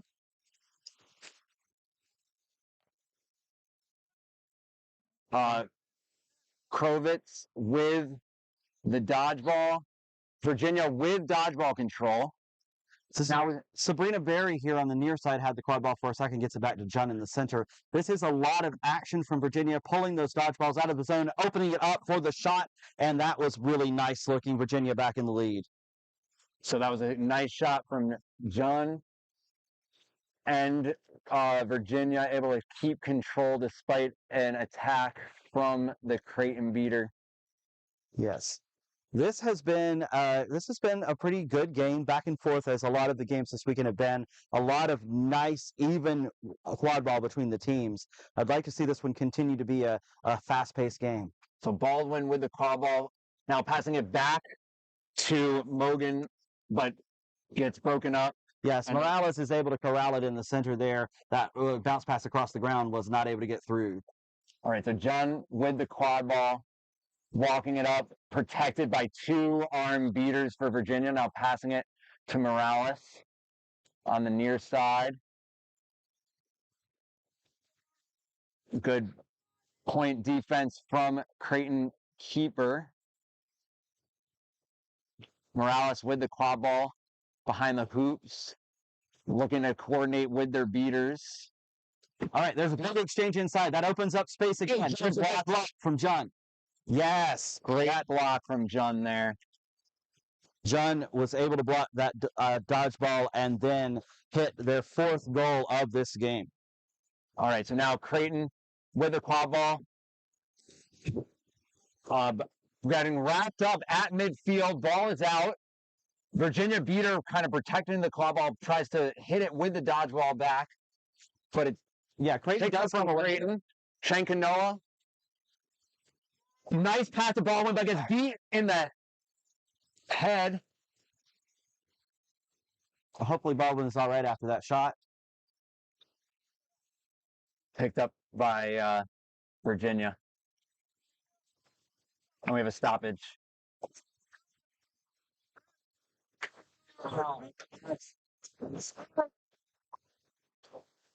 That is a yellow card on Creighton's coach, and that is going to be a little bit of a disadvantage for them here. So they have to play with one of their players in the box for a minute or until Virginia scores, and they also have to question why this was the call. Yes, I believe a little bit of chirping happening on the sideline. So head ref Chris Lecomte calling unsportsmanlike conduct. 2 happily retired head refs over here on your commentator crew. Not having to deal with any of that anymore is a real advantage of being on this side of the microphone. All right, so Virginia 60, Creighton 40. Creighton with dodgeball control. Beer King and I think Cleary with the dodgeballs for Creighton. They're playing. Yeah, that's definitely Deer King and Cleary, and this is their number 1 line probably of beaters to have in. So let's see if they can make this game turn a little bit closer into their direction and kill this penalty. All right, so Virginia swinging around. It's in the hands of Morales, but was pressured by the beater. So Chankanoa picks it up, looking to fast break before Virginia's able to set up on defense, passes it as they were going down. The keeper for Creighton, number 3, I believe, Mogan, able to score on that fast break for Creighton.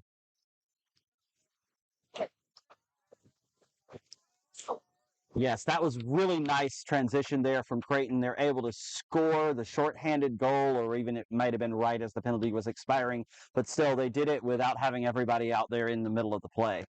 Yeah, so quad ball being passed back and forth on the near side. Virginia looking to swing it around, maybe catch Creighton's defense slow at shifting. Good disciplined defense from Creighton so far. A lot of exchanges, a lot of beaters in the middle of the hoops there, and everyone is trying to get tackled down in front. Misbeat, allowing some space. Morales blocked it, maybe? They're going to discuss it. Yeah, that question there is, did that get all ball? It seems like it would be very difficult for that to be true, but the rest will let us know. Yeah, so if it was blocked, the ball went through the hoop. If it was hit any part of their body, then it would be beat before and turn over to Creighton. So we'll see what the ref saw. Certainly, Rylan Moraes knows that one way or the other, this call is going to be a big one in this game. And it is possible they don't actually know whether or not the ball hit them. But what they do know is that they think they blocked it, whereas every person on Creighton thinks that it got them. Yeah, I mean, both teams seem, very even skill-wise, neck and neck game, and all goals are going to be very important in this game because I don't foresee any team really pulling away with it here if they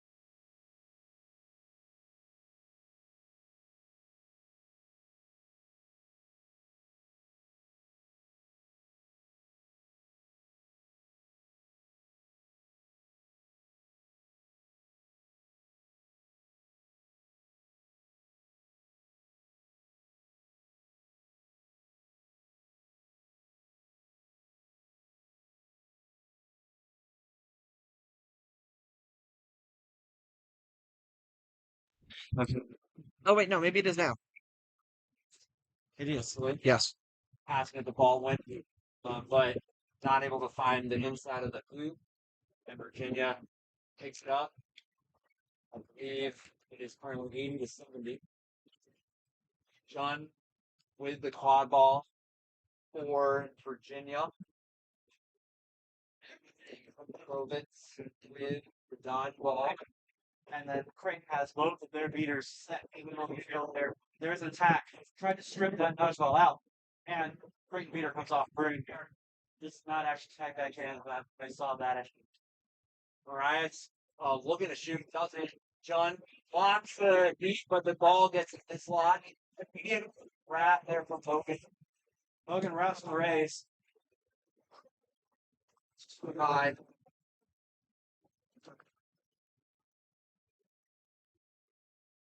To the ball. It's now with a him. North Marias.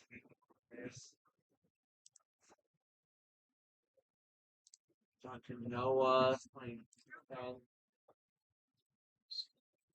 Passing it off to John. John tries to go around a wrap.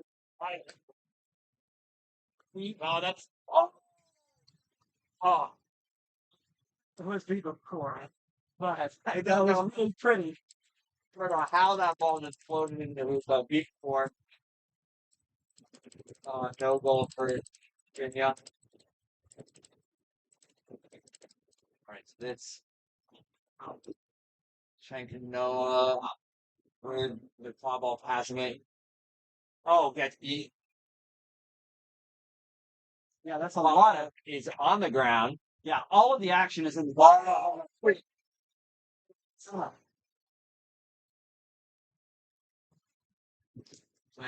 Shankanoa with the claw ball on the near side, kind of hoop level. Passing it. I cannot see.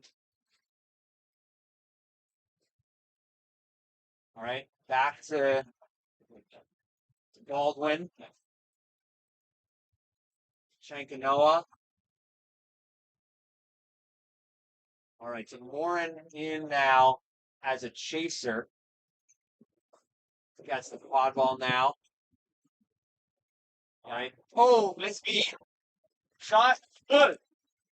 Shankanoa makes it out. Yeah, take discipline offense from any time you do so far from that. This game continues to improve. Both teams. Both teams are even. And spectators love to see a game like this. 80-80. The excitement is here. We have some veteran spectators. Justin, Shanook, and Zach Miko here. Great to see them back at a Quadball Cup, enjoying the exciting matches today. Great game here by Creighton. So Virginia has felt like they need to turn this game back in their favor because in the last couple sessions, Creighton has really found their groove. What do you think that Virginia is saying to really finish?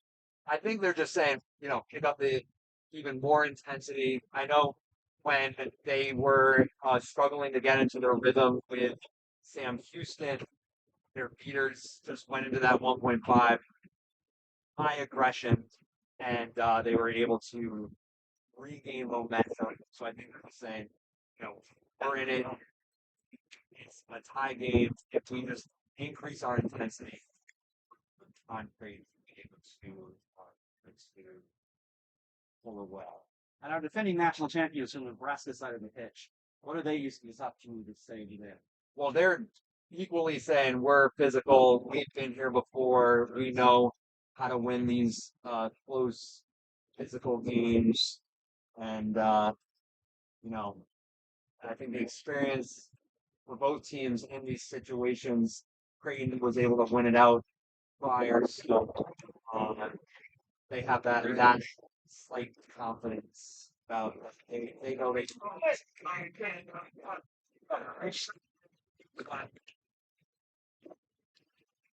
well.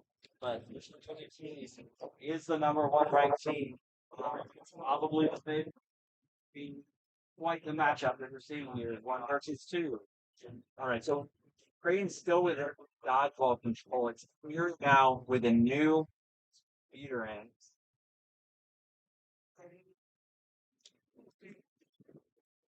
All right, so Virginia walking the Quadball up, maybe looking to see if their viewers can make a play. John with the Quadball passing it down to O'Connor to John.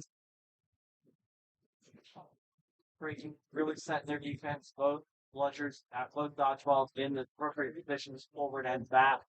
Really disciplined approach going. Now's the beat out. That's the opening that Virginia wants. Right? And now taking it's down and up. One cutting through that fly.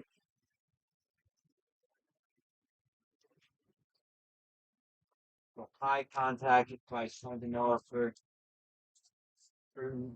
but they do have defenders between John and the hoop, but there is passing options. Is John going to try to go on a spin move around the 3 defenders, or is John going to try to toss it out? I think the move is to pass it, but we'll see. They do. Yeah, that shot is 4. Berry. Berry is exactly roll off this for none. All right, so this is now Stinson in at keeper for Creighton. Passing it to Chankanoa. Met by Marias on defense. Shot is blocked into the hands of Diana Potter. They were right there to stop. It's now John walking the Quadball up the pitch. Again, Creighton's beaters having been able to maintain dodgeball control for a large stretch of this game. That's Cleary and still trying to pressure the Quadball player. Fakes of the because Krovitz is there with their dodgeball. He also make a beat on Chankanoa. That causes the opening of one. It's another way. Chankanoa. No dodgeballs. That dodgeball does not get there. Chankanoa. The Tigers need to go.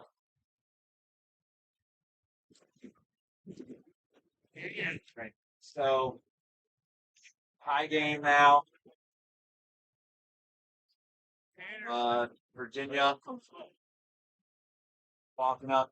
Well, Virginia now with dodgeball control. So, Krovitz and Klein, I believe, able to get that control. So, we'll see what Virginia's able to do here on this set offense. Cleary still now the one second leader in this dodgeball setting. Now all the defenders are beat, and that is going to lose an open the boot for Virginia to put it straight through on the far side. Yeah, so that really started with the beaters of Virginia opening up a lane for their chasers to score. 190 favor of Virginia. Steenson with the quad ball. Cleary with the dodgeball. Now Chankanoa.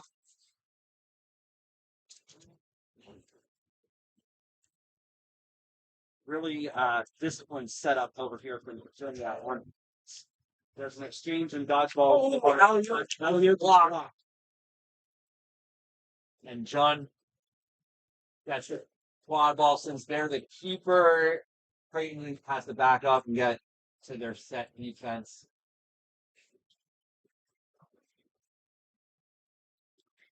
This Creighton set quite different with only one dodgeball in it. That has been allowing Virginia to open up a lot of places. And Marias with the ball on your side. O'Connor behind the hoops. They're playing dangerously close to the out of bounds. They're guessing John. John drives. Shoots on the tall hoop and scores. John was able to open that or get through that outline just to relatively going back to the other one now. Passing it. Oh, let's get that. But it finds Baldwin. He's just getting right place at the right time for Creighton. That is exactly what Creighton needed. Might have gotten out of hand if it wasn't. Baldwin perfectly positioned That's why you trail the play, because you never know when the ball will end up in your hand. Great positioning from Baldwin for great one.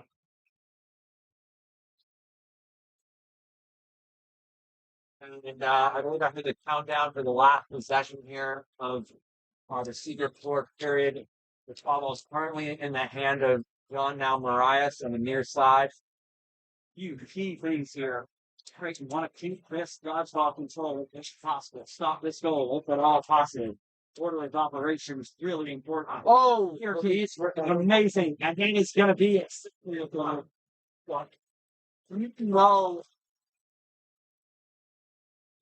either from Creighton, still playing very good, but we were able to maintain dodgeball control and cause a turnover there. Yeah, Creighton did everything they had to do there. They had to maintain dodgeball control going into this flag runner and grass part of the game. And they were able to stop their goal by being aggressive, by being aggressive in a smart way. Oftentimes you see people launching the ball off of the field. Those balls flew into the field, right? So they bounced off the player. If you hit the target, bounces off the player, comes back to you, you're in perfect position then. It wasn't launched 100 miles off the field or just given right over to the other side. They maintained both of those balls and got the Quadball. Yes, they are still down 10, though. That means Virginia does have the advantage here. Set score is going to be 170. That is 60 points from the workers they're leading. And the first team to hit that mark is going to win this game. So what do you think they're both going to do to try to get there?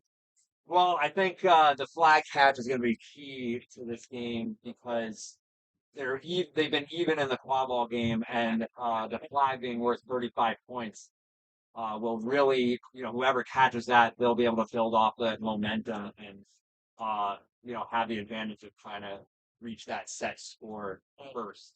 I was impressed to see in that previous possession, Creighton's beaters not electing to do what a lot of teams have done, which is just remove themselves from the play. They kept themselves in the play and were still able to maintain dodgeball control. So with so many teams, especially in the modern era of the game, with a big physical flag runner like they wind up keeping their dodgeballs in the Quadball game and basically leaving their seekers out on the island. Do you think that is what might be happening here? Or do you think they're going to try hard, send all of their resources into this portion of the game that's right in front of us? Oh, that's a tough call right there, because I think sometimes when teams put their leaders by the flag runner and there's a unevenness in physicality, there's a risk there because teams would then start to drive into the hoops. But I think both teams being really physical could risk putting their leaders on the flag runner and just trust their chasers to make stops with the drives. All right. So, Justin, I'm going to watch the flag runner, see what happens in that game. I'll pipe in if anything is interesting. You keep us apprised of what's going on out there with the Quadball. I will do. Right, so it looks like from the stance of the Creighton keeper that they're going to look to go quick on this restart play.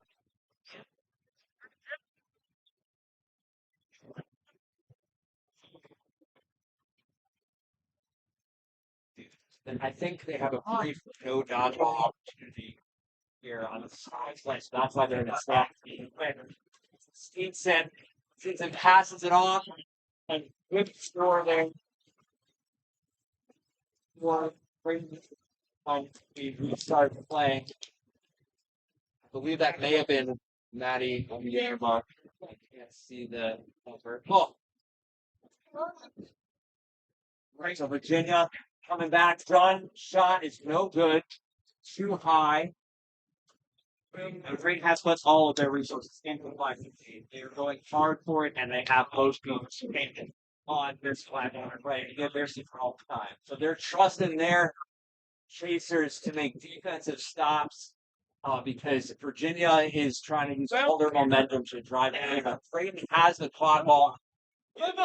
Baldwin with the shot. Baldwin scores. Creighton with 2 quick goals here to the start of the flag runner on fixed period. Virginia now, John quickly bringing the quad ball up. Again, just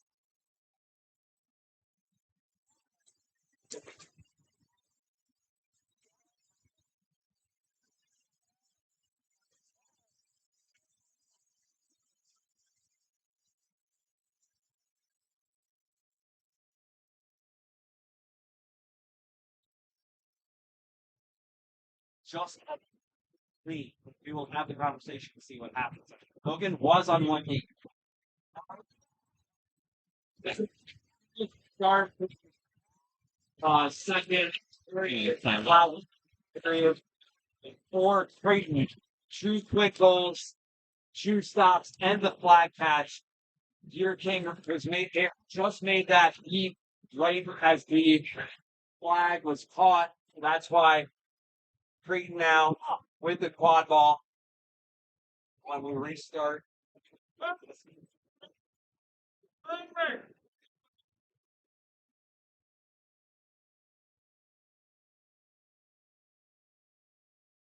Two goals away now.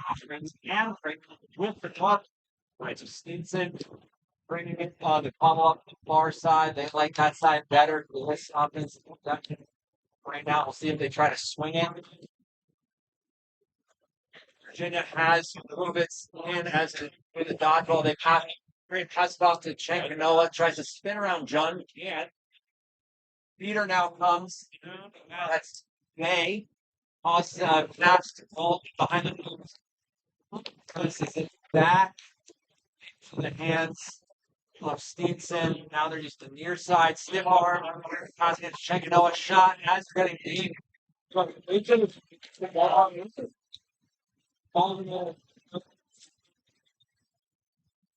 Now it is rolling wind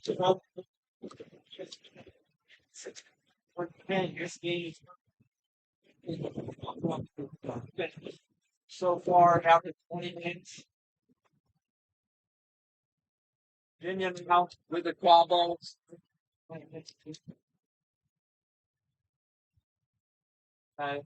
Slow it down. Get back to meeting their composure, but it's going to be hard. It's high pressure. Beating from.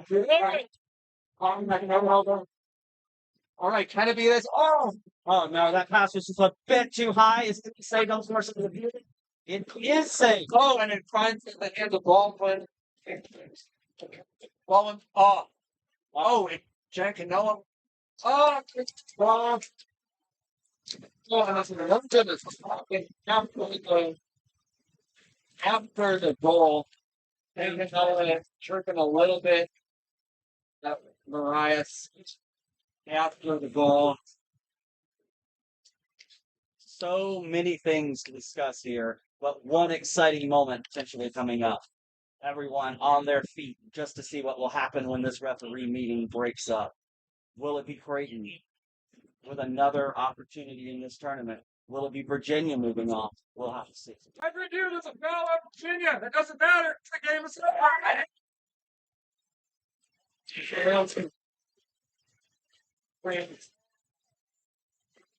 score.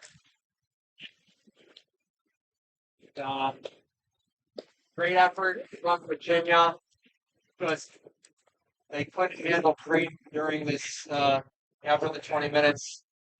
Creighton with pretty much a perfect flag runner pitch period being played. It was, they were down 1, I believe, at intermission. But it was really all Creighton after the 20-minute mark, and they were going to be the team advancing. Yeah, if you want to run on a 75-point spread in one favor, that's when you want to do it there. That was amazing work from right before flag runner on grass until the very end of the game from Creighton to really put away this game. Excellent work from both of these teams. Amazing tournament from Virginia. Amazing tournament so far. Great. Until the next game on this pitch, I've been Clay Dockery. And I'm Justin Bogart, and thank you for watching.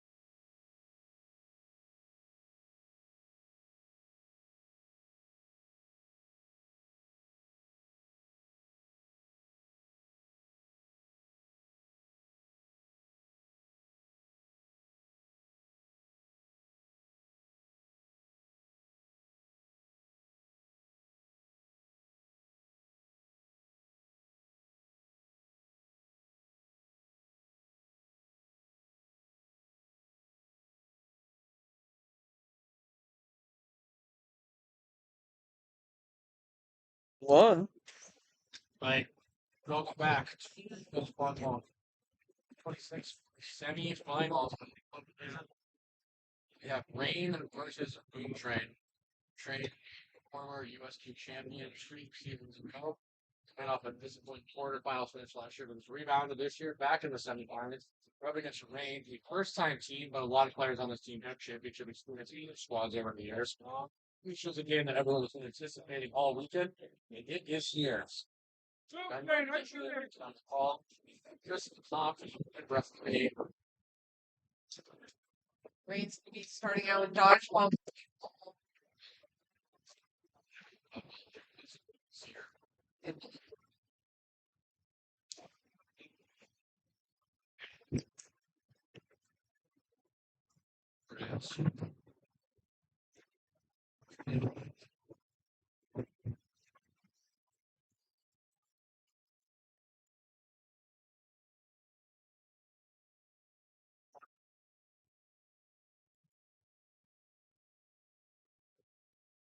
Alright.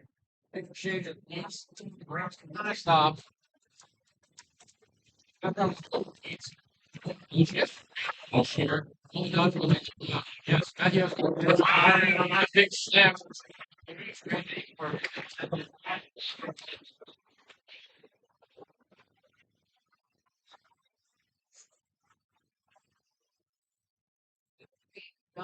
Green. Thank you. That was a transition.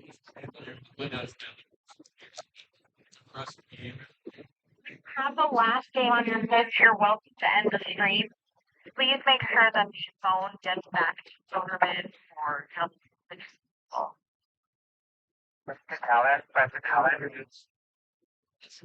And there it is.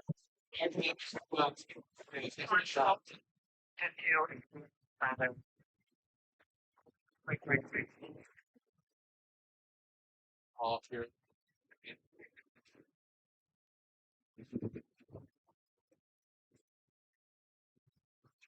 Roll.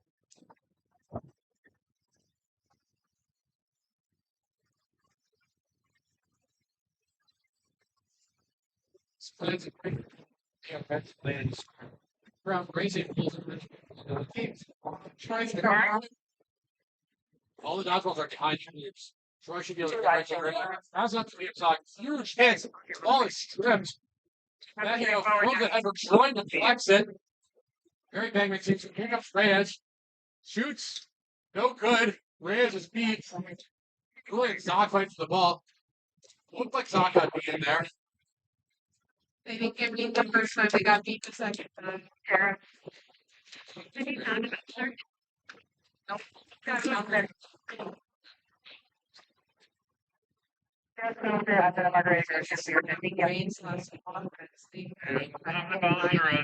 doing a security. You're doing great there, Justin. Dignity of the game for the first time. He's low. Very low impressive. Now you floats up. That time, the alley-oop is not able to finish that.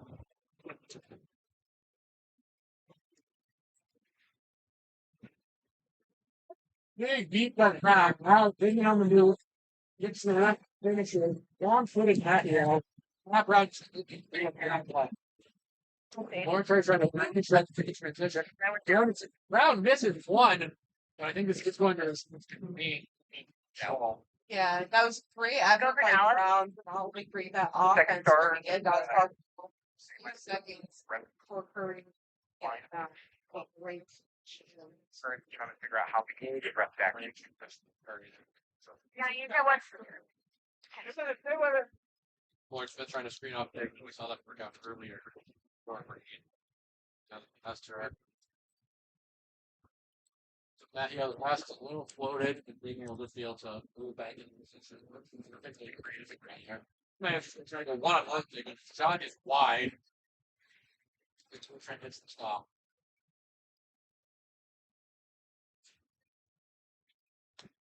Substitution, Tad Walters. First time on with Miles Alstra. We got Murphy in the game along with Peachy. Yeah. Long time talent plus the taking back across the line. It's good. Shot, man. Yeah, it's like Boom Train did some. I think that was like the lead. One.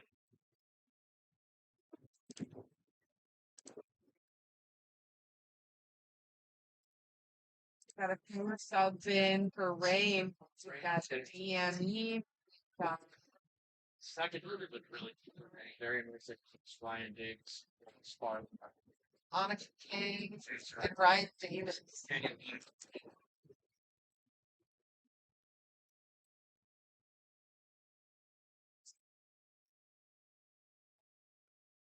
Stars up. Now back again. Dodgers. The Warriors. There's a guy was his feet. Charlie goes, I think I took my color with them. This one. I'll turn over it. Turn back over to the Any chance of sunscreen at the team's like before? Sorry, I gotta fix this. I'll find someone else. They can bring it up. Davis shot. Just kind of shrugged Davis off there. This one. But it doesn't actually create any opening. Actually, go to customer deep. Murphy goes high. Prevent Peachy. Peachy all the way back up top. Draw a beat in the process. So all of a sudden, DP on the hook to the op, but doesn't finish much back there. First thing else, I think eventually going towards the op on and raised. Caesar come up, shove from behind. Yeah. Well, apology, first. So that should have ended up in a turnover for Rain, but instead, Haley was able to draw the penalty and will probably be able to just relay this quad ball all the way back. And Daniel Williams might just try to blow up this whole sequence. Yeah, if the quad ball gets to Murphy, Daniel Williams is right there. We'd have to change with Tad Walters. I think Williams is very willing to do that. Peachy also back there is a reset option.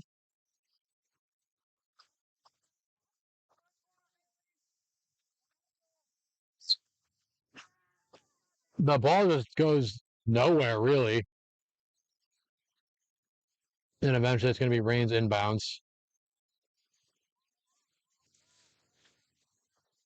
So everything goes Rain's way there. But dodgeball control does eventually end up with Tad Walters and Noyes Ostra. And that's a big swing for Rain, who's held dodgeball control most of this game so far. Mm-hmm. Here comes Esparza.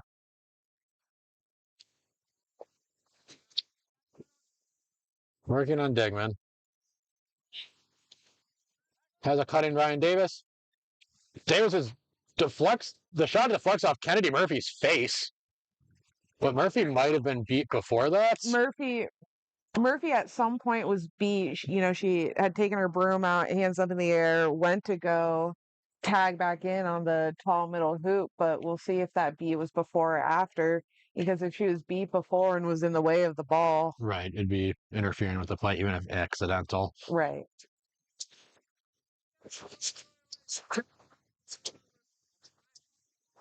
A natural motion violation.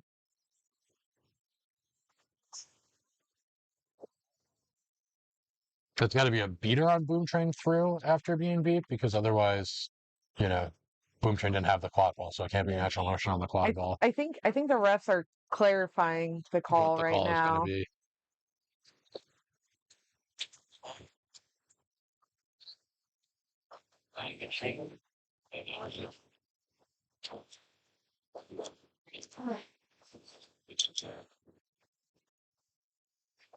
If the quad ball ends up with Rain, that could end up as they could have a small window to run it. Walters is the only, never mind. They flipped the dodgeball over and everything I was going to say negated. Okay, so Ostra ends up with the dodgeball. Just a strange sequence there. But Rain does come up with the quad ball. Pass is made to Davis, met by Digman. Davis is going to have to use their speed here. And eventually sends it all the way back up. Daniel Williams will block it with their dodgeball. Oh, and Bernie Brandeis has his hand up, doesn't think Williams let go of the dodgeball properly there. Yeah, if you're a beater with a dodgeball and you interfere with the quad ball and you're holding on to the dodgeball the whole time, you can't do that. You have to let the dodgeball throw the dodgeball go. go to stop the quad ball, but if you keep it in hand, that's interpositional interference. Hey, one card and in the box. Daniel Williams disagrees with the call, but I think Daniel Williams has disagreed with every time he's ever been given a card, as like most players. No one ever thinks they did something wrong. But the refs are saying did not let go of that dodgeball, and so that was illegal. Yeah. So the quad ball is going to turn over to Boom Train. They have dodgeball control, and they're up a beater now. So this is a great chance for them to push the lead here.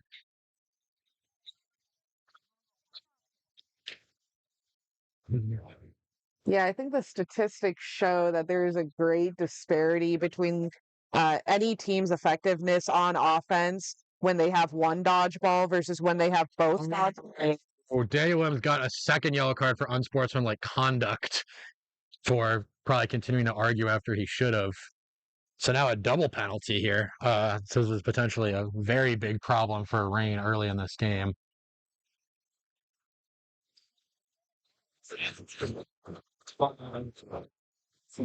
Wow. We saw this actually happen to Boom Train yesterday. Tad Walters got a yellow card, then picked up a second yellow card on top of it for whatever words or exchanged with the referees afterwards. Got to keep those passions under control in, a game like this. Yeah. You just got to get yourself to the box. If you have complaints, talk it out with your coach. They're probably going to meet you in the box. You can always file a ref review after the game, but you can't get yourself uncarded. So that's going to put Boom Train at a great advantage here. Even if they score, that's only going to kill one penalty. One of the two penalties on Williams, yep. They're going to have an opportunity to have two possible power plays. The Varney's going to try to kick their dodgeball back, but it's going to be a long sequence without bludgers for Boom. The pass is made to Murphy. Murphy shoots, but it's deflected by Mersick Ellis. Mistake from Boom Train there. We have a ref hand up, though. Yet another advantage call. On Rain. Yeah, the way the refs are pointing is that Rain did something else illegal. So we're going to see if there's a foul. The Rain players can't believe what they're hearing here. Possibility of having two Rain players in the box. Oh, it's just going to be a turnover, no cards given. So playing after natural motion again, I guess. Seems like that's going to be a popular call this game. Two already. All right, so Boom Train gets another chance at it here. And now the Beaters are back in the play, trying to make things easy on the Chasers. Digman fakes once, finds Peachy. Nice cut. Peachy scores. Peachy's lethal behind the hoops. Either you can get the quad ball directly over to him, and Peachy has a great skill of finishing those alley-oops behind the hoops. Also a great cutter to get in front of the hoops and finish the plays like we just saw. Really smart player. Perfect for this line where Murphy and Digman want to handle the ball a lot. You need players who are able to thrive off the ball, which Peachy is. Peachy is very good with the ball in his hands too, but it's excellent off the ball. Off-ball role on this Boom Train team. So we've got a long discussion from the referees here. Don't know if there's yet another foul committed somehow during that sequence. There are 2 fouls on the flag. 2 fouls. Train, 77. Playing after beat, 77. Second, contact from behind. Boom Train, 34. It's a yellow card. In the box. Train scores. Folks, we've got 3 players in the box, 2 players in the box. Although no, so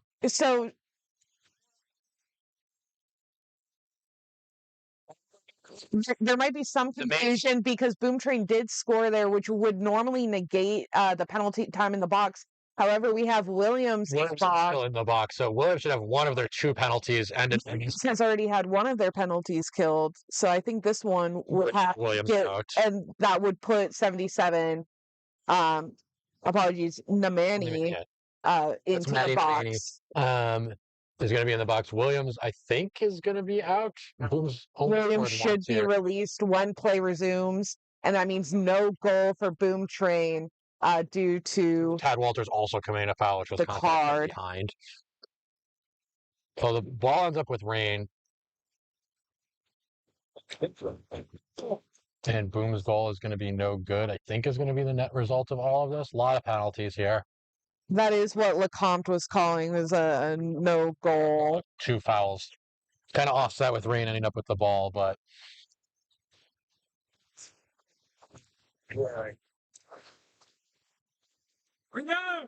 Lecomte's going to have this game going again, and we've got Rain with the quad ball. so it is 40-20. Williams hasn't been released from the box. Now that goal no longer counts. Ah, yes. There's several layers to what just a lot of happened. stacked penalties here. Here's Davis working on Digman. Goes to Annika Kim. So both teams are down a beater. Rain has no beaters. And Noyes Ostra is just going to try to take advantage of that. Here's Mersick Ellis. All the way behind to Esparza. Back to Mersick Ellis. Rain's just trying to kill the penalty. Deep to Esparza. Esparza goes back to Mersick Ellis. I don't think Boom really feels like they can press with only one bludger in the play. Pass is made to Mersick Ellis, who gets to the rim. Right in. So Walters is out. Walters. And Williams is out too. Digman, meanwhile, shakes off a tackle transition, passes to Peachy. That was ahead of Kim. Maddie and Amani missed that they were released from the box because they were busy arguing with the timekeeper. So we're going to have another stoppage here. Dodgeball control is going to be with Boom. There's some argument, I think, about who is out of the box when between Williams and Nemani. Anyways, the result of all that is Rain scored and then Boom Train immediately answered, so it would be 50-30 if all these goals stand as called. So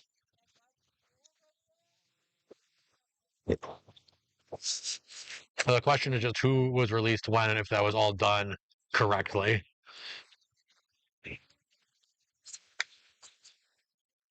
It does look like everything ends up correct.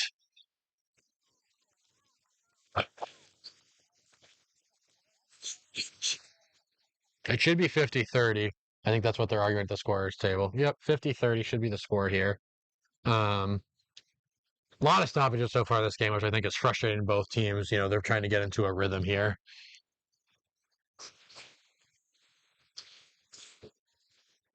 Don't know what the referees are discussing, except maybe checking that the score is correct here. Just double checking everything. This is a very important game, obviously, for both teams. It's going to determine who goes to the finals and who goes home. Yeah. Both teams' seasons on the line here. Both teams enter this season expecting to win the championship. Yeah. One of them is going to be disappointed when all is said and done here. It's 50-30 in Boom's favor. Might also affect what is said at Walter's stand-up comedy hour at the after party. Be advised, referees, that you are getting added to the stand-up set if you make any calls against Boom Train. 50-30 will be the score if this goal is good. Also making sure we've correctly adjudicated who got which penalty. Boom Train's coach is in there, Ali Mansella, arguing. We also have Rain's coach, Senna Morimoto, just everyone's over. Miguel Sparks, Riley Andrews is creeping closer. Pretty soon we're going to have both benches just under the tent here. Give it another 30 seconds. We might head over just so we know what to tell you. Yeah, you know, back when this was a lower quality operation at USQ, you know, we would have been right there at the scores table. We would have bringing you all the action from inside this conversation. Sadly, USQ can now afford 2 different tents, one for the commentators and one for the referees, so we're not able to hear what's being said.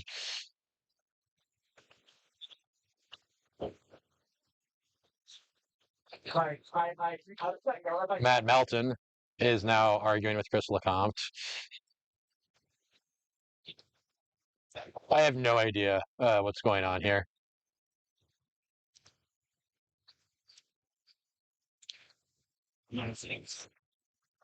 Daniel Williams is walking back to the penalty box. That doesn't that can be correct, right? Even if the Nemani shouldn't be out before Williams, because both of Williams' penalties were before Nemani. We must be missing something. I believe so. We are 8 minutes into this game of playtime. Yeah, more than 8 minutes of real time. Possibly 30 minutes real time. 50 to 30 in favor of Boom Train.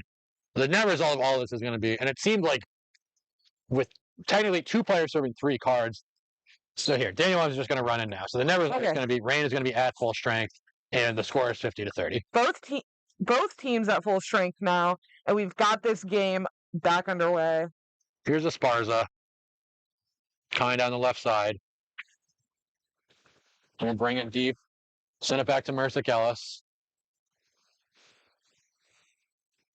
A lot of pump fakes going on. Williams trying to find a way to get in there. Beats Walters. Is then being turned by Ostra. Now all 3 dodgeballs on the ground. Ryan Davis sends it all the way across to Miguel Esparza. 1 dodgeball is relayed back to Williams. A successful kill of the press by Mercic Ellis, who's dancing at the keeper's own line to avoid the second reset.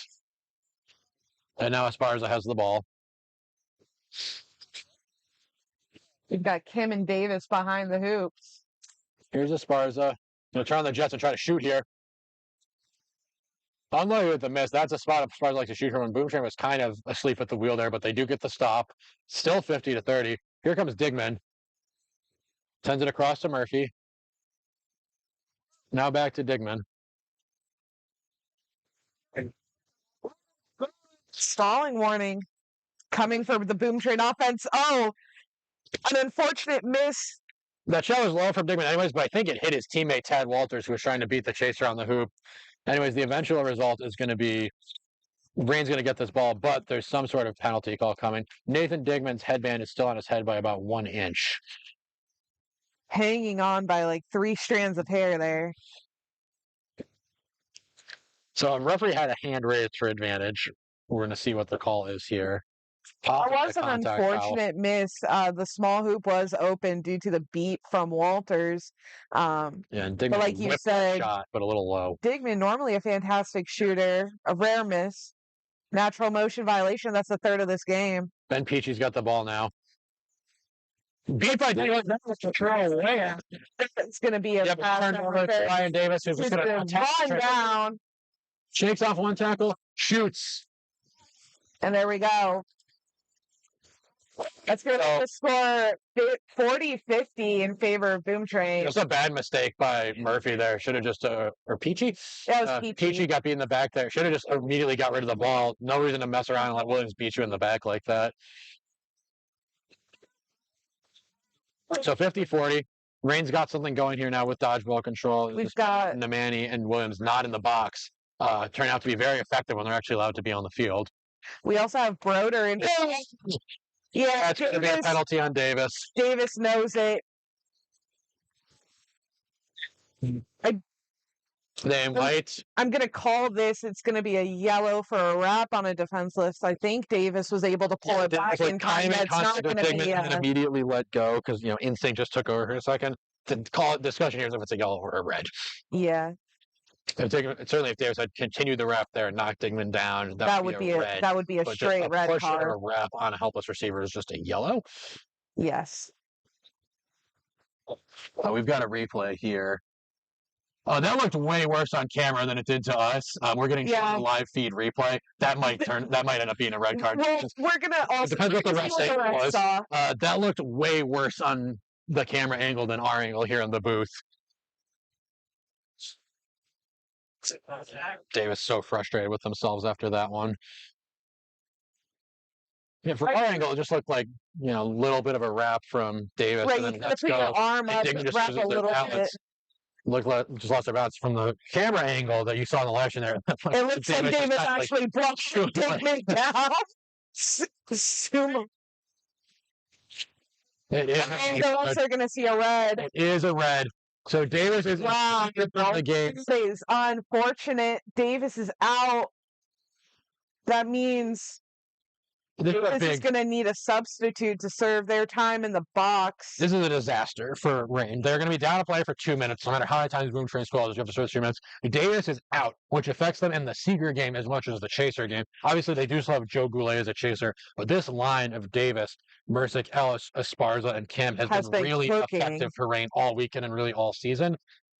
Rain's going to take a timeout to figure out what their strategy is here. That is a massive swing in this game. And just an unforced error from Ryan Davis. They're trying to make a play. Knew as soon as it happened that they'd made a mistake. But that is a big swing. The thing is, too, you can normally appeal those sorts of calls. I wonder if Rain even wants to use an appeal on that call if it seems, cut and dry. Well, and if they heard us over in the commentator booth, I believe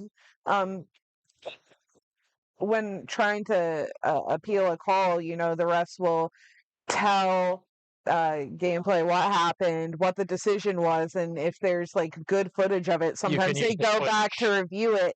Like we've told you, that footage does not help Rain's case. Yeah, so I don't know if they heard that might affect whether or not they appeal it. Yeah, I think I would not appeal as if I was Rain. That video footage is quite bad.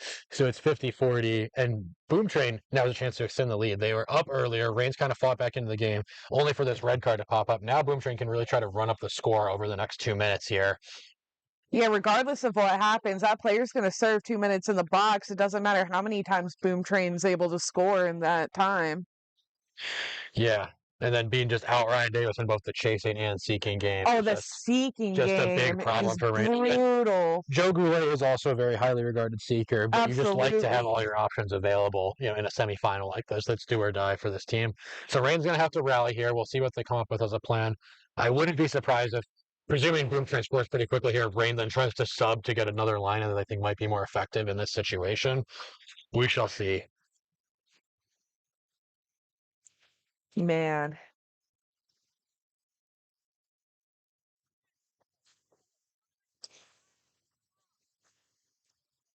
We do have a few substitutions coming in for Rain. Rain needs that timeout to take their sub. So Ryan Mejio's in the game, Goulet's in the game, and Lawrence Smith's in the game. This is a stout lineup that's going to do their best to get the stops, even down Chaser. And they do still have Daniel Williams in the game and Maddie Nemani, who have been very effective. Maddie Nemani got brought down by Broder. Big exchange of beats. There's no balls in the game, and Boom Train's up a person, but they're not even really able to get to the rim. Digman dancing. Finally gets Mejio on the wrong foot and shoots and scores. Took some time, but Boom does get it done. It's now 60-40. Mejio's a dangerous point defender, so I don't think he's trying to go here. They have dodgeball control, and the third dodgeball is all the way behind Boom's hoop. So here comes Mejio in transition, despite being down a chaser. Brought down hard by Digman, and just throws it away. What a great play from Haley Yap, and great tackle from Nathan Digman. Mejio, not an easy person to bring down in transition like that. Not at all, and if Yap wasn't there, that pass was going right to Smith. Ball's relayed to Peachy. Rain is still going to try to press out of this. Williams dodges a beat and is now going to try to blow this whole play up. But Ben Peachy hits the shot. Rain is getting a little out of sorts here at the B, and they're trying too hard to make something happen and just letting Boom Train get nice shots. So Boom's +2 in the penalty already at 70-40 now. Again, potential chance to run with a lot of dodgeballs on the ground. Yeah, that's going to be a possible call in the dodgeball game, I think. So Daniel Williams threw it back, and the question is, where was the other dodgeball? So if Daniel Williams throws one back, and then Nemani picks up hers, and then Daniel Williams picks up his, that's guarding the third bludger. And I think that was the mistake, is he maybe didn't realize that Maddie Nemani had picked hers back up. So I think this will be... No. Yeah, okay. The timing did work out for Rain there. No foul was called. Rain still in control of the dodgeballs. The third dodgeball all the way back here. Rain also has the quad ball in the hands of Mejio. Just has to get through Digman. Everyone else can get beat by the Rain beaters. Digman just screened off by Goulet. And a big poster finish over Peachy for Mejio. So now it's 70-50. That was a good offense by Rain. Yeah, being able to score down a player always impressive. I think that's why they put in people like Smith, Goulet, and Mejio, who are all fantastic drivers. Yeah, just a lot of scoring threats. Maybe you don't need to swing all those passes around if these players can just win their matchup and get to the hoop. Goulet's going to step up to Murphy, who's going to shoot and score again. The shots are falling for Boom Train. They now lead 80-50. They're on a 3-1 run during this penalty, the red card called on Brandeis. But now Rain is going to try to run again. Mejio with the quad ball running down. No dodgeballs in his way except one. Oh, Mejio just kind of didn't realize what happened there. Digman running. Daniel Williams trying to get back in the play. Beat, but gets the pass off. Yap is forced backwards and brought down by Mejio, and that's going to be a card for contact from behind on Mejio almost certainly. Almost certainly. And that's just going to be another devastating call for rain. Contact behind.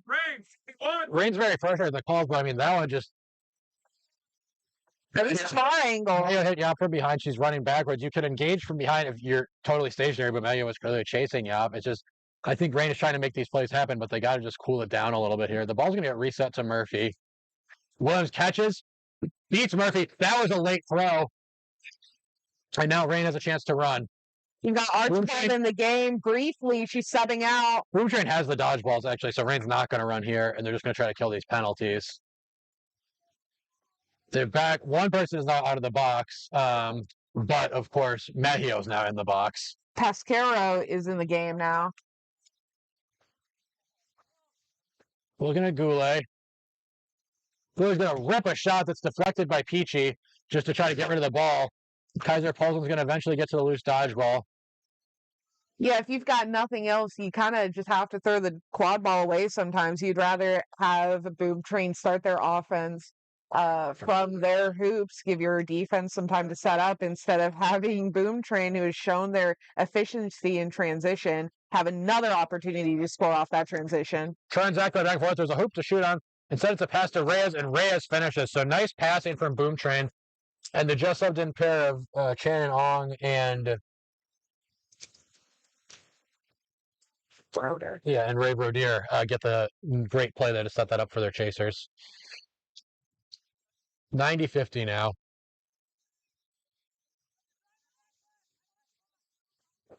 This has been the first time in a little bit where both teams have been at full strength. Yeah, no one in the box right now, a rarity in this game.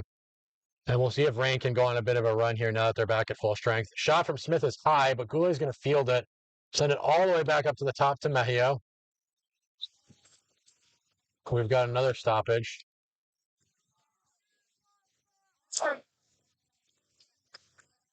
Boom Train doing their patented call, but the ref is indicating a possible Boom Train foul. Yeah, I don't know if this was something to do with what was going on in the beater game.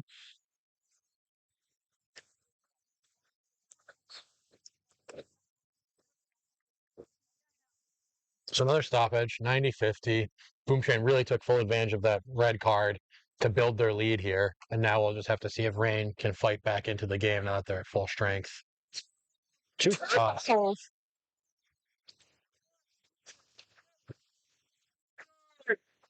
That's going to be Yap in the box. Rain. Two legal swaps. Joanne Lamb card swaps. Lamb's in.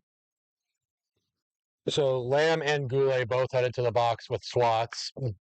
Goulet's going to trade off that green headband, but that's all right. He didn't have it in the first place. Yeah. Mejio had it, so. Through assortment of cards, Mejio and Goulet have now swapped back to their original headbands. You know, I'll tell you a fun fact when we have a moment later. Mejio slows it down, goes to Smith. Both teams down a player. Rain will get another chance. Rain being warned to advance the quad ball. Smith's pass shot is deflected, and now Vincent Reyes is looking to run the other way. Going to get around Smith and score. It is now 100-50. So one of the games in the recent years with the most amount of cards was DCQC versus Reapers. I think it was last year's Howard qualifiers. I think there were like 17 cards. We have to be at close to 10 already in this. Yeah, this might be approaching that. Could be in shattering territory here. We'll see how the rest of this game goes out. It's 100-50 now. Blue Train has built up a very nice lead here. Rain kind of has just carted themselves out of this game to an extent. And Mejio's pass is high over Smith's head. She's going to be the first to the loose ball. Gets beat, though. Troy has it. Kaiser Polson is going to try to beat Troy. That Matt Troy. But they must have called Polson beat before. Well, they're just calling Troy clear. That definitely hit Troy's jersey. Here's Liam Zock. Brings it all the way around and tries to shoot. There's a couple things going on here. We had second contact from behind card. Mejio's on red card watch now. That's the second yellow. Yes, get 3 yellows, that turns into a red. And that's one keeper already ejected from the game, another on their second yellow. Rain's got to be really careful here the rest of the way. Liam Zock shoots, beats, And it goes in time, 110-50. Boom Train is just totally in control here. Mejio's free of the box now. Scores 110-50. We've lost a little track of the score during all this madness, but Boom Train's in the lead. Yeah, Boom Train is just totally in control of the game since the red card. They're now up 60. Rain has only put 5 goals on the board. I do not think this is the showing Rain was hoping for in this game. I think they are capable of winning this whole tournament, and right now they're on the wrong foot. This is where you find out who you are as a team, when you get punched in the mouth, so to speak. Dodgeball control with Boom Train. Mejio goes to Mercic Ellis. Mercic Ellis back to Mejio. Trying to wrong foot Matt Troy. Really just worried about those beaters, though. Polson makes one beat, but Oster's just going to come back up with it. Mejio is hit hard, but gets the ball to Annika Kim. Kim drives. Keeps her back to Zock. Manages to float up a pass that Mercic Ellis comes up with. Mercic Ellis just takes Liam Zock out of his shoes. Mercic Ellis spins too high. He misses it. Now we've got to stop it. And I think Mercic Ellis went down hard, so a great spin move to get past Zock, who wasn't able to regain their footing, but then Mercic Ellis might have fallen hard there trying to get that finish. Yeah, that was a fantastic offense by Mercic Ellis. It's unfortunate that the ball just narrowly missed the hoop going high. I've seen Mercic Ellis make those time and time again. 90% look for them for sure. Mercic Ellis has to sub just because the game was stopped. Yeah. Injury stoppage. We want to make sure that the players are all right, especially, when you go down hard, sometimes people will hit their head. Yeah. So it's going to be Goulet who comes back into the game now at Chaser. And the refs are discussing. Currently, no penalties been called. Obviously, if there was a penalty, that would change. But the refs are discussing. But I think this is currently Boom Train's ball.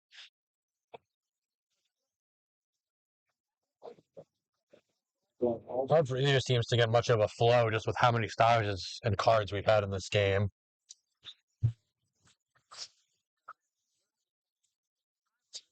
So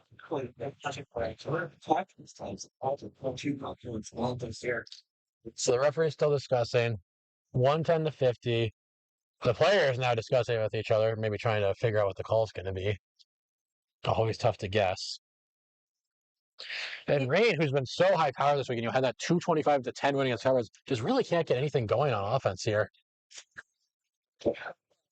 I think especially as cards start to rack up, they've been racking up, it can be very frustrating as players, and you kind of start to go inward and internalize some of that, and it can be hard to continue playing after Rain does have the ball.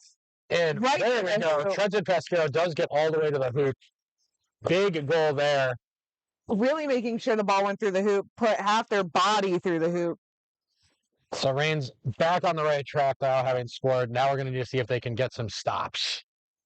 Sparza back into the game.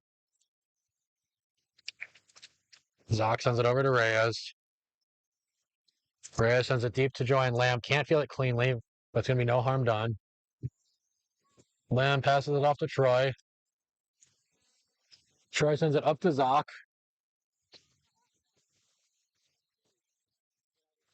Back to Troy. Cross to Zock. Now to Reyes. Good passing from Boom Train here, just not really opening anything up yet. Reyes with a big fake.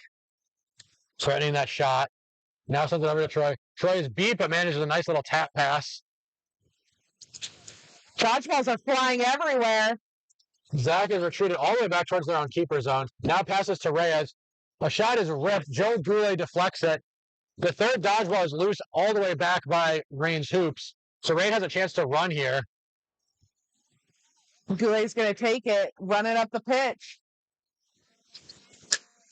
Gets it out to Esparza. Esparza on the move now. Spins, shoots. Right on top. Esparza scores. Here we go. Rain's starting to get something cooking on their offense now. They figured it out. It feels like when Rain is actually at full strength and their beater game is working, that they have the edge. But so much of this game, they've been down a player or up against a boom dodgeball control.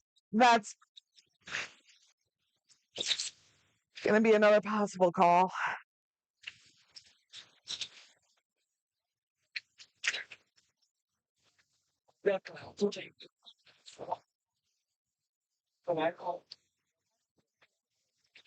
We'll see what this potential call is. That's a quick one. Third dodgeball interference. So that time Rain does break one of the many Byzantine rules about what you're allowed to do with dodgeballs. That was after the goal, so the goal's not affected. It is 110-70 still. That's just going to be a dodgeball turnover. That's not going to earn anybody a card here. Yep. All right, so here comes Boom now, back on offense, and they'll end up with dodgeball control here. Oh, that bad mistake by Ryan Sue. Touched a dodgeball while they already had one. In the meantime, Rain just ends up with the loose ball. McGill's going to go coast to coast and score. So, series of miscues from Boom Train. They don't even really seem like they know what happened.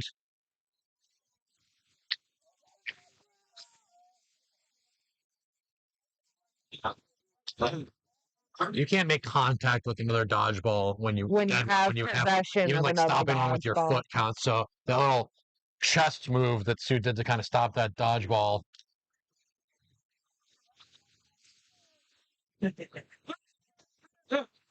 Possessing 2 balls at once. Boom Train. Blue card. Penalty times negated by the goal. Goal is good. So that's another card, but times negated by the good goal by Sparza. And it's a blue, so it doesn't It's stack. Sparza. So no harm done by Boom Train. I guess they accepted that bad turnover kick from Miguel Esparza, a free goal. But no one in the box, at least for Boom. They are still without a dodgeball at all here. Ray Berdier's going to try to run one down. And that means Rain can make a press chance. Nathan Digman, though, is just going to try to beat the press down the field. Passes to Ben Peachy, who rips it. Peachy misses. Doesn't make it. Yap comes down with the ball, so Boom Train merrily avoids a turnover there, and Rain avoids disaster of Boom Train getting behind their press and scoring. 110-80 is where we sit now. Murphy fakes once, goes across to Peachy. Peachy goes back to Yap, who then goes back to Murphy. Murphy to Yap. She's got some space. She's going to try to go through Annika. Draws the beat. Well done. Digman goes high. Back to Murphy. Boom Train is trying to keep the possession alive. Murphy goes to Peachy. Peachy goes across to Digman. Met by Goulet. Tries to go back to Peachy. Off the bounce. Miguel Esparza gets it away. Reads that pass the whole way. Pass from Digman there. And Rain's fought their way back into this game the last couple of minutes here. Would love to get one more goal before the release of the flag runner to bring them within just 2. Daniel Williams back in the game now. This is going to be the last possession. 110-80. And it's Esparza with the ball, working with some different line mates than usual due to Davis's red card. Here comes Esparza now. Spins out of Digman's wrap. And manages this diving and slip it past the outstretched arms of Kennedy Murphy. Great play by Esparza. That was a very slippery play by Esparza. Fantastic play. One of the hardest players to bring down just because of how quick they can change directions, slip through, use the stiff arm like that, and just find those weird off-angle shots. That's the thing. Even when you're even when you think you're bringing them down, Digman has a shot off. Decent enough position, and Murphy was right there with both arms up, and Esparza just finds where the gap was. So it's 110-90 now. It's 110-90 now. Flag runner will be out in 2 minutes here. The set score will be 170. So the first to 170 wins. That'd be 6 goals for Boom Train, 8 for Rain, and obviously the flag runner will be worth 35 towards that cap. So for Rain, I think the message in the hall here is like, when we haven't been beating ourselves, we've probably done as well as we expected. 100%. We just got to not make any more cards, and we should be able to pull this game out. You know, we've got Goulet, who's a great seeker. We've got Williams in there as a beater. And then on Boom Train side, they have seekers they trust too. We're in the lead. We can survive even without the catch, but we'd love to get the catch. I think both teams are going to go pretty hard for the catch here. But Boom maybe thinks they can rack up a couple quad ball goals. They'll start the period with possession here. Would love to push that lead back to 3. Yeah, we've got Goulet in the box, going to be the starting seeker for Rain, of course, and it looks like we've got Walters in a yellow headband. Going to be the starting seeker for Boom Train. A little more of a neon green headband. Yeah. That could be a keeper headband if this was 2012. Yeah, it looks like it is going to be Tad Walters at seeker. It looks like Goulet, with Davis out of the game, Goulet's sub is going to be Austin Cruz. Yep. We haven't seen come in at chaser yet, but an effective seeker. Yeah. They might need it, although, Goulet's a fantastic seeker. Our flag runner today is Matthew Cooper, who has traditionally been a hard one to catch. Yeah, we'll see. Occasionally, certain body types of seeker can have more success against Cooper, just kind of catching and making a mistake, but very fundamentally sound, strong frame, has done high-level flag running for a number of years, run in multiple championships and semifinals. I think both these seekers are going to have the height advantage over Cooper. So Boom Train just took their timeout, I guess, just to extend and get a little extra rest here. So now they don't have that in their back pocket anymore, and Rain already took theirs. So we're just going the rest of the way now without timeouts. Might as well use your timeout. You might be talking strategy here. What's the other team going to do? Yeah, maybe you want to. Now that you've kind of got the look, maybe you want to change up your subs. We'll see. It's 110 to 90. Boom in the lead. First to 170 wins.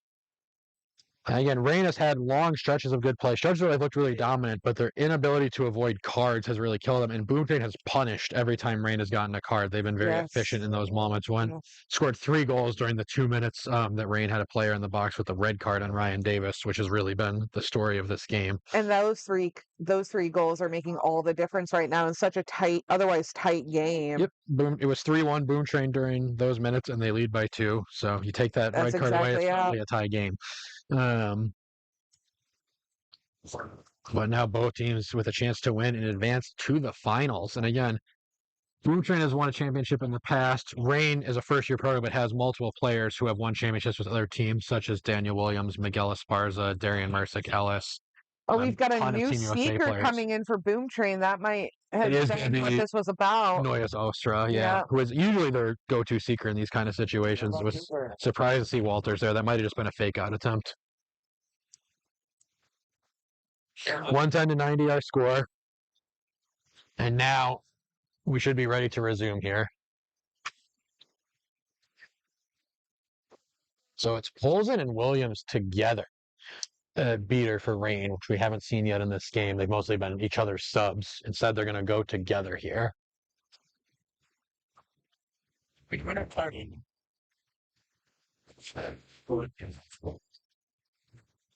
Lawrence Smith, Mercick Ellis, Mitzi Archibald,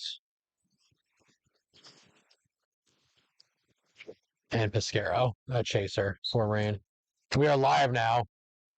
Flag will be on just a few seconds. It's Digman, Zach, Reyes, and Joanne Lamb as the chaser group for Boom Train here. Their beaters are Ong and Brown. And already a stoppage? Already a stoppage. Williams nodding his head. He knows what's going on. We don't. Did someone just leave the box early or something? Or was there a weird, like a little unnecessary push or something?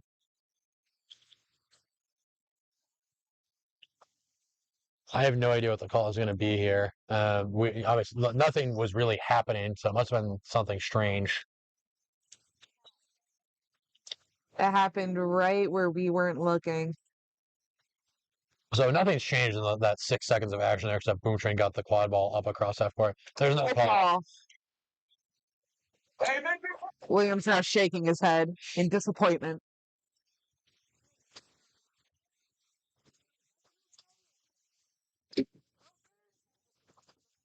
Polzin caught Brown and then beat Brown. Okay, so now it's going to be Goulet with their chance. Meanwhile, in the Quadball game, Digman's close to the hoops. Eventually sends it back out to Zach.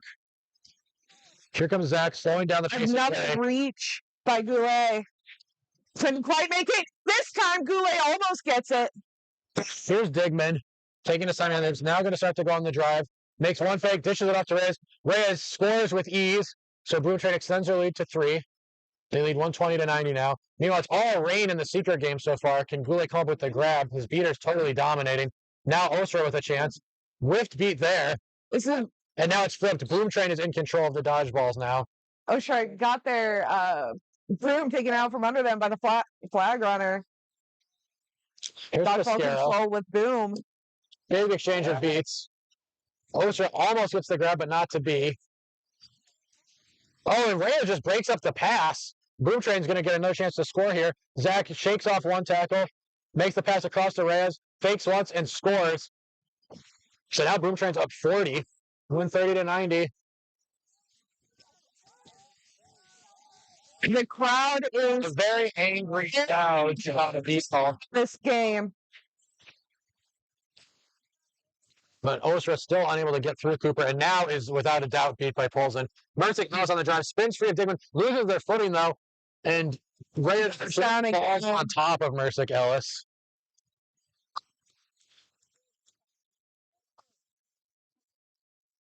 Very foul-mouthed fans in the crowd here. So I assume this is a contact thing because Reyes just kind of fell on Mercick Ellis there. No, Mercick Ellis is? Mercick Ellis might have to sub out for an injury stoppage. Stoppage, maybe? I thought it didn't. What a great job. Don't worry about it.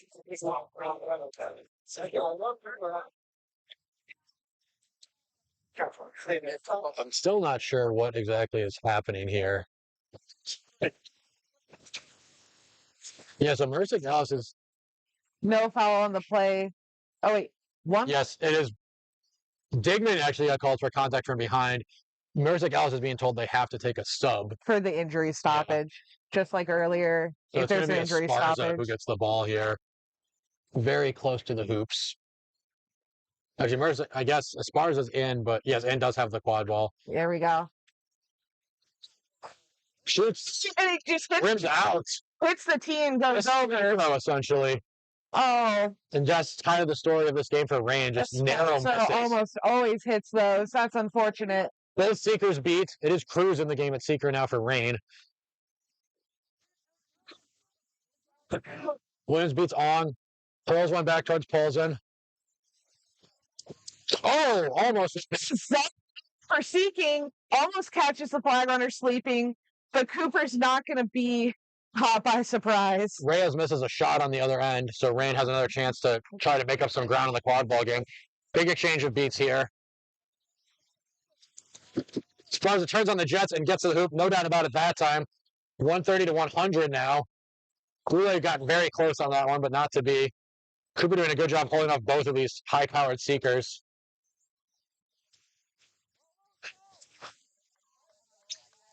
Grunts of frustration from Goulet. It sounds like a tennis match out there.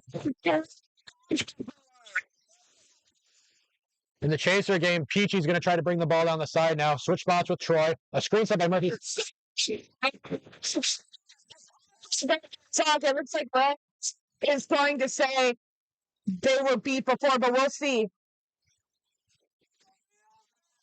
This would be huge if this catch is called good. That puts Boom Train one away from going into the finals. 130-100, or 140-100 if that goal from Peachy stands at the other side here. You're being a trainer? Actually, might be if that goal was good or not. Super important. We need a trainer. Trainer on one. Oh, he's on the move. It looks like Esparza exited with injury as well. Yeah. In that sequence.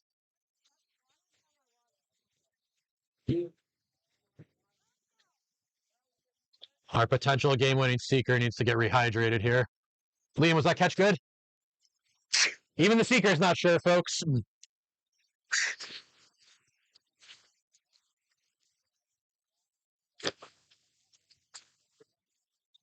So a long referee discussion. I think there's several things. Was the catch good? Was the goal from Boom Train before or after the whistle? Any penalties or anything like that?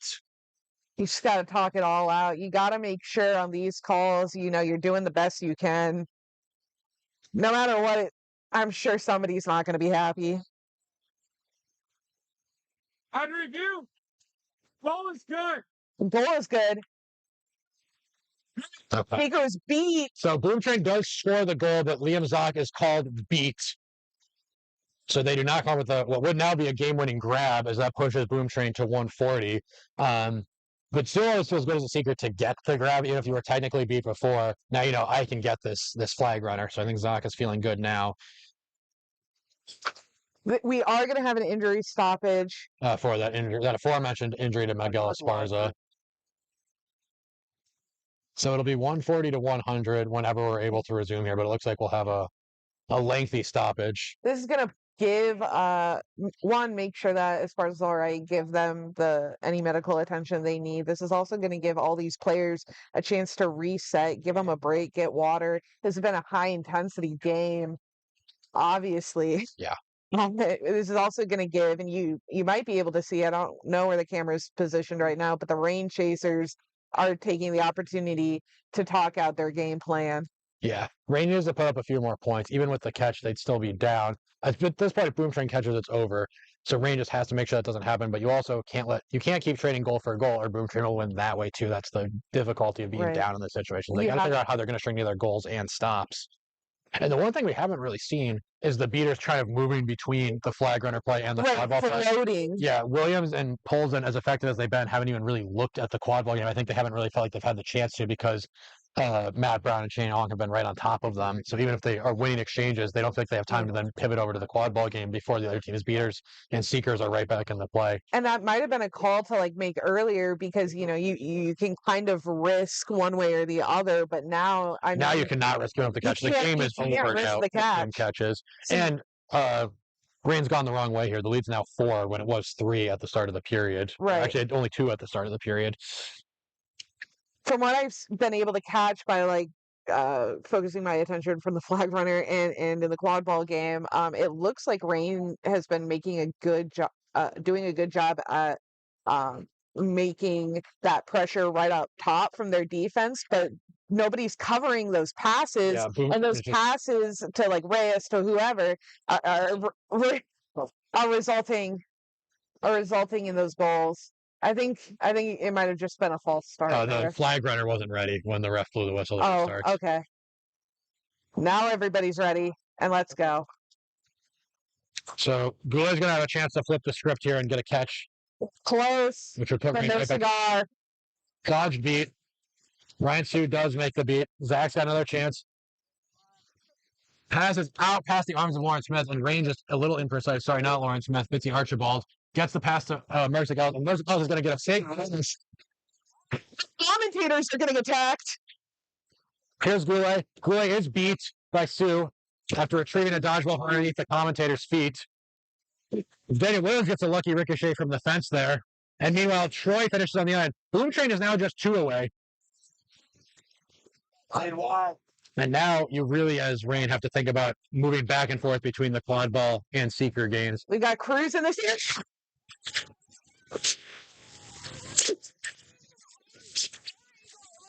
Beat just missed as Cruz dove in for the catch. Great move from Cruz there. And this would totally flip the game on its head. This would make it 150 to 145 if good. Rain away. And this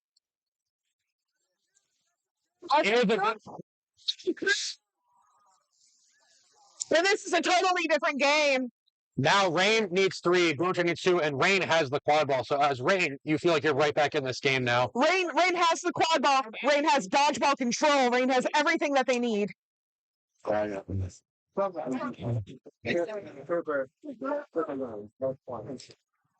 may have broken my wrist. First, TJ O'Connor in with Daniel Williams now at beater for Rain. And now it can Rain we've seen stretches where Rain's been able to string together a couple goals. We've seen stretches where Boom Train's able to string together multiple goals. Which team can go on that last run to push them over the top here? It's anybody's game at this point. Here comes Merzic Ellis. Big exchange of beats. Williams is called clear. Merzic Ellis deflects one beat, passes off to Lawrence Smith, who passes behind, but Bitsy's is low. Williams is coming back into the play, pursued by Sue. Matt Brown just trying to shove, Matthew Troy trying to shove off Lawrence Smith. Big beat. Danny Williams has a chance. Kenny Murphy's beat. This is going to be a run the other way. The fly ball eventually ended up in the hands of Lawrence Smith. She's beat before. It's going to be a beat before the pass. She's trying to draw the beat and just got a little too close and wasn't ready. Imprecision from both teams here. Broom Train's trying to get the subs they want. I think they liked Matthew Troy out there during flag runner pitch, but now they want Nathan Digman back in. Daniel is blowing up the play. Ben PG rips a shot. We've seen this multiple times where Rain tries so hard to push that they let a Boom Train chaser get behind them. Ben Peachy has a nasty shot that he takes on that short hoop. Boom one away. Rain still needs 3. The pass is to Archibald. To Mercick Ellis. Mercick Ellis is going to get to the rim and hit. 1 goal needed for Boom. 2 needed for Rain. And that was almost an interception by Digman, but it just went over into the hands of Smith, who was able to get that pass off and make that play happen. Yeah, good assist from Smith to Archibald and then Archibald to Mercick Ellis. Broom Train wins with a goal here. They know it. This is a veteran team. Can they get it done? Digman to Murphy. They just need a shot here. They do not have dodgeball control. Back to Digman.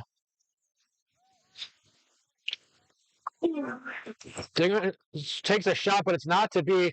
And now a chance for Rain to blow this up. The pass is really to Murphy is going to be able to save it. That's just going to be a back to hoops. Okay. There's a little contact from behind. Yep. So 1 reset used for Boom Train. Now they can't go back to cross half court. Control is still with Rain. The ball goes to Zach. This is that line that Boom Train loves. Zach, Digman, Peachy, and Murphy. With Brown in at beater. The ball goes to Digman. A hoop to shoot on. Not going to take it. Going to go back to Zach inside. Zach is beat. This is going to be a chance. Rain! Here comes Pascal. Running. Matt Brown is getting from Peachy. Tackle by Peachy. Fantastic defense. A big stop at the hoops from Boom Train prevents Rain from getting within 1 there. Nathan Digman just re-headbanding up now. So Boom Train remains just 1 goal away. Rain still 2 away. What a hit from Ben Peachy. A potential championship play. And Peachy knows it, kind of dancing on his way to behind the hoops. Got to think about getting that player a touch on offense now when they're all fired up after a defensive play like that. Here's Zach. They want to finish it. Peachy. Peachy cuts. Peachy scores. We're just going to have a quick consult to make sure there was no other call, but I think this is it. Just as we said, when somebody's feeling themselves. So Ben Peachy with a huge stop on defense, the alley finish on offense, seals the game for Boom Train. They go back to the finals. In Rain, close, but those cards just killed them. Killer to their game. Wow. Boom Train advances to the finals. We're done here with the semis. College final coming up soon on pitch 1.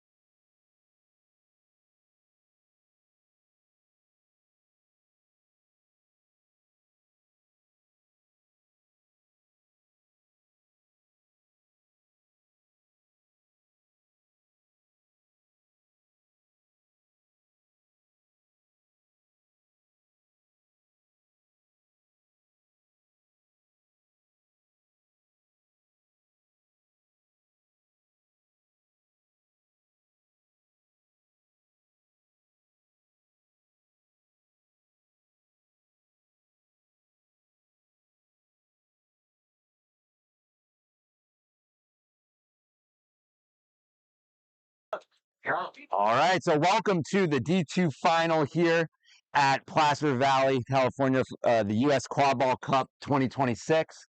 I am Justin Bogart, and I'm joined here with Julia Rankin. And this is the matchup between an all-Texas matchup, so UT Austin, Quadball in orange, and UTSA in white. So the game has started. Quadball in the hands of UT. Number 54. Number 54. That's Mosqueda. But it gets immediately wrapped up by De La Rosa. Passes it to the chaser behind. And that's the goal just misses, but picks their own rebound up and shoots over the hoop. Tries again, but it goes over. That's not a bad idea, especially because that's going to make UTSA have to start from even further back than from where they would have had to. So Texas back here in the D2 final. That's UT Austin. They were here last year, ended up losing to Middlebury. So they're going to want to redeem that. Good goal here from UTSA. Puts them on the board first. UTSA came in second in 2024, and they won it all in 2023. They're the D1 champs. So they're looking to get back with this trophy here in D2. A lot of beats happening. Pass to the chaser on the far side. Tries to get around a wrap. Someone is off broom. Pass to 8. Turnover to Davis is calling it. Yeah, we're going to have to stop the game. Davis was calling somebody off broom, but the play continued. I don't think the person heard Davis. So it's just going to be a quad ball turnover back to UTSA in the hands of Fairchuck. So UTSA immediately running it back up the quick field. pace. They're trying to catch UT Austin before they get set up. Nice unselfish play to dish it off to number 12, Guvaya, with the score there for UTSA, 20-0. That's going to be a high press situation from UTSA. Passed, maybe natural motion, but it's going to roll into the hands of UTSA chaser 22. Fairchuck with the quad ball. UTSA is going to maintain dodgeball control. So UT Austin seemingly playing a 2-2 zone. They tried to pass behind the hoops. It's deflected, but it does find the hand of number 14, Farrow, for UTSA. Met by Sultan Fuss on UT Austin. Keeps it. UTSA is able to keep it. Tries to run around. Shot is no good. Can they get it before it rolls past the keeper's own line? They can. So just a reset used. Yeah, that was a good little play from Tijerina, who used the dodgeball in his hands to prevent that quad ball from going over the keeper line, which would have resulted in a turnover for UTSA. All the dodgeballs are on the ground. Pass to number 12 again. That's a second goal for Guvea. Guvea loving that positioning by the small hoop. It's been working. The only 2 goals in this game. Score is 20-0 in favor of UTSA. 30-0, actually. Apologies, 30-0. They haven't so quickly. We missed one. Yeah, I'm behind the score table. All right, so now pass to number 10, Hewitt. Pass it behind. UT Austin trying to use the backfield. That's number 71, Sunfuss. Shot is good. Another small hoop goal. So that brings UT Austin onto the board here. Dodgeball control is flipped to UT Austin. UTSA quickly up the pitch, passing it over the top to number 22, Fairchuck, with the goal for UTSA. You're fine. 40-10, UTSA with that goal. High pressure from number 27, Farrow, with the bludger, or the dodgeball. All right, so number 8, Roberts. Oh, that's some good defense by UTSA. Oh, nice wrap. Down immediately. Mosqueda. But that might result in a foul. There's some neck contact there. You can't do that. Hard tackle from Mosqueda. Contact to the neck. They were the keeper, so they have to switch. The headman with number 8, Roberts. Yeah, that's going to be a quad ball turnover. Quad ball in the hands of Gouveia. All right, Gouveia with the quad ball. Oh, beat is caught, but now they're beat by Farrow. UT Austin comes up with the ball. That's Roberts. That gets beat out. Mayhem. Oh, no. I don't. That's going to be called good. Good going. That's a good goal from Farrow, who just dunks it on the medium hoop. All right, so that's 50-10 UTSA. UT Austin, Texas quad ball with the quad ball. Again, that's number 8, Roberts on the far side. They have Hewitt as a passing option. They do pass it there as a beat was coming, but it's a little low, so reset used. There's no dodgeballs being called by Texas quad ball. Pass behind to Mosqueda. Mosqueda gets around the defense. Can they find the hoop? Through. That's a second goal for Mosqueda. All right, so 50-20 now in favor of UTSA. UTSA is going to run it up the field, looking for another quick goal. Nice block top hoop by Hewitt. So in the hands, the deflection's in the hands of Mosqueda running down the pitch. Can they?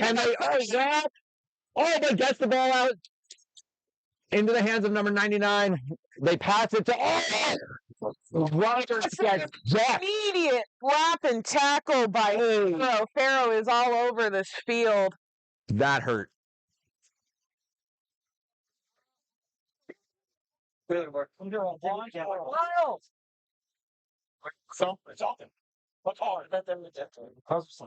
right, so Roberts able to stand up. That's good to see after that hard hit by UTSA. Now it's back sitting down. Yeah, we're just going to take a quick injury sub here. Hopefully, quick injury sub. Hopefully they're okay. It was a very hard hit. Yeah. Both teams playing physical quad ball out there. It is a championship matchup. It's going to be no call on the play. That was just some physical defense. Looks like the quad ball is in the hands of Farrow. Yeah, Farrow earned that quad ball. It's probably going to be a high-intensity game for both teams. This is everything for them. All right, so in the hand of De La Rosa for UTSA on the far side. Met by Mosqueda, playing high point defense, gets beat out. De La Rosa tries to run on. Nice pass to number 12 by the small hoop Gouveia. That is the third goal for Gouveia. All 3 goals on that small hoop. Texas Quadball is going to have to put a defender on Gouveia by the small hoop, feeling very comfortable in that position. Yeah, you've got to make sure you're paying attention to all 3 hoops. Right, so it's 60-20 in favor of UTSA. Dow with the quad ball, I think. Or does that say dad? No, it says Dow. I was right. All right, so this is to Singa. Nia gets beat out into the hands of Fairchuck, but we'll see what this call is.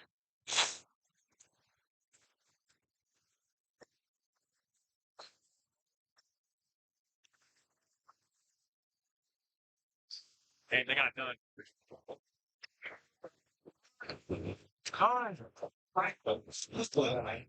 I hear some UTSA players mentioning that Texas Quadball has no dodgeballs.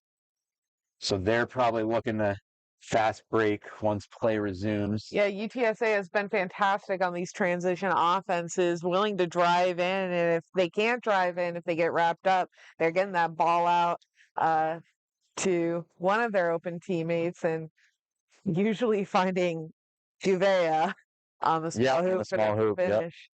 We'll see what they do on this one if they get it. Yeah, so I see one green dodgeball on the ground behind UTSA's hoops. One dodgeball in the hands of Pharaoh.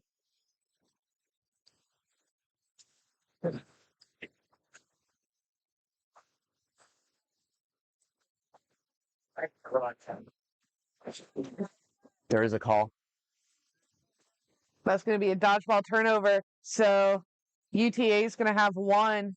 But they have to tag back in first. But yeah, it is That's not gonna a be no a dodgeball tag in. opportunity for UTSA as a result of that dodgeball turnover. So now we have Fairchuck bringing the quad ball past mid-pitch, being led by Pharaoh with which has a dodgeball. Pass, is mishandled by number 21, Lee, and it rolls out of bounds. That was caught. That was going to be another good look on that small hoop for UTSA. Seems to be their favorite so far this game. So I believe this is now Dow with the quad ball. With the quad ball for correct. Texas. Oh, it's beat. So now there's high pressure pass up to number 16. Harris gets tackled by De La Rosa. Still wrapped. White ball. That's gonna be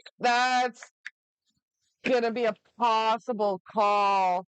There's some physicality that just happened, but we didn't exactly see I think that was what the crowd gasped for. With the wrap, refusing to let go. On number 16, Harris. Harris getting walked off. I was going to say that. Camera! Oh, that's a straight red card in the finals. Okay, sorry. That's an egregious unsportsmanlike conduct call. That means that number 16, Harris, is out of this game completely. They're ejected. Somebody else is going to have to spend their time in the box. That's going to be 2 minutes, regardless of how many times UTSA scores. And I mean, the quad ball was a turnover to UTSA. It would have been anyway with that call. It's on the ground. I believe maybe Nelson will pick it up. Okay, now it is in the hands of Nelson. UTSA still has dodgeball control. All right, so again, UTSA is going to have this power play, chase her up for 2 minutes, regardless of a score. They're swinging around, but it's intercepted. It's good anticipation by number 9. That was Singha Nia.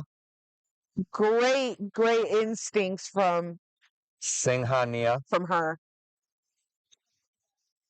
All right, so Texas now, again, short a person for 2 minutes as a result of that red card. UTSA captures that dodgeball. Dow gets beat to toss it off to Singania.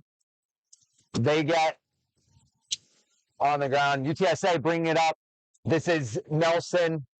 Fast break down the pitch, dunk on the hoop as they get tackled by Dow, but it goes through. Yeah, that was great contact from Dow. Unfortunately, behind Dow was an empty hoop, so all Nelson had to do was put it over Dow's head. Yeah, at that point, momentum's there. You got to try to stop him before getting that close to the hoop.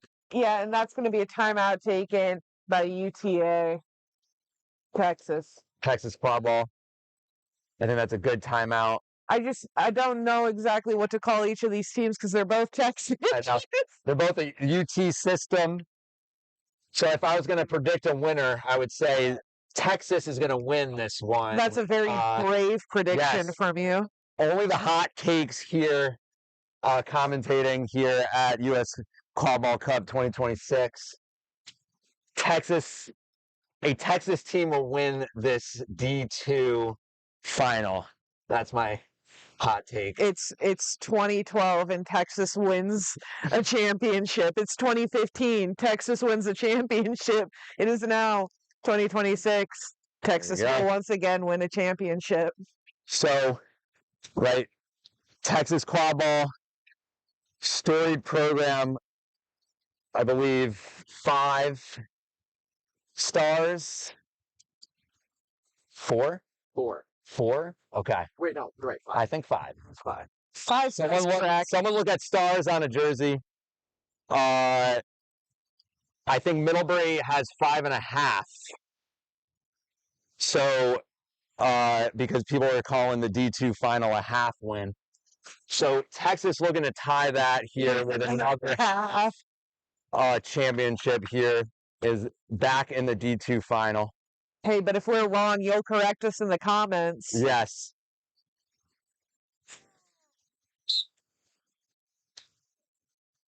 If you think counting D2 championships is only half a star, correct that in the comments as well. That should be a full star. All right. I'm for calling it a full star. I'm enjoying the quad ball here today. Dow's Both got the teams quad fighting ball. for it. All right, so Dow with the shot on the tall. Great shot by Dow over the hands of 2 UTSA players. I think that was Nelson and Fairchuck who tried to block it. UTSA letting Dow get a little too close, and they were able to score on the tall hoop. Okay, so pass behind now. They're swinging the ball around but Gouveia is not able to handle that pass. Gets off broom, and she's going to have to tag up. There's a beater behind. Can they catch up with the play? Dow spin move, missed beat, I think, but the ball is on the ground. Scrum for it. Dow, I think, has positioning. It goes out to number 99. Let's see. Yeah, it's going to be a good goal.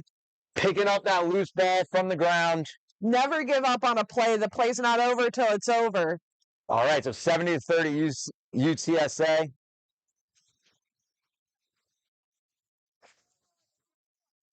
All right, so UTSA with the quad ball behind the hoops now passes it to Nelson. Who just barely misses the hoop, puts it right under. Beater battle here on Texas quad ball side. Nelson wrapping up Dow. Dow passes it off. Now pass it back to Dow. And UTSA backs up just to the midfield line. Wrapped up and taken down by Gouveia. It's deflected, so I don't know if that was a reset since the deflection caused it to go over the midfield line. A shot is it went through. UTSA's shot by Singha Nia and just to get it close. And Lee tries to deflect it, but puts it right into their own hoop. All right, so Texas quad ball now with a little bit of momentum here, 70-50.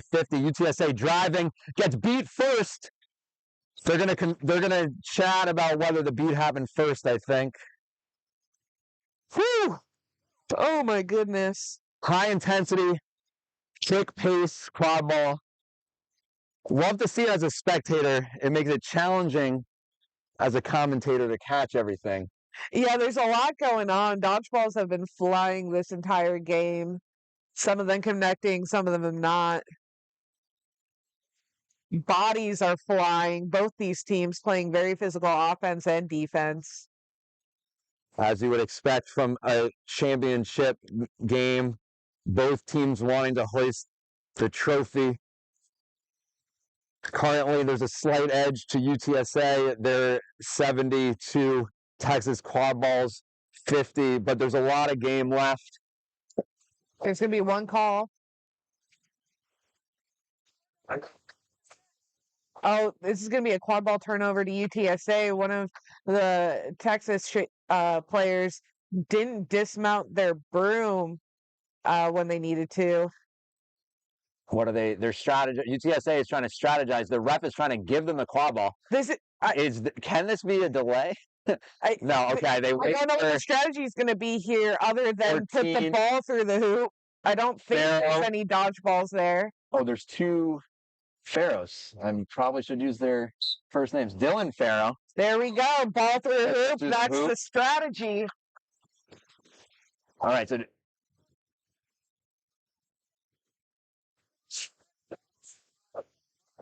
all right. So Dow with the quad ball met at midfield, past the 0. Diamond pass it back to Dow. Dow passing it to the backfield. Oh, was that? I don't know if that was a shot or a pass, but either way, it rolls out of bounds. Too much force on that by number 71, Sultan Fuss. And it's going to be an inbounds play for UTSA, number 14, Dylan Farrow. All right, so it looks like Texas Quadball has control. Beat. So Gouveia got wrapped and beat at the same time, but it finds the hands of number 22, Fairchuck. Still doesn't go in. Finds the hands of Farrow. Farrow gets it. Passes it to De La Rosa. And after 3 or 4 attempts, the ball finally gets put it through the hoop. Yeah, a lot of second chance opportunities there for UTSA. Finally able to get the score, bringing it 90-50. Beat attempt.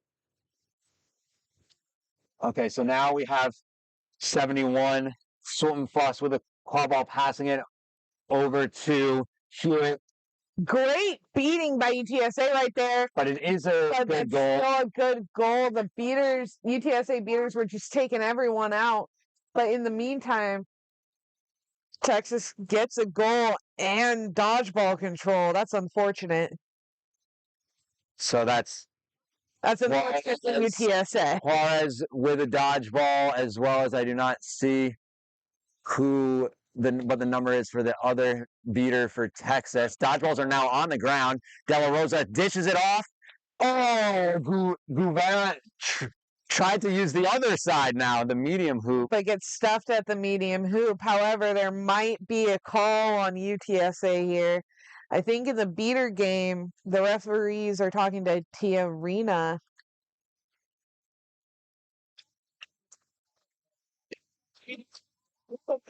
I think that, yeah.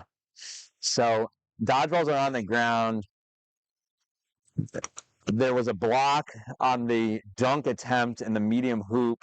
Immediately after that, the refs stopped play to discuss. There's going to be a call on Tia Rena. That's an illegal kick. So maybe the ball did go through, but because of the penalty that happened prior to that, it negates that goal. Tia Rena is going to spend 1 minute in the box or until Texas scores. All right, so the dodgeball is going to go back.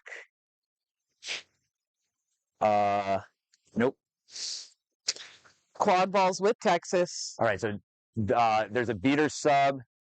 That was Milne as beater for Texas. Subs out. So now Texas with dodgeball control. The beaters are leading the quad ball carrier down the field. Hewitt with the quad ball, passing behind to Sultan Fuss. Met by UTSA, but is able to run around them and shoot at through the tall hoop. Is true that Sultan Fuss for Texas Quadball with the good goal. That's going to bring our score to 70-90 in favor of UTSA. 0 Tia Rena, who's now in due to that goal, caught the dodgeball, which allowed the chaser to get to close enough to the hoop to score. Yeah, that also flipped dodgeball control to UTSA. Texas had it previously. High pressure now because they have control. Beats out Juarez. But Mosquera trying to run around De La Rosa. Ken stays on their feet. Gets wrapped up by 2 people now, passing it off to Sultan Fuss. Now they are having a hard time getting around Dylan Farrow. Pass cross pitch is a little too far over to the left. Not able to be handled by Hewitt, and it rolls out of bounds. UTSA De La Rosa recovers it. Dodgeball control remains with UTSA after a high press situation. in the hands of Tiarina and Watson. Makes a play, so no dodgeball opportunity for UTSA. Oh, and that's going to be a good goal on the small hoop for UTSA. We have a stoppage of play. I think that's just going to be a dodgeball turnover. Was that after the... nope, they're just switching. Okay. Yep. Yeah, that's a dodgeball turnover. Dodgeball turnover. Tiarina's going to have to get back, tag up on the tall hoop. All right, but the goal was still good, but from Fairchuck, that brings the score 110-70 UTSA. Texas Quadball with dodgeball control. Fakes making the beat. Both beaters reluctant to make a throw here. Now they do. Pass behind to Sultan Fuss. Can they get around Farrow? Wrapped. Stays on their feet. Wrapped again. Is brought down. Passes it off to Hewitt. We have a delayed penalty call here. Yeah, there was going to be, I believe, an advantage because UTSA was the one that supposedly committed this foul. So they were going to see if Texas can score. So it's in the beater game. Yeah, Watson's going to get put into the box for a two-handed push. Legal in MLQ, illegal in USQ. So she's going to the box for a minute. All right, so now the Quadball's back in the hands, or still in the hands of Texas Quadball. That's Mosqueda, gets wrapped and brought down, gets back onto their feet, tries to get brought down again. They can't bring him down. Hard down at the medium hook, Mosqueda. Another good goal for Mosqueda. All right, and Texas Quadball still with dodgeball control. They're down by 3 goals. It's 110-80. De La Rosa for UTSA with the Quadball. Dodgeballs are all on the ground because of the beats, but now Texas Quadball picks up the beat, but the pass finds number 21. Lee able to get through the medium hoop. Those are some good quick passes and some good hands by Lee to catch that and quickly get it through the hoop.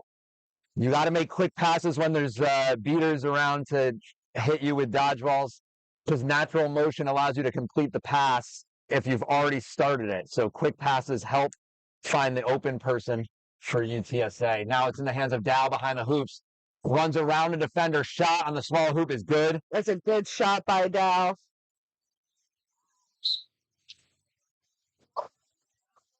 All right, UTSA quick down the pitch. That's De La Rosa. Fakes a pass. Runs around the hoops and scores on the small hoop. De La Rosa. UTSA, quick response from them. Tip for tap there. Both teams trading goals. Haven't been able to pull away past the current 4-goal lead for UTSA. It's 130-90. Dow with the quad ball for Texas. Passing it to Sultan Fuss behind the pitch. Back to Dow. Now back to Sultan Fuss, but is immediately met by the defender. Keeps the ball, but tries to up. And we have a stoppage of play. Yeah, there might be a call there. We are about almost 17 minutes into this game. This is the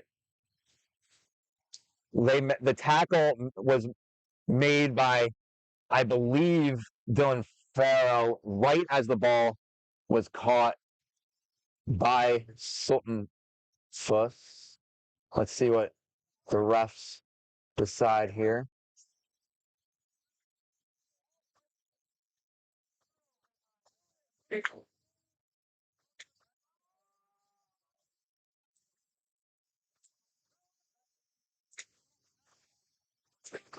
No call on the play. Just good, hard, physical defense. UTSA's on the run. Oh, but the beater was right there, rushed their shot. That was Lee having to shoot before they were set, and it sails over the hoop. All right, so Texas taking it slow to allow a complete line change here.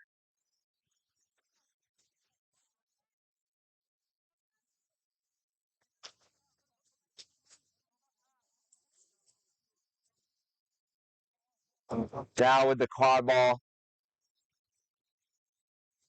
Passing it around. Swing it to Floyd. Floyd blocks the beat, but is immediately get wrapped by Farrow. Ball's out. De La Rosa picks it up. Texas loses dodgeball control. Can the beaters get back into play? They can. So De La Rosa not able to fast break. Has to slow it up.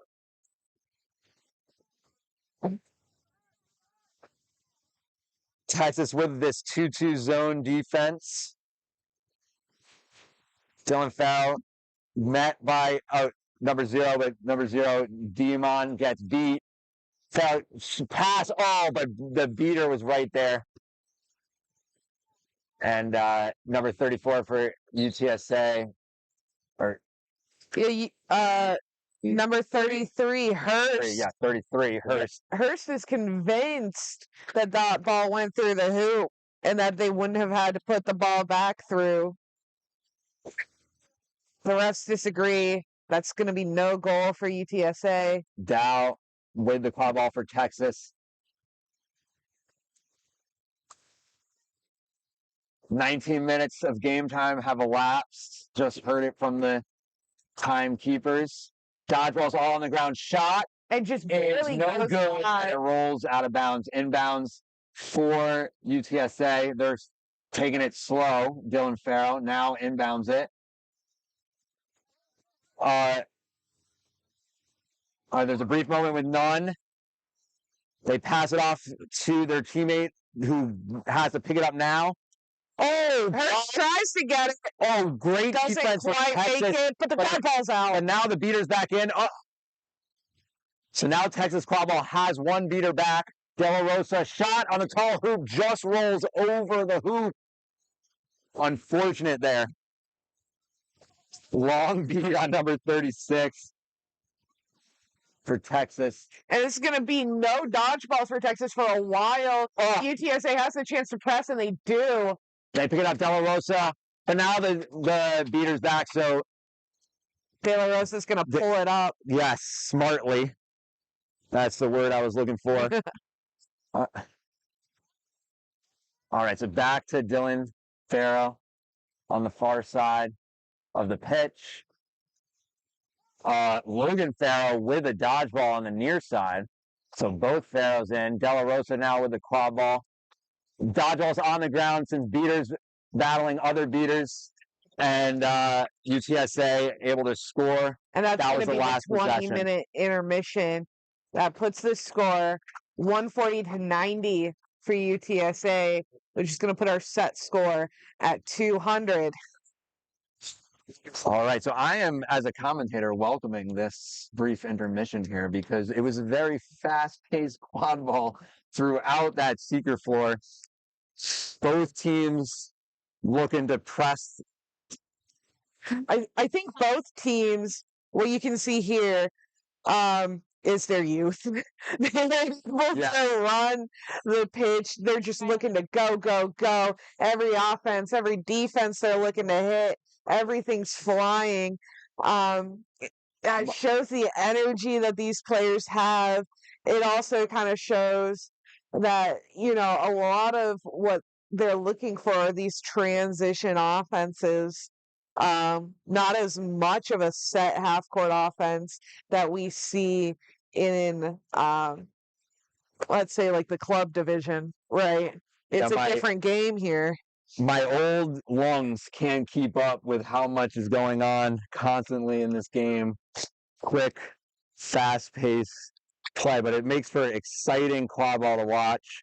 So I'm excited to see what happens here in the flag runner on grass. Period.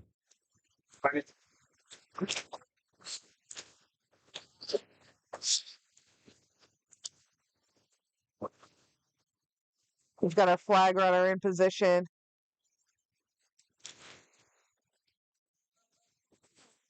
He's making art. We appreciate our photographers here at US Quadball Cup 2026. Got to get that media.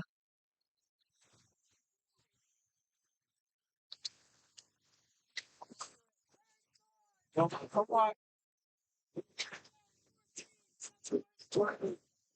right, so the set score 200. UTSA with a 5-goal lead here on Texas. But we've seen a lot of teams here today being, kind of even at the 20-minute mark, and then one team just running away with it during flag runner. Yeah, we've also seen the opposite. There's a little bit of a lead here. UTSA has a 5-goal lead, but that doesn't mean that Texas is out of it. Texas could easily climb their way back, especially if they're the ones who catch the flag. Right. So they should, they're still in it. They're not. A flag catch being the equivalent of 3 goals would bring them right back in it. Here they come, but Tiarina trying to beat out the seeker, gets beat out themselves. So UTSA electing to defensive feet, but gets beat out. That was Nelson. So now there's alone time for Texas Quadball seeker. Floyd gets one chance. And De La Rosa passing it back and forth, playing a little monkey in the middle here. Mosqueda in the middle. Farrow's going to win dodgeball control. All right, maybe not. Never mind. Chuck is good. Mosqueda holding it behind the back, trying to pretend they don't have the Quadball. Fools no one, but is almost able to run behind. Runs around, is able to get positioning. There was some confusion in the dodgeball game. Each team had one. The third dodgeball was behind Texas's hoops. The goal ref screaming at Texas, "This is your ball, this is your ball," but nobody was listening. They do now have the third dodgeball, so Texas is going to have dodgeball control coming in. Farrow with the illegal contact because Mosqueda was able to get positioning, forcing the contact from behind. They now have the Quadball trying to get around the wrap, passes it around the wrap, and nice shot there. I believe that was Flag number 99, Floyd on Texas. That's going to be a goal and a catch for Texas. If this is good, that's a huge swing. We were just talking about swings after 20 minutes. That would put Texas. Singha Niha definitely with a goal there. We'll see if Floyd catch is good. If the Floyd catch is called good, that's going to put Texas at 135 to UTSA's 150. That narrows UTSA's lead by only 2 now. If it's called good. Call here. The flag is back. Putting the horns up, trying to will the refs into calling this catch good. I'm not sure. And the catch is good. Fantastic catch by Floyd. Momentum in the hands of Texas now. Again, we were just talking about runs and the flag runner on grass, period. A lot can change in just 30 seconds in this game. All right, so De La Rosa with the Quadball. Their team now only up 2 goals, 150 to 135, looking to drive, passes to, that was Gouveia, but it's now, okay, passes now back into the hands of Gouveia, looking to drive, met by Mosqueda, taken down. De La Rosa picks it up, and the Beaters clean up after that good physical defense from Texas Quadball. We have a stoppage. Yeah, there might be a call there. We're going to see what the refs call. I think there was contact from behind. The player tried to immediately put their hands up and back off to be like, oops, but we'll see. Yeah, I'm seeing the card come out.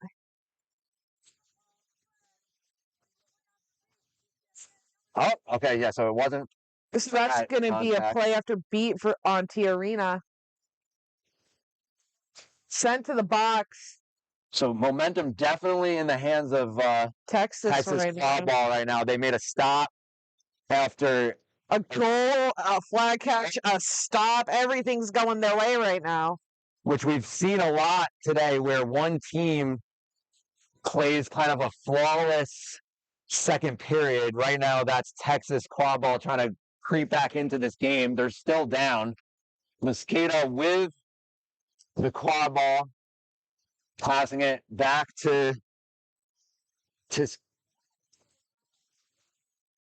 Sultan Fuss, passing it. Oh! Snatched out of the air by Fairchuck for UTSA.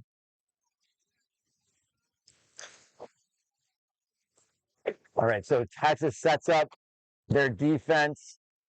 Again, that 2-2 zone causes a pass behind to like no one really. Where they beat out before and they didn't realize. Anyway, Texas Quadball able to pick up the ball from behind. Gets another chance hoops. at offense, and they have dodgeball control. They have everything they need to take down UTSA's lead to only 1. All right, so Mosqueda walking up behind Milne. All right, so now back to Mosqueda, met by De La Rosa. Electing to take this offense slow. Now passing it back to Sultan Fuss. Shot is deflected straight down to Singhania in perfect position. But now there's no dodgeballs. Nope, and UTSA just restarted play after the goal. Dylan Farrow passing it back and forth with De La Rosa. Dodgeballs are still on the ground. And that's a clear small hoop for Fairchuck. There's a UTSA stoppage though. Current score is 145 to 160. UTSA continues their 2-goal lead during this SOP or post SOP really. Yes. Post Frog runner. Well, they want to try to make frog runner on grass work just so they could say frog. The frog period. Would it be flag if we're on turf? Yes, I don't know. That doesn't work as well. But timeout here from UTSA because they acknowledge that Texas has had the momentum in post 20 minutes here. So they want to slow down that momentum, strategize how to get back to their game that they were dominating earlier on in the seeker floor. Right, because theoretically, UTSA was leading this game fairly handedly until the 20-minute mark when there was that big swing to Texas. The game should be the same now. The score's different, but the strategy should remain. UTSA just needs to get back to what they were doing or make any adjustments that they need to now that Texas has kind of figured them out a little better. Found their rhythm. But UTSA, they should be telling their players, be confident out there. We were leading at the 20-minute mark, which is similar to the game right now. So they should have the belief here that they're able to reach that set score first.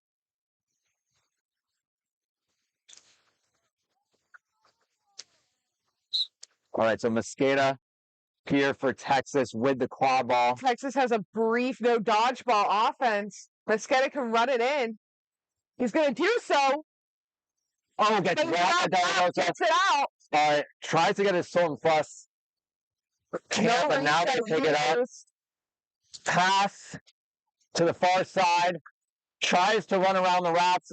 Tries to pass as they're getting wrapped up, and it goes into the hands of Gouveia, who finds De La Rosa. It's unfortunate that Texas Quadball couldn't quite get the goal there. UTSA, their one dodgeball was kind of locked up mid-pitch. That was a prolonged no dodgeball offense for Texas. All right, so Gouveia with the Quadball passing it back to De La Rosa, met by Mosqueda, blocks the beat. The dodgeball's going everywhere. And swatted out of the air by Sultan Fuss. Can they get it before it rolls out of bounds? They don't. They do not. And since it was up, it was Solnfuss, who's a chaser, I think, who deflected it. So if it was off of them, it should be a white inbound. They might also have to decide if on the way to chasing the quad ball, whether Faro made contact with the quad ball. It looks like that's what they're calling. Yep. Because Musqueta is picking up the quad ball and is going to inbound it. All right, so now Texas quad ball with the quad ball. Too many times saying quad ball there. All right, Musqueta bringing the ball at the pitch. UTSA has dodgeball control.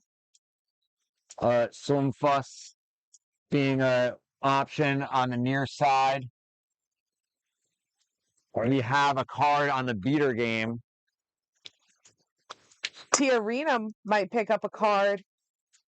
How many is that? I think that would be the second. Okay. Or depending on what color this is. Oh, nope. Just kidding. They're getting the ball, so maybe the call is on Texas. Tiarina's been in this it's just a game for quite a while. Turnover. All right. All right, so Musqueta trying to run around De La Rosa. Can't but get up. They were beat. Yep, I thought so. Didn't want to say it until it was confirmed by the HR Davis. De La Rosa with the quad ball. Yep, De La Rosa. Bring it up. Met. Yep, by number 11. Nice. Tries to get it to Gouveia, but it's knocked down by Texas. Yes, that was knocked down by Solnfuss. That's good anticipation by Solnfuss. Solnfuss. All right, so Musqueta with the quad ball.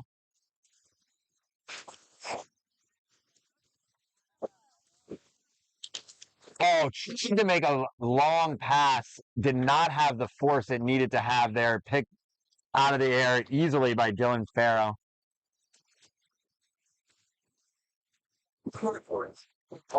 Definitely need more energy on that pass if they're going to get it past the height of Dylan Faro. Okay, Gouveia passing it behind, but immediately in the line of fire of the beat.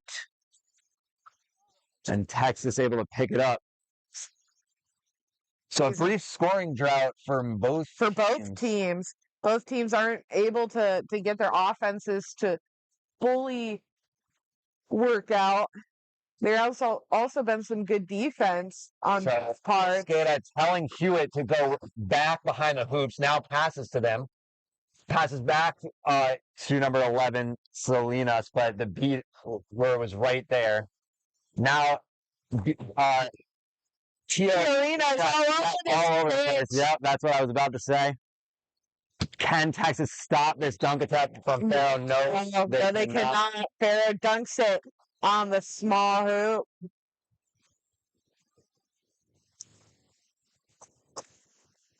All right, so now it's in the hands of Salinas. Salinas looking for passing options there. Oh, no. They had positioning. Yeah, that's the contact foul. It's a hustle play from Gouveia, but that's going to pick her up a card. Yeah, I see the card out. That's a yellow. Salinas able to get positioning. Contact from behind, yep. They ran around Gouveia. Gouveia still initiated the tackle, but Salinas was already behind that tackle. Oh, Solnfuss gets beat, but it's in the hands of Dow. Dow ducks. Gets. All right. Dow with the quad ball. Dodgeball control with Texas. On the far side. Dominguez passing out of Solnfuss. Dominguez trying to test her as a passing option on the near side. There's a beater, Tiarina. Oh, tried to find Hewitt. All right. Salinas. Oh, tries to find the cutting down. Swatted out of the air by UTSA. And now it's in the hands of De La Rosa. So it's 170 to 145 here. UTSA with a slight edge. 3-goal lead now. Dow was out of the keeper zone, so gets beat. And that's a good shot. Floater. That's going to bring up the lead, UTSA's lead, to 4. They only need 2 more to end this game. Yeah, so UTSA getting back to what was working for them during the Seeker floor. They figured it out. They took that time out and figured it out. All right, so there was a kick beat. So the beater number 11, I think, Dominguez on UTSA was beat. May have interacted with the play before finishing the knockout procedure. So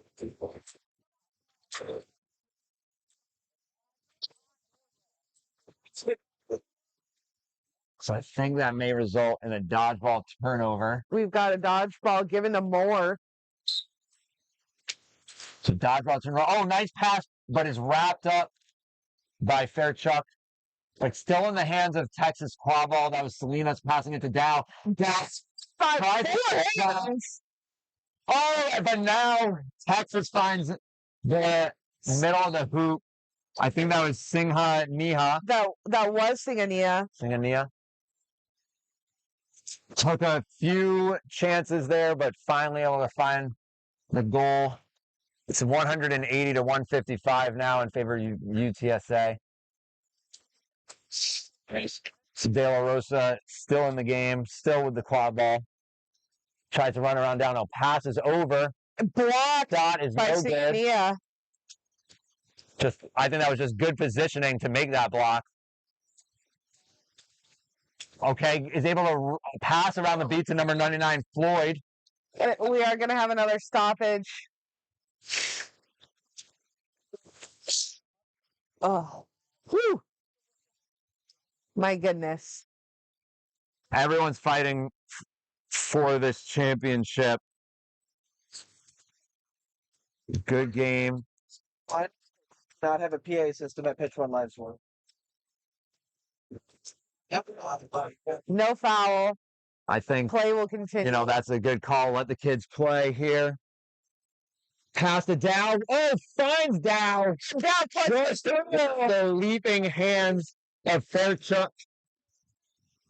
Wow, I thought the leap was going to be able to catch that out of the air, but just over the reach. Finds Dow for the score. Kissed his fingertips. They've lost Gouveia. She's on the small hoop. All right, so high pressure here from Singania Caesar. Oh, finds Fairchuck. Tries to dunk it, cannot. They maybe a dislodgement of the hoop. Well, I think they're going to discuss if that actually went in or not. Okay. There were 3 players on that hoop. I think it'd be possible. The player went down. 2 players went down. The hoop went down. We'll see. Did the ball go through the hoop? I think that's the question. Just kidding. Goal. Oh, it was goal. Okay. Which means it's a good goal for UTSA. And that means they only need 1 more. That brings them within 1. 1 more for UTSA right, so makes them champions. Oh, they blocked that beat because that would have been a dangerous place to turn it over. That's Mosqueda.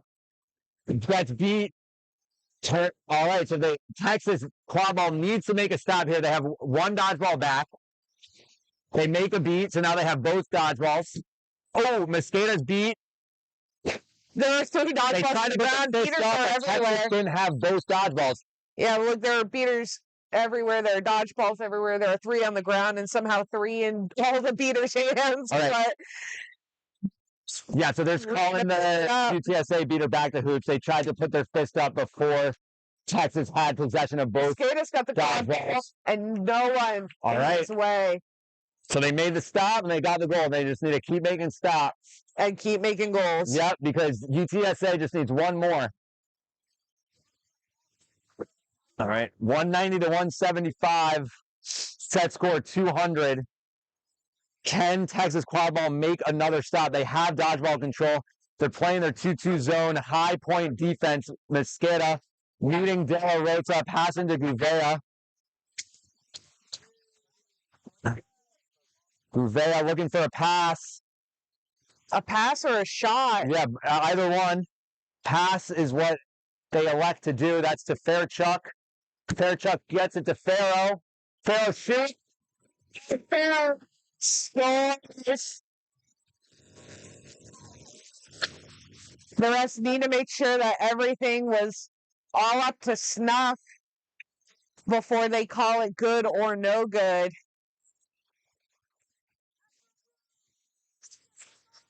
All right, so it's good. So your D2 champions here at US Quadball Cup 2026 are UTSA. Hard fought match. Texas Quadball should be proud. They kept the fight throughout the entire game, just weren't able to come back from the lead that UTSA was able to build during the seeker floor. I think Texas Quadball had the edge during the flag runner period, but wasn't able to make up the difference. It was that lead that UTSA accumulated in the first 20 minutes that really let them win this one. Of course, the team who scores the most, they're gonna win. Yeah, so UTSA not needing to catch the flag, they run up the score past the set score, and they are your D2 champions. Fantastic game by both teams. Next up is going to be the finals for D1 college. So tune in for that one on this same pitch. All right. I'm Justin Bogart. I'm Julia Rankin.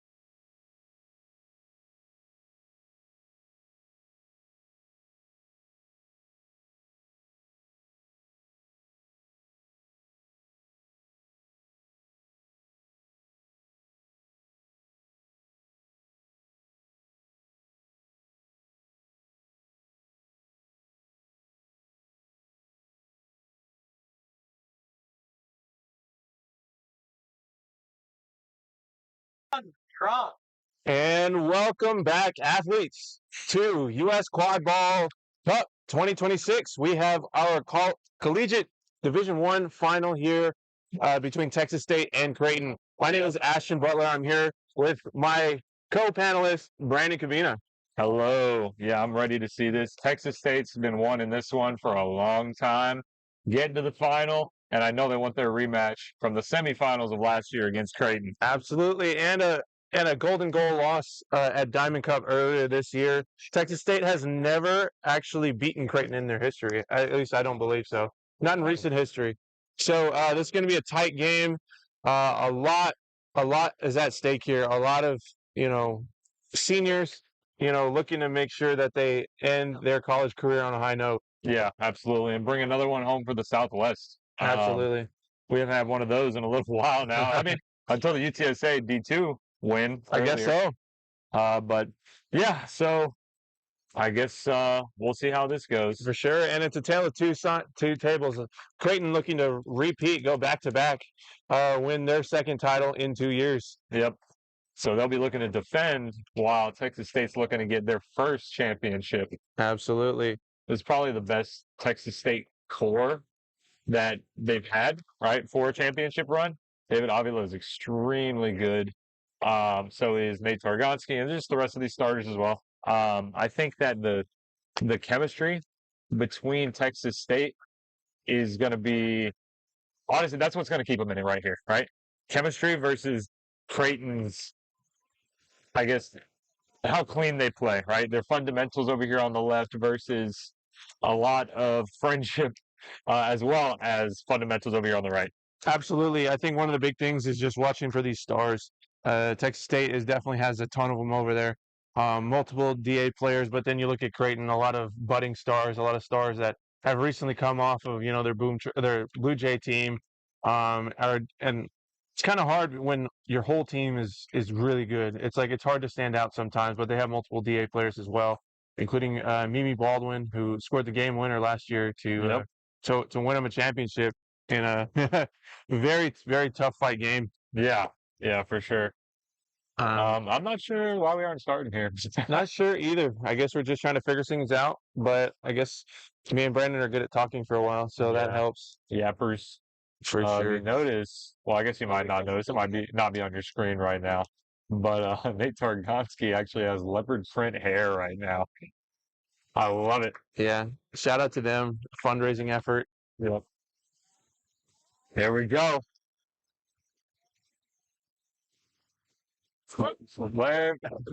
Texas State's Diamonds Up was a little cooler than the other side, I think. Are you ready? Yep. I guess that means they're locked in, though. Yeah, for sure. So looks like Sam Regardia is going to try to make a play on the dodgeball. Is going to lose the race. Unfortunate, but I mean, you got to take that. Hustle play. Yeah. We got David Avila carrying the ball up for Texas State. Nate McCall in the area. Izzy Ramirez on his right. He's going to give the ball over to Ramirez, who will pass it right back over to him. Back to Ramirez. They're probing the defense a little bit, just trying to make a move a little bit. She's going to pass it back to Kat Hay, who will send it to Targonsky in that back left corner. Back up top to David Avila. They made the defense move a little bit, but they haven't really made any advances into it yet, I would say. And a great exchange right there, won by Creighton. Brian Cleary. Ball goes back to Kat Hay, who makes the bucket. Yeah, going into this game, a lot of nerves here for a lot of players, but definitely for those seniors like Kat Hay, really just making her presence known early. A fiery player, and this team feeds off of that. Yeah, that was awesome. They did a great job of drawing out beats and getting it over there. But Sam Steenson is going to pass it back to this chaser in the back right. Looks like Bryn Chankanoa takes Targonsky's ankles and shoots it in. Chankanoa there really created their own offense and got that goal. Very shifty player, number 22 from Creighton. Absolutely. As one of those players that's just been nothing but getting better year after year. Yes, I remember him in his Blue Jay days, and so getting to see him get the start in a final, that's awesome. David Avila drives in, just rims out Targonski gets the rebound. And no good. Blocked down by number 35, Matty Guillermo on Creighton. Definitely. Texas State definitely doesn't want to get into a mix of just shooting. Nice block by David Avila. Speaking of shooting. Hoop. And that's keeper ball.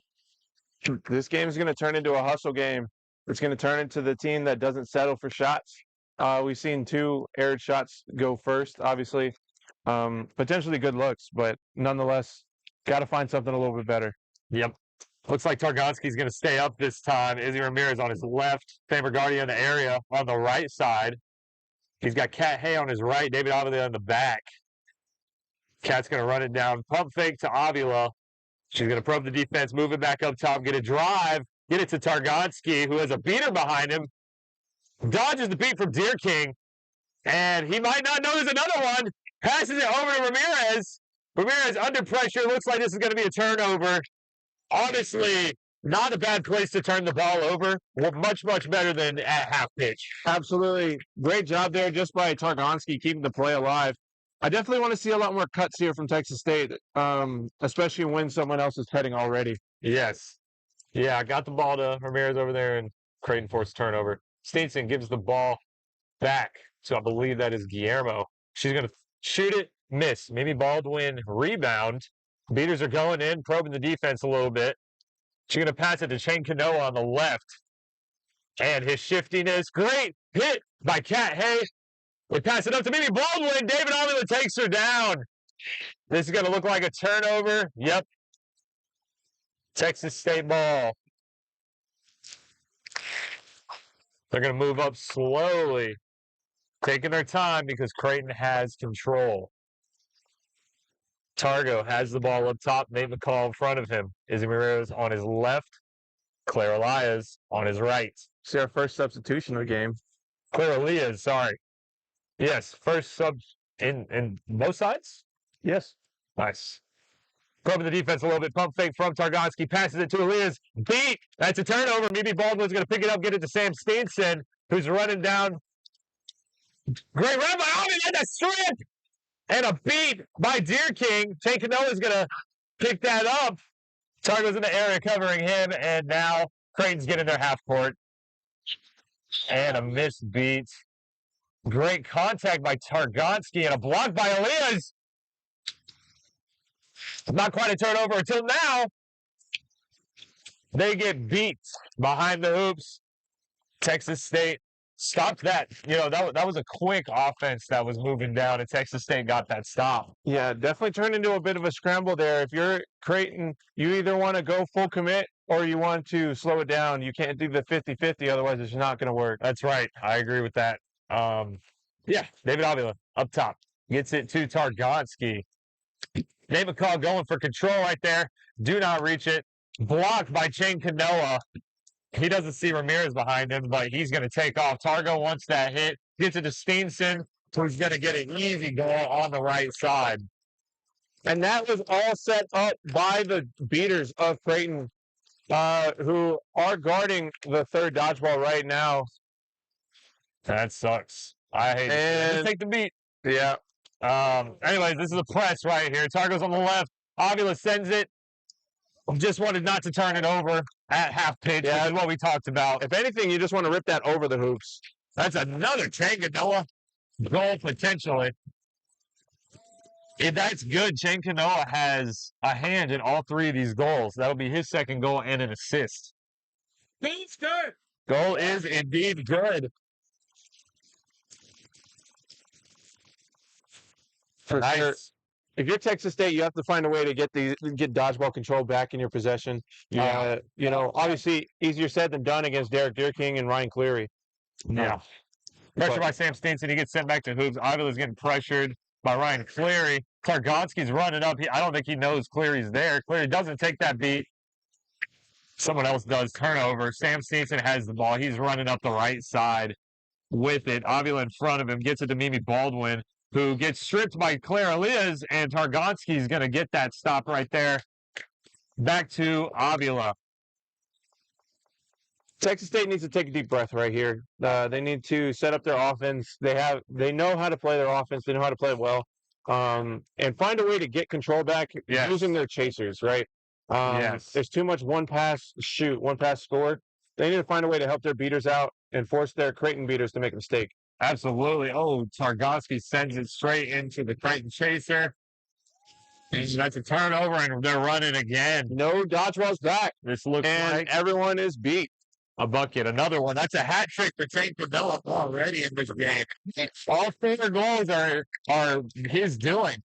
3 goals and an assist. Looks like Creighton's going to have control again on this offense for Texas State. Cat Hay taking her way down the field, taking off, making sure she gets in the back corner because Texas State was getting beat before getting down there on a lot of those. Avila's taking it a little bit slow, gets it to Ramirez. No, he does not. Bad pass, goes out of bounds. That's all right, David. At least it's not a fast break. Yeah, they finally get to set up a defense and kind of settle in. Yeah. One thing with Texas State is they struggle with a little bit of that adversity. They need to make sure if that don't happen, that 4 goals. 4 goals for Canoa plus an assist already. I wonder at what point it's time to call a timeout. I think it's kicking in now here. Yeah. That starting line for Creighton. 5-1. That starting line for Creighton, man, I mean, Shane Cano is just doing a really good job at working with his beaters and getting down there and making it hard for Texas State to turn around and play defense. Absolutely. I think when you look at how Texas State's playing, they're very frantic in terms of they're getting worried when they're getting pressured with a beater especially, and they're just forcing a shot. Yeah. They're not looking to make that extra pass, and they're kind of holding the ball a little too long on possessions. They need to swing the ball faster in order to find more open looks and force Creighton to overcommit. Yeah, definitely. I think what I'm seeing is Creighton kind of is playing somewhat of a stacked defense. Right now they're in side by side, but the Texas State beaters are going up and making those beats, but it's just a drop, tap in, and pick it up. Right? Absolutely. And so it's making it a little bit hard for them to get control. So I think what you were suggesting earlier, use your chasers to get control. That's what they really need to be doing. Absolutely. Especially once you see one of those Creighton beaters attack one of your back options, that's your indication as a Texas State beater to attack, especially when their back's turned. Absolutely. Looking at Texas State's side, it looks like they had a beater substitution. Raimundo Nunez, Brandy Gomez are both in the game. B, as Brandy likes to be called, B Gomez out there. And I'm looking at the Creighton sideline, and it looks like everyone's still the same. Nope, Stinson subbed. That's right, Hunter Mogan in the game. I believe Chen Kanoa also subbed. Can't see that player's jersey right now. Yeah, I think it's 21, Justice Wu. Yep, that's Justice Wu right there. And I think that this beater change for Texas State is much needed. I mean, this is a very intense pair. Ray and Gomez, instantly a goal. What a pass there by Avila. Into control. Not quite, maybe not quite. Oh. But they're not going to have none at the very least. So absolutely. That was a Ramirez goal. Assist by, I believe it was Avila. Just a breath of fresh air and a little bit of confidence for the kids. Absolutely. Mogan gets great hit by Avila. Maybe not quite. It looked like a legal hit from my angle over here, but we'll have to see. Looks like neck contact. Ramirez is going to get the green after the fact.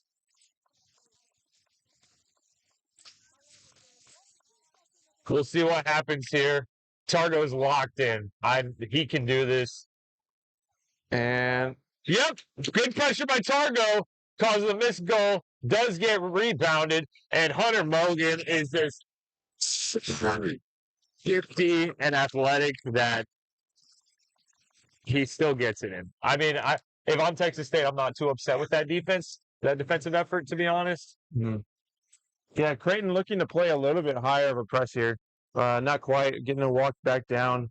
Yep. Looks like they're going for the same look. Not quite. Avila passes it back to Targo. Targo will pass it back to Avila, who tells him to spread out. Brandy is going to make a beat. Avila will get the ball to Hay in the back right corner, and Targo is going to rip that. It's going to rim out, though.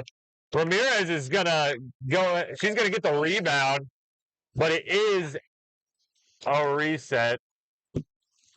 Why don't they? Okay, they are fixing the hoops. Ray kicks the ball back to Brandy Gomez, and they're going to go for the same look again. Maybe not quite, maybe similar. Yeah, I think Creighton's doing a great job. Yes, David! Just as I say that, that was a great shot by Avila. I think absolutely. they knew Creighton tried to adjust to that same look that was on the left side going to the right, and Avila just took the advantage and ripped that shot. Absolutely. Creighton playing a condensed defense makes it hard when you're only running a 2-2. Allowing one of those shots to be somewhat open almost all the time. Absolutely. And if David gets his feet underneath him and gets that shot going, then Creighton's in for a bad time. A long day for Creighton. Hunter Mogan's passing up top, misbeat. David Avila with the defense. And that is yes, let's go, Targo. Targo's going to grab that, score that ball, and there's going to be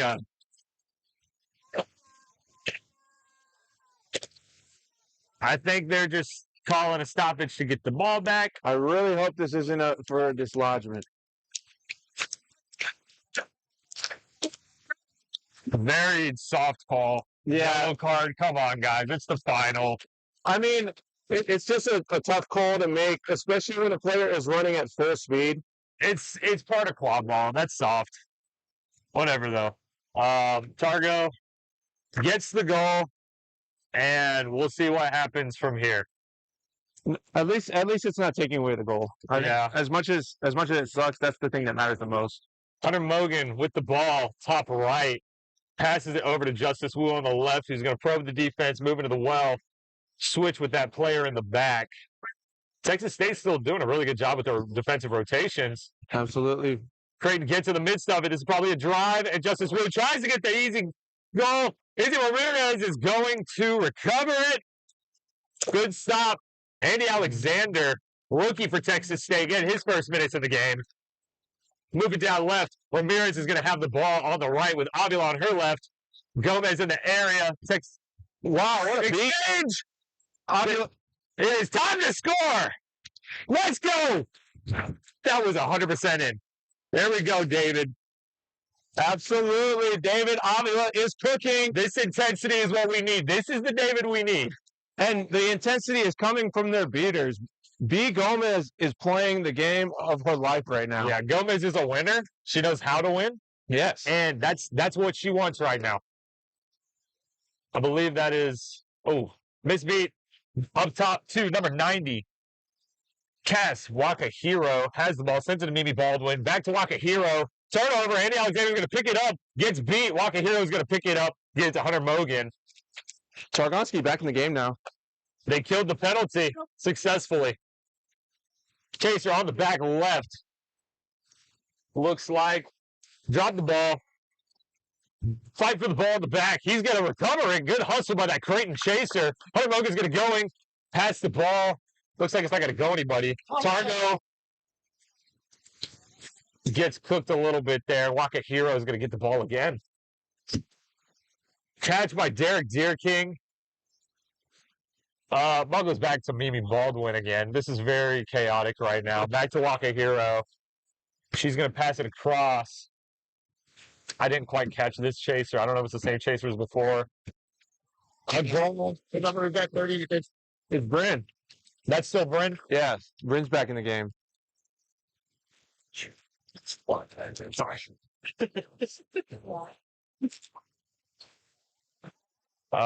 Yeah, looks like Creighton's going to get that goal. And that's another goal for, well, that would be Bryn's first goal since coming back in the game. Bryn Chankanoa. Sorry, yes, you're correct. What is that, 5 now? That's 5 goals and an assist for Chankanoa. My goodness. Great look. This guy is something else. I mean, you got to hope Jack Levy is somewhere watching this game. Yes. We're going to have another a slow walk up for Texas State here.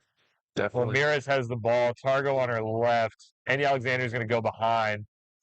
Looks like Cat Hayes is going to stay up with Ramirez. Avila taking a sub now.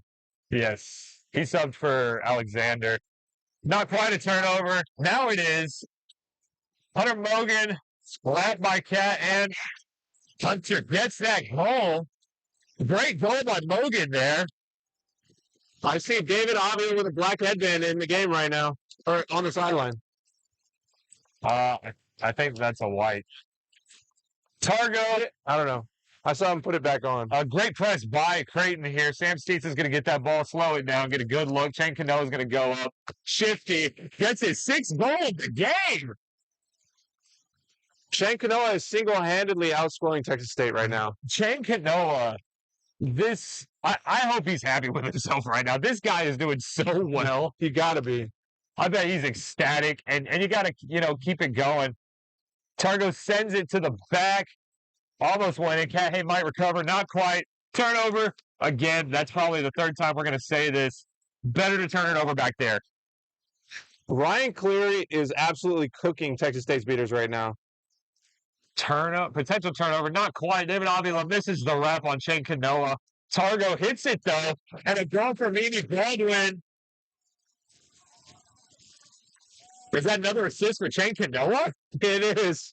Dude. Wow.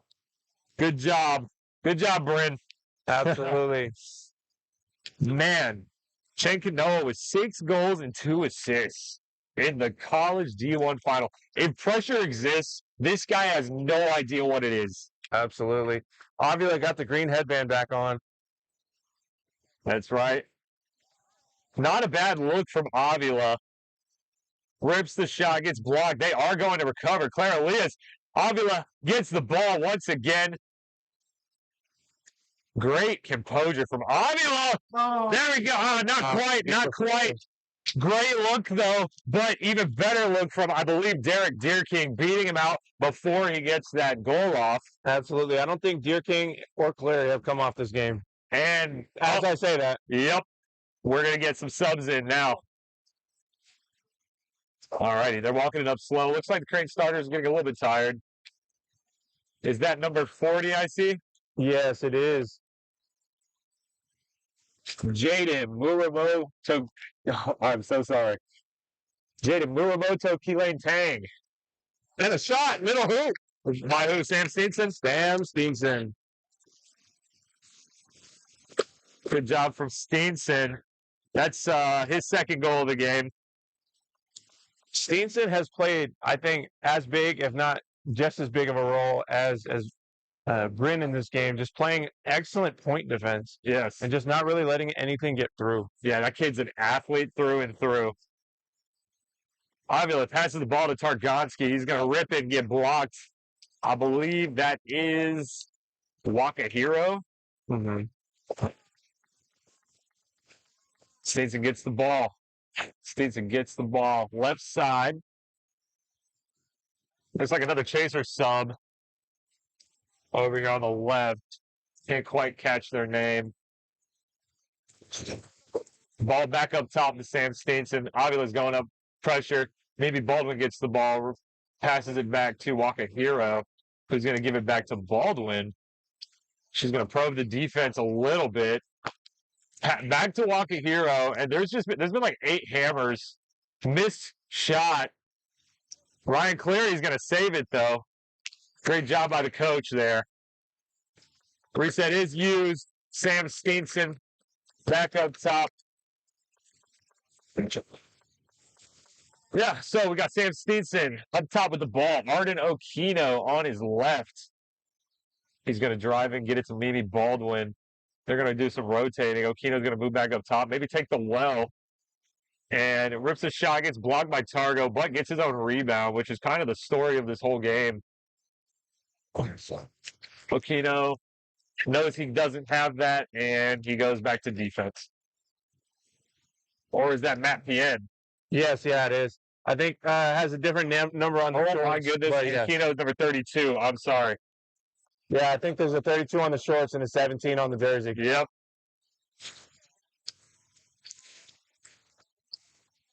Rip, there it is. Another one by Avila.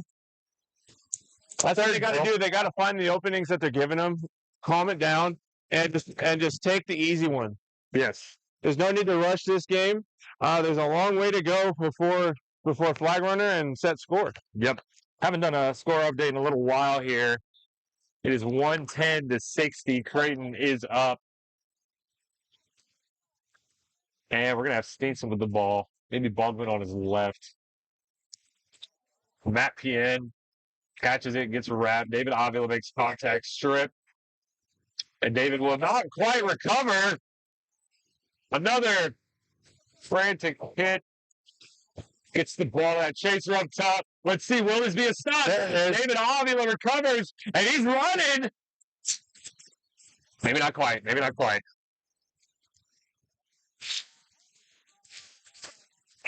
Oh, well.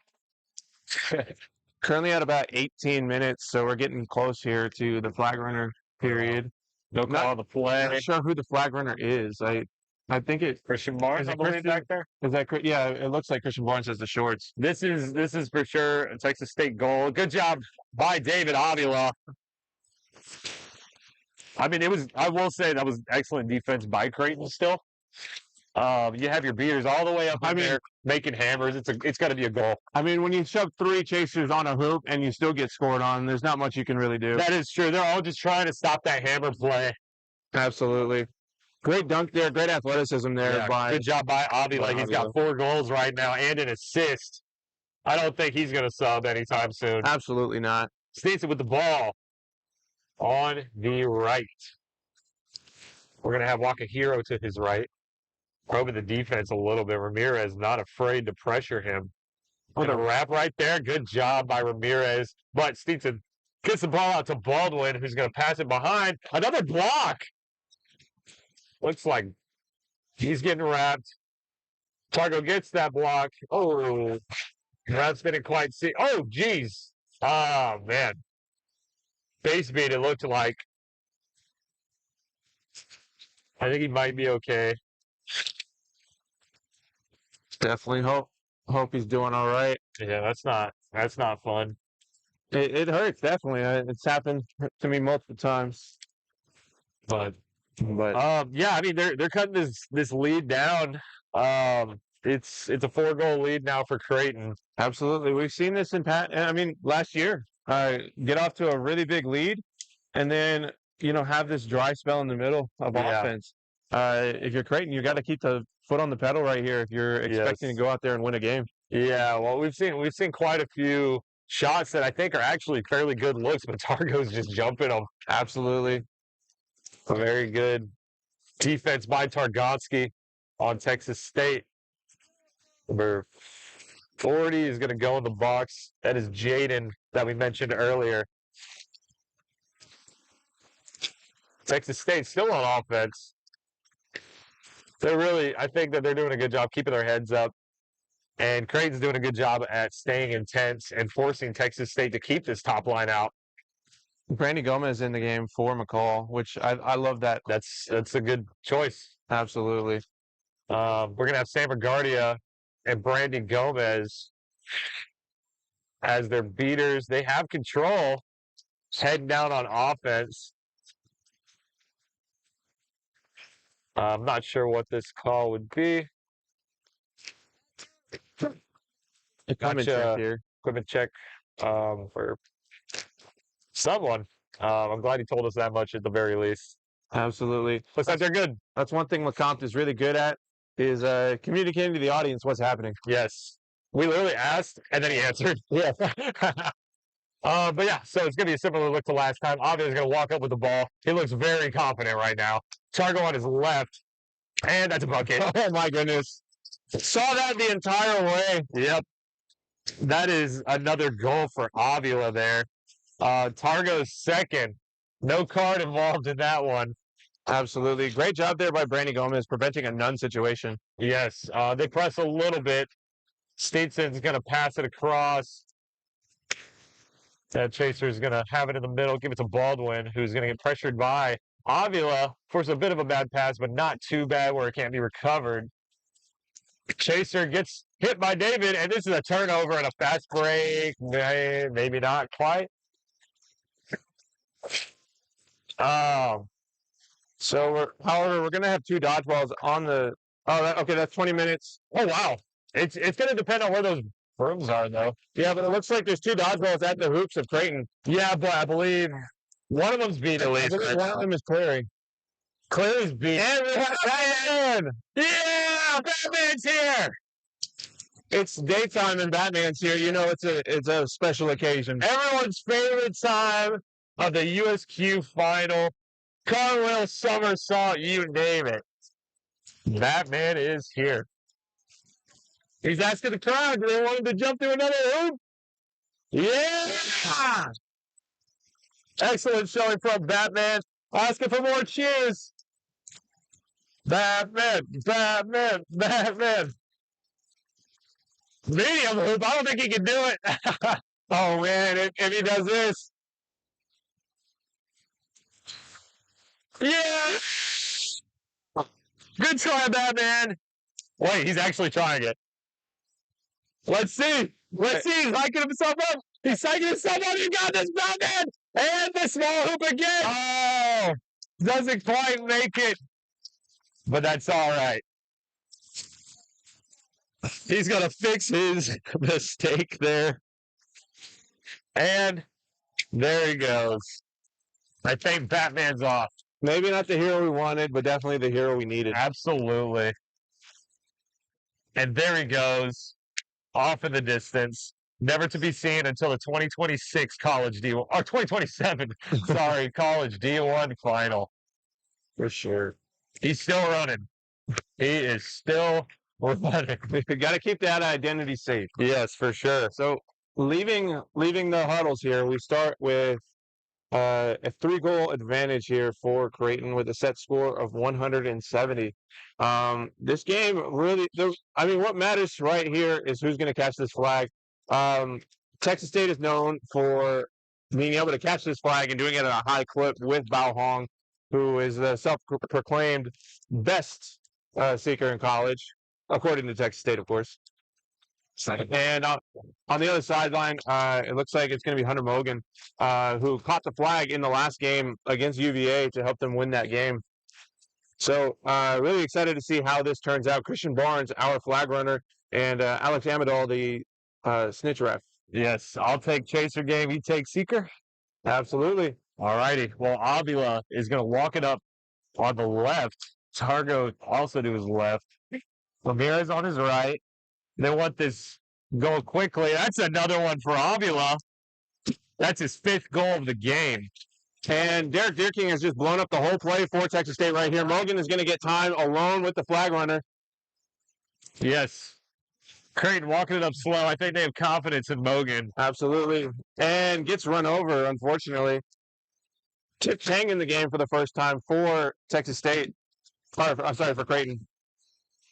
Sam State's going to run it up on the right side. I believe that's Shane Canoa. Hong's going to take a try at it, but gets beat immediately. Shane Canoa gets blocked by Targonsky, gets his own rebound once again. Blocked again by Targonsky. David's got a fast break. He's more athletic than most people in this sport. Targo gets it. Another assist from Avila for Targo's hat trick there. Mogan there doing a great job fending off Huang until the beaters can get back into play. That's good. Mogan attacking this flag runner, getting a lot of opportunities to catch. It's a 1-goal difference now. And nearly gets there. Texas State's got to get there before Mogan gets this catch. Absolutely. If you're Texas State, you have to sell out a throw here, but not quite hits it. And Mogan's going to get another, couple attempts at this. Nice beat from Texas State. I believe Shane Canoa is going to get that. Oh, that's not Shane Canoa. My apologies. Creighton Chaser over there gets that. Hunter Mogan nearly gets there again. Barnes goes down. Bahal getting called back to hoops. Avila calling for a screen here. Clearly is. Hunter Mogan with a near catch. Hit all ball on Avila. Oh, not quite. That is some net contact and a half. Cat Hay eats it. Yeah, you definitely got to shrug that one off. You don't want to get an additional card for. Yeah, unfortunate hustle play type card. For sure. Sometimes they're just a little taller than you expect them to be. Or shorter. One or the other. Yeah, that Creighton keeper at the time will go to the box. He's now a chaser. Probably a 2-point game. Cat Hay driving. And that's not quite a bucket. Oh man. Val almost had the first opportunity there, but gets beat out. Texas State's beaters are having a real trouble maintaining dodgeball control. Texas State gets the ball back. Targo wants this more than anyone in the world. Let's see. Hey, Christian, where'd you get that jersey from? Looks good on you. Yeah, my friend. Oh, man, that guy must be really pissed. We're going to see a yellow card here on Mimi Baldwin, which is a quad ball turnover. So wait, a card after the goal? So now I'm kind of confused. So why is she going to the box? Well, so at least the other chaser that was in the game. Oh, okay. So Targo did get that goal. 4 goals for Targo. And we're in a 1-point game now. Yes. This flag runner matters a lot right now. And Creighton is all over it. I've got sunscreen in my eyes. It's making it a little hard to watch this game. For sure. Creighton with a seeker sub in the game. Number 90, Cass Wakahiro. That's Cass Wakahiro. She played quite a few minutes during this game. Absolutely. Great drive. Not quite a goal. Good defense. Awesome play there. Targo causes the turnover. Oh, not quite. Both Targo and David are beat out. Jake Kanoa gets the ball. Good goal. Jake Kanoa. Number 7 athlete. My goodness. The 7th goal for Jake Kanoa there. They talk about Game 7 LeBron. How about finals Shane Kanoa? Yeah. My goodness. Avila has the ball walking up the left side here. Headed towards the middle now. He's got Targo going behind. Cat Hay on his right, functionally at least. Ramirez on his left. She's beat. Avila draws the beat, gets it to Targo. Pump fakes. It's not quite. It looks like it might have gone wide. Yeah, I think it did. Check it out with the ball. Oh, no. Not many people in front of him. This guy is crazy. Okay. If honestly, the best case scenario there was for Texas State to get scored on almost because we had an illegal swat there by Bao, who kind of just knocked it out of Clear's hands. Yeah. If that doesn't happen, I mean, I guess they're not necessarily going after a flag catch right now. But 1 minute without a seeker is a long time. Yeah. Yeah, definitely. I mean, this is interesting because goal is good for Shane Kanoa, number 8. I'm not gonna lie, this guy's college player of the year. Absolutely. Just off this game. This dude is insane. Still 3-goal game. However, something very important here to note, Texas State has control in their hands right now. Here we go. 3-goal game. They get this catch tied up. Absolutely. That's the most important thing right now is Texas State is able to catch this flag for them. Creighton's most important thing is that they don't allow that to happen. Yes. You definitely need to make sure that if you're Creighton, that you keep this in the quad ball game because no matter what happens, if that's the case, you should win this game. Yes. They got to go blow up that beater. He's heading to Brandy. They do not take that opportunity. Bao Huang's getting opportunities on the flag. There we go. Christian Barnes is muscling. Bao's beat out. And hey, creates her own goal right there. Number 2 for her. Targo draws the defenders, gets it back to her, and she drives, pump fakes, and scores. Absolutely. We have a 2-on-1 here on the flag runner, and Derek them. Wow. Derek Deerking, my goodness. Hunter Mogan is back in the game.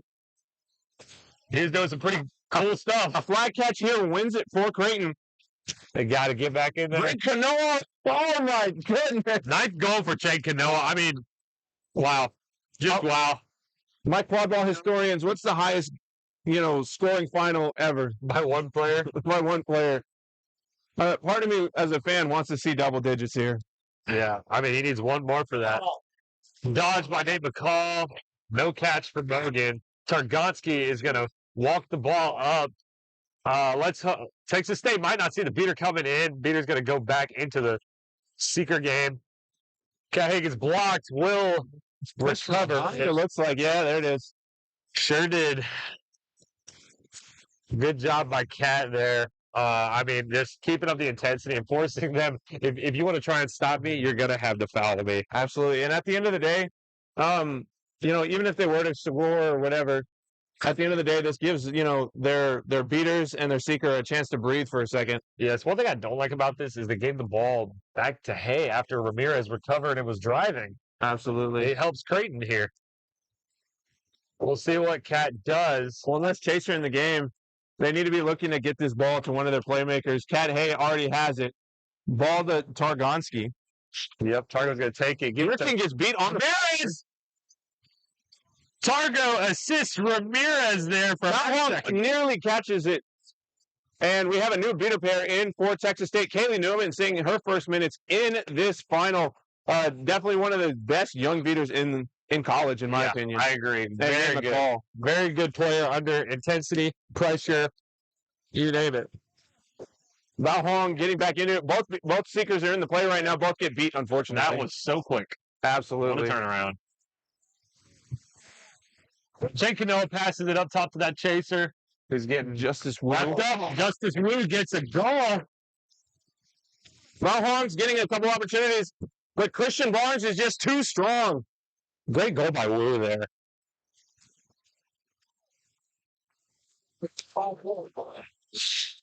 Texas State keeping it slow. I mean, they definitely have to.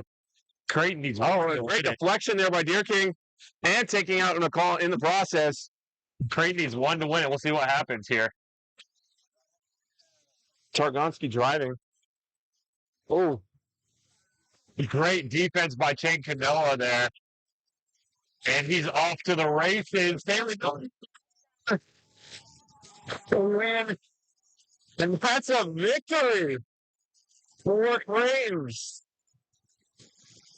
Great goal there. Good drive. Chen Canoa is in. And Creighton is back-to-back college D1 champions. They successfully defend their title there. Texas State did put up a good fight. 4-goal game. My apologies. And after years and years of times where they had opportunities to come up and win it, 2 in a row. Great game. 2 in a row. What a final. That's 9 goals for Chen Canoa. Multiple assists. I believe 3 assists for Chen Canoa there. Just out of 17 goals, and 12 of them were Chen Canoa. And that's not to say any of the hockey assists, any of the other plays that were made. I mean, how do you have a better game than that? Yeah, that was something. I bet he's going to go home and he's going to be really, really happy with that. Absolutely. Well, that's going to be Brandon and I signing off for the College D1 final. Congratulations to Creighton. And Texas State for great seasons. Yep. And we'll catch you guys up next where we're going to have the club final between Heat and Boom Train. Let's go.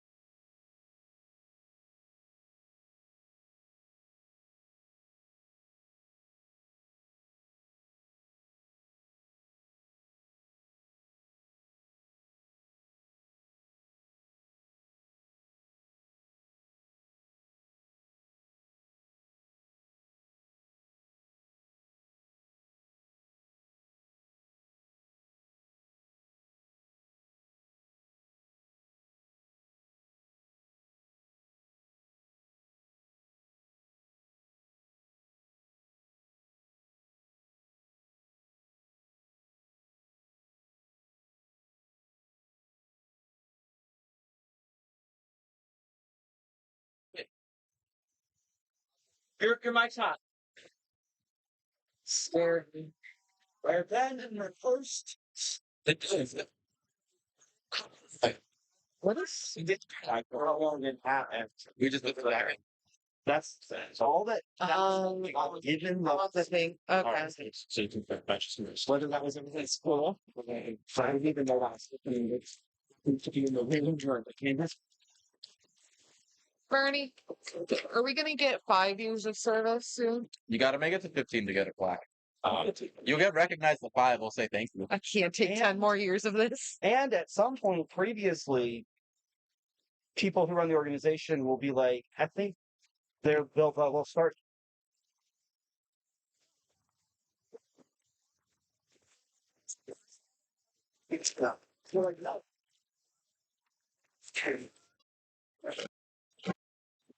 And now, introducing your starters for the 2026 USQ Cup Club Champions. Starting at Chaser, number 3, Liam Zock. Starting at Chaser, number 7, John Lamb. Starting at number 9, Vincent Ross. And starting at keeper, number 50, Matt Boy. Starting at beater for Boom Train, number 11, Matt Brown. And rounding out their lineup, number 22, Camila Rodriguez.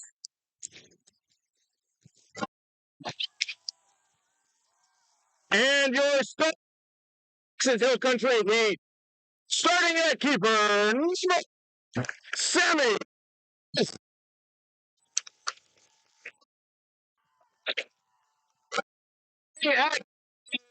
Number 37, Lauren. Starting at Chaser, number 6, Javian June. And starting at Chaser, number 11, Alyssa Villalba. Starting at beaters, number 12, Jackson. Out there,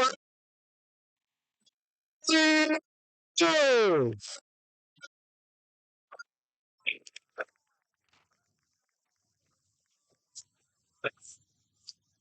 So you're gonna be in the center.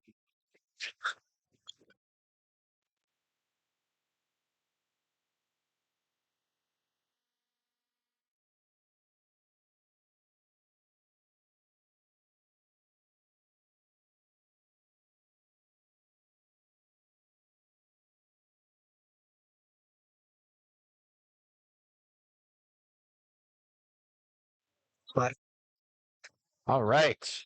Welcome to the club championship, the final game of US Quadball Cup 2026. Boom Train versus Heat. Heat here after an undefeated run through days 1 and 2. Boom Train, a bit of a stumble against New Jersey Dice in pool play yesterday, but right with the ship, stormed through the brackets, and is here in the finals, coming off a decisive win over Reign in the semifinals. A champion soon to be crowned. Heat, the 2022 champions. Boom Train, the 24 championships, both looking to make it championship number 2. We are live. Ben Mertens and Julia Rankin on the call. Vincent Reyes is going to have the quad ball for Boom. Heat's going to have dodgeball control. And they've been almost unstoppable with this pair of Jackson Johnson and Bailey Fields in it beater. Zock with a pump fake. Now it's going to send it deep to Reyes. Reyes working in, loves the shot, but is going to just reset it all the way back up top to Zock. Zock to Troy. Troy back to Zock. Here comes Jackson Johnson. Matt Brown trying to mess with Johnson now. Zock is very close to the hoop. Sammy guards are there to meet. Now back across to Reyes. Big B for Matt Brown, but it's nothing doing. Reyes to Zock. Zock back to Reyes. Brent's been poking at these beaters and chasers with the Boom Train's lone dodgeball, but Heat's been This is Johnson. composed. Garza's going to push Zoc wide. Johnson throws it red. It's a big pass. It finds Troy behind. Immediate response from Heat to Lawrence. Lawrence is going to score. So Boom Train gets the goal, but Heat immediately looks to run in transition. Boom Train sold out everything to get that goal, and Heat immediately answers to make it 10-10. Good pass from Garza to Lawrence. Heat maintains dodgeball control. Heat bringing out a bit of a 2-2 defense, which is different from the games I've seen them playing, where they were playing a bit more of a trees. Might want to put a little more pressure on this up top offense we've seen from Boom Train. Troy moving down the left wing. Ball's all going to go over to Reyes on the right wing instead. Now back up to Zoc. Trying to work on Garza. Not a lot of space created there. Johnson racing for a dodgeball, so there's only one left in the play. Zoc passes. A hoop is knocked down. Bailey Fields makes the beat. Matthew Troy can't field the pass cleanly. Peter Lawrence is the first to the loose ball. They're going to come up with it, and it's going to be a stop for Heat. Zoc looking for a call of hoops on the ground. Lawrence rushing in transition. Keeps that arm free and eventually passes over to Garza. Garza goes high to Jay Stewart. Stewart is going to get to the rim and finish with some flair to put Heat up 20-10. A lot of exchanges happening in the dodgeball game, but dodgeball control is going to end up with Boom Train. Fields tries to stave off Brown unsuccessfully for now. Johnson does get back into play with their one dodgeball. Jackson Johnson, I should say. Ball goes across to Mad Troy. Size mismatch here. Troy's going to eventually send it back up top to Zoc.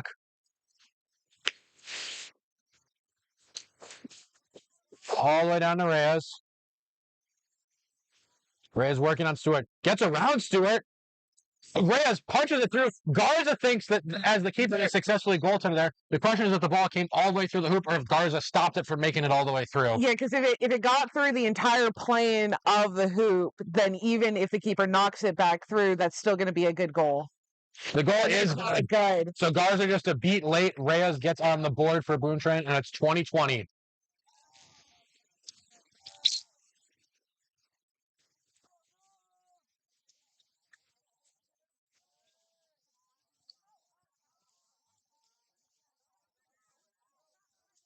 Garza bringing up slow now. Control with Boom Train, and the score tied. Liam Zoc comes out aggressively at Villalba, but it eventually just goes over to Garza.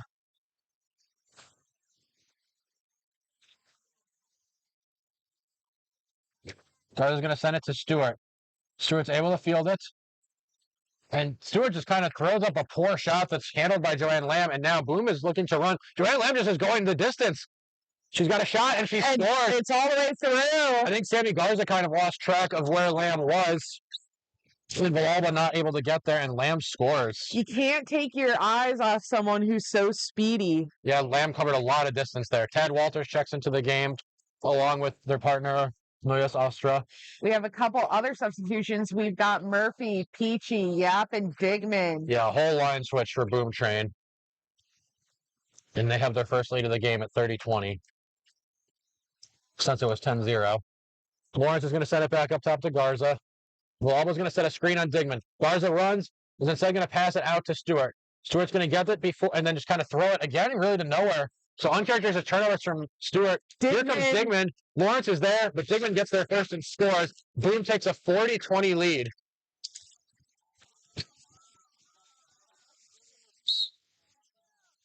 And it's Baltimore Nunez and Taylor Tracy in the game at beater for the first time for Heat. Boom Train looking to get a high offense because the Heat beater's a bit behind the play right now. Clean pass to Stewart, though. And eventually, Nunez and Tracy able to recover their one dodgeball. So now Heat will be able to actually run an offense here. So Boom Train makes it difficult on them, but isn't able to launch a full press.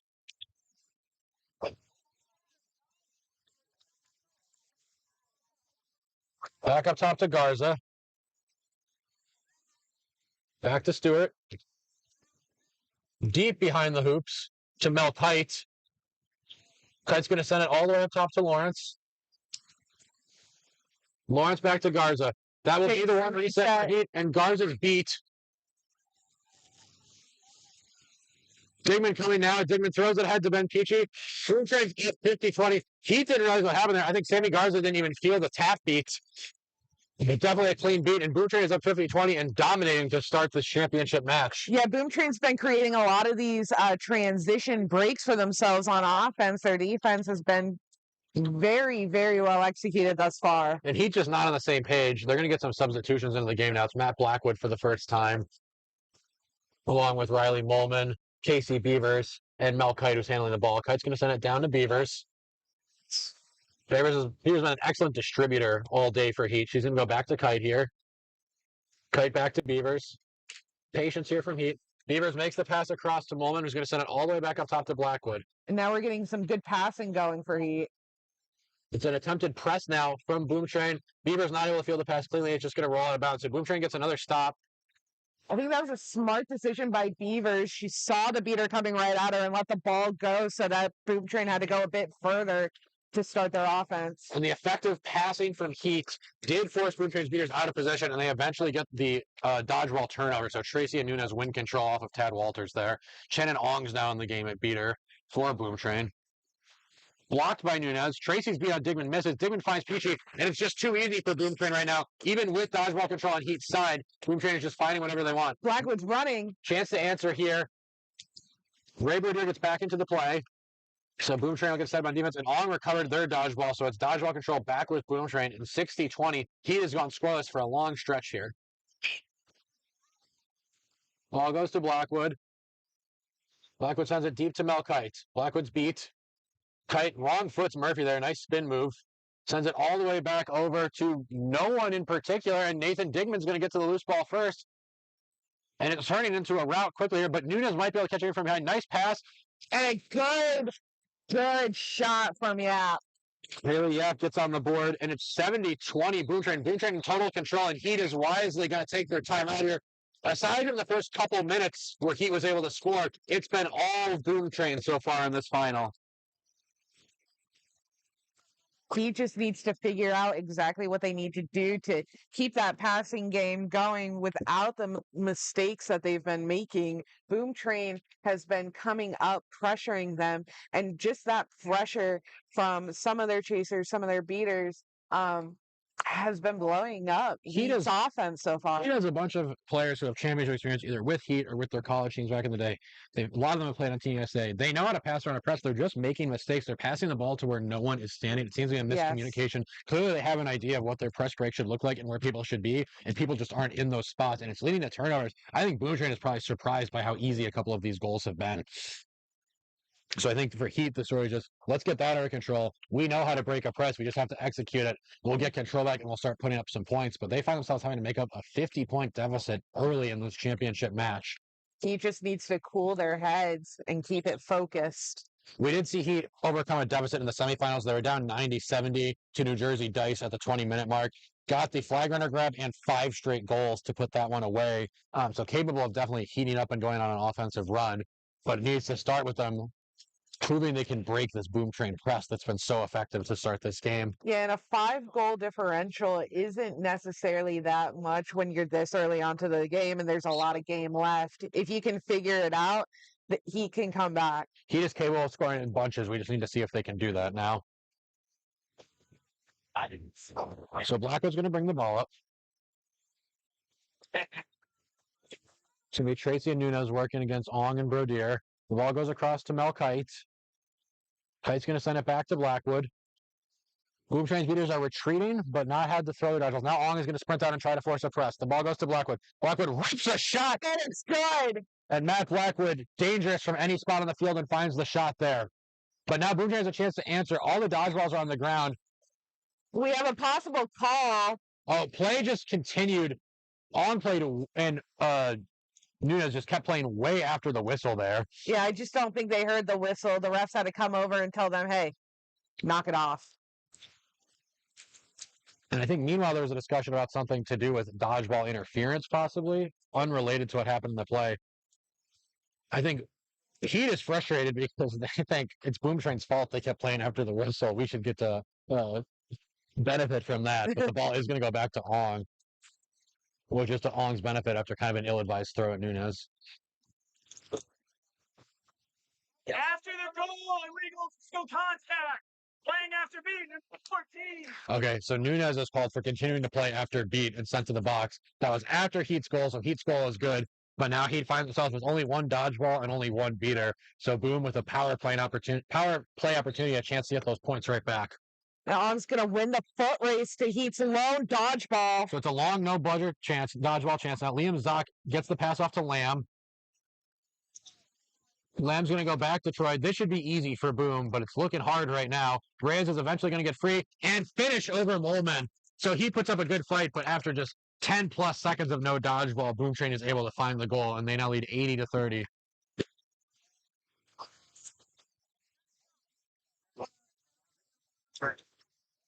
So not the start Heat was looking for, but they're back at full strength now with Nunez released from the box. And we'll see if this pair of Tyler Tracy and Baltimore Nunez can get Heat back into this game. Here's Blackwood. Sends it to Kite. Sends it back to Blackwood.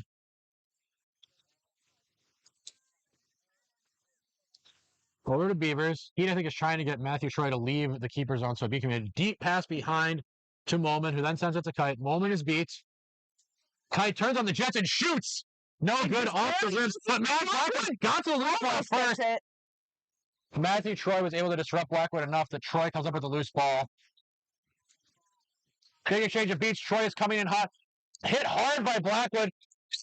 We're going to have a discussion on whether that was good or not. And a tough sequence there for Heat. Blackwood almost got the loose ball. Troy kind of managed to grapple it free from them. And then the hoop gets knocked down there, and I think Heat doesn't think it went through before it hit the ground. We'll see what the call is. But Boom Train's beater is just dominant in this game so far.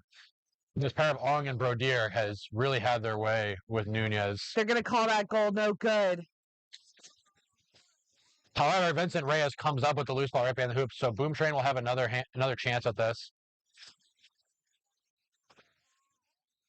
Here's Reyes, fakes, gets around, moment, and scores. Tall hoop again for Reyes. 90-30. Boom Train in danger of running away with this game. Heat's opted to go back to their starting beater pair. Yeah, Jackson Johnson and Bailey Fields. I think this is what Heat wants to go to when the going gets tough. Certainly is tough here, down 6 goals early. I mean, similarly, Boom Train also went back to their starting beater pair. We've got Brown and Rodriguez out there. Certainly you don't want to take your foot off the gas here as Boom Train. You've been playing so well. Big exchange of beats. Johnson throws one back. All those balls on the ground. Only one in the play for the moment. Kite goes high. Blackwood knocked out of the air by Troy, but Justin Cole is going to say that it was just the two players competing for the ball. Zach sends it across. It's interception by Kite. And that was the change of momentum that Heat really needed there. Able to take away that Boom Train transition chance. And Johnson and Fields come up with dodgeball control at the end of it. So the Heat chasers get a stop in transition, and the beaters come up with control. A very good sequence for Heat there. Blackwood's going to pass it over to Beavers.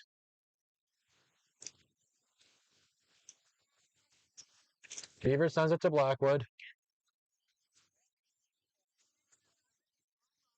If Matthew Brown doesn't step, eventually Blackwood, is just going to be able to do that. Sends it deep behind to Villalba. Pump fake several times, then passes to Molman. Molman's going to be to the loose ball. Trying to work on Liam Zock now. Rips a shot. That one is good. Molman. Riley Molman finds the shot. Heat's back on the board. 90-40 now. And we'll see if this pair of Johnson and Fields can hold control and generate some stops and ideally some transition opportunities for Heat. Boom Train, meanwhile, has their pair of Matt Brown with Noyes Osra, and we'll see if they can win control back for their side. On the Heat side, we've got Axtell subbing in as keeper.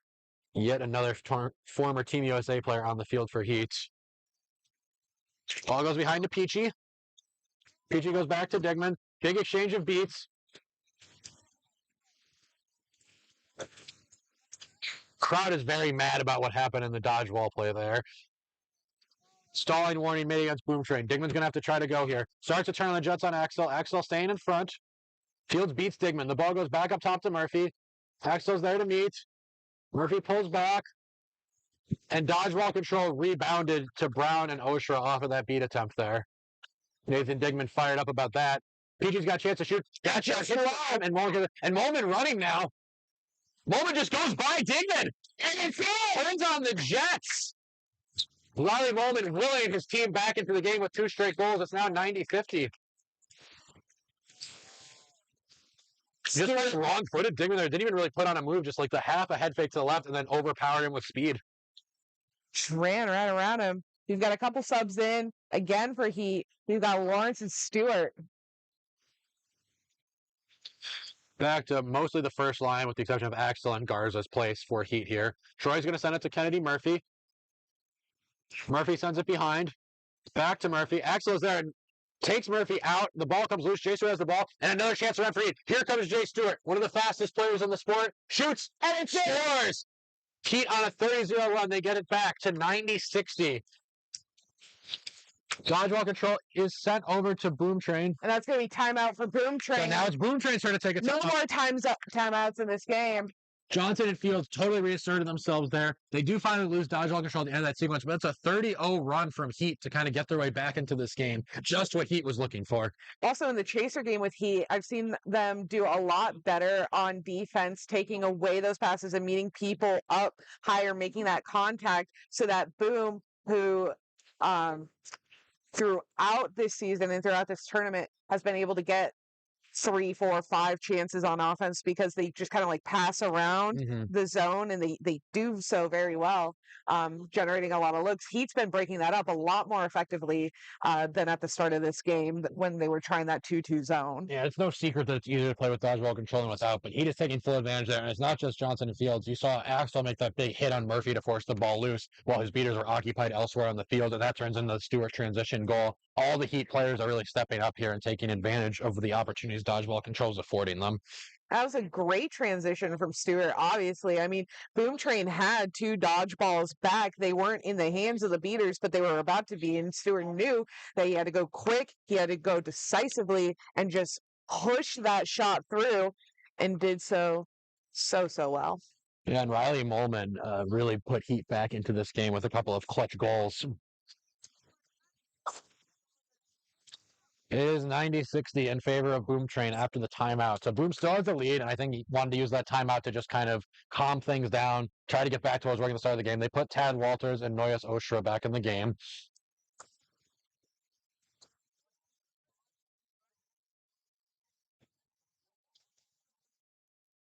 Here's Digman.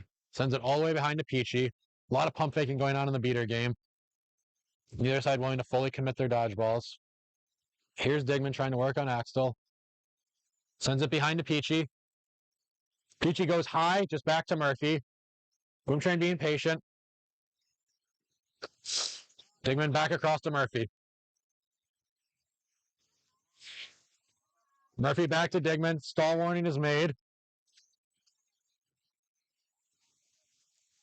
Murphy needs to go here. Jay Stewart just dodges that beat, though. Murphy sends it behind and finds it. Yap finds the shot. Good pass from Murphy to set that up. So Boom Train ends the run. It's now 100-60. Dodgeball control does end up in the hands of Heat. So Fields and Johnson get it back. And now a chance to continue the run.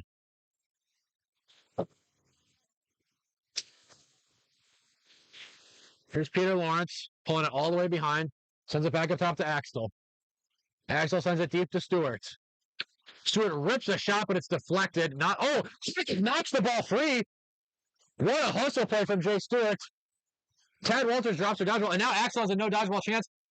And gets to the rim, which is the hoop is knocked down.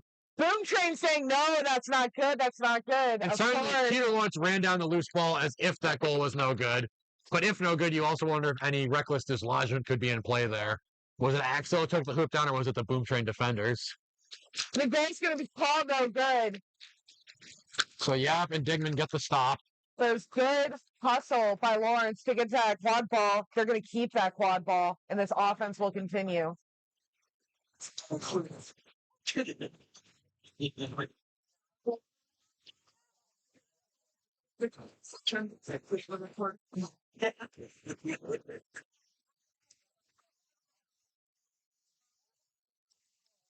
So it'll be Lawrence's ball over on the far side here. Axel's still on Broom, as is Villalba. So Heat has some options here.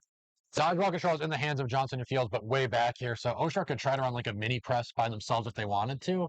We'll see if they want to be that aggressive. They do. Oshar's going to come at Lawrence.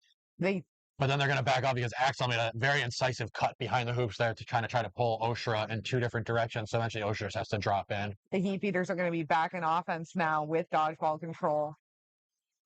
Here's Jay Stewart. Sends it deep to Lawrence. Jackson Johnson working on Tad Walters. Beats Walters. Stewart's got some time now. Jackson Johnson's going to kind of trum in and try to beat Oshra. Instead of beat, hits off someone's head. But that's all the rim Jay Stewart needed to get to the rim and dunk. We've got an arm race to a ref. And I wonder if that hits someone in the head. I don't think it was inadvertent if so.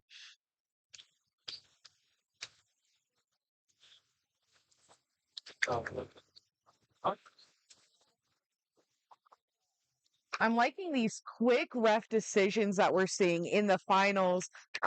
They tend to want every ref on the field to be AHR certified. These are seasoned, experienced refs making these calls. Several of the ARs have called finals as head referees themselves before, so that makes it easier. It's 100-70 now. Jay Stewart with a classic drive and dunk finish there. That's going to bring Heat to 70 to Boom Train's 100.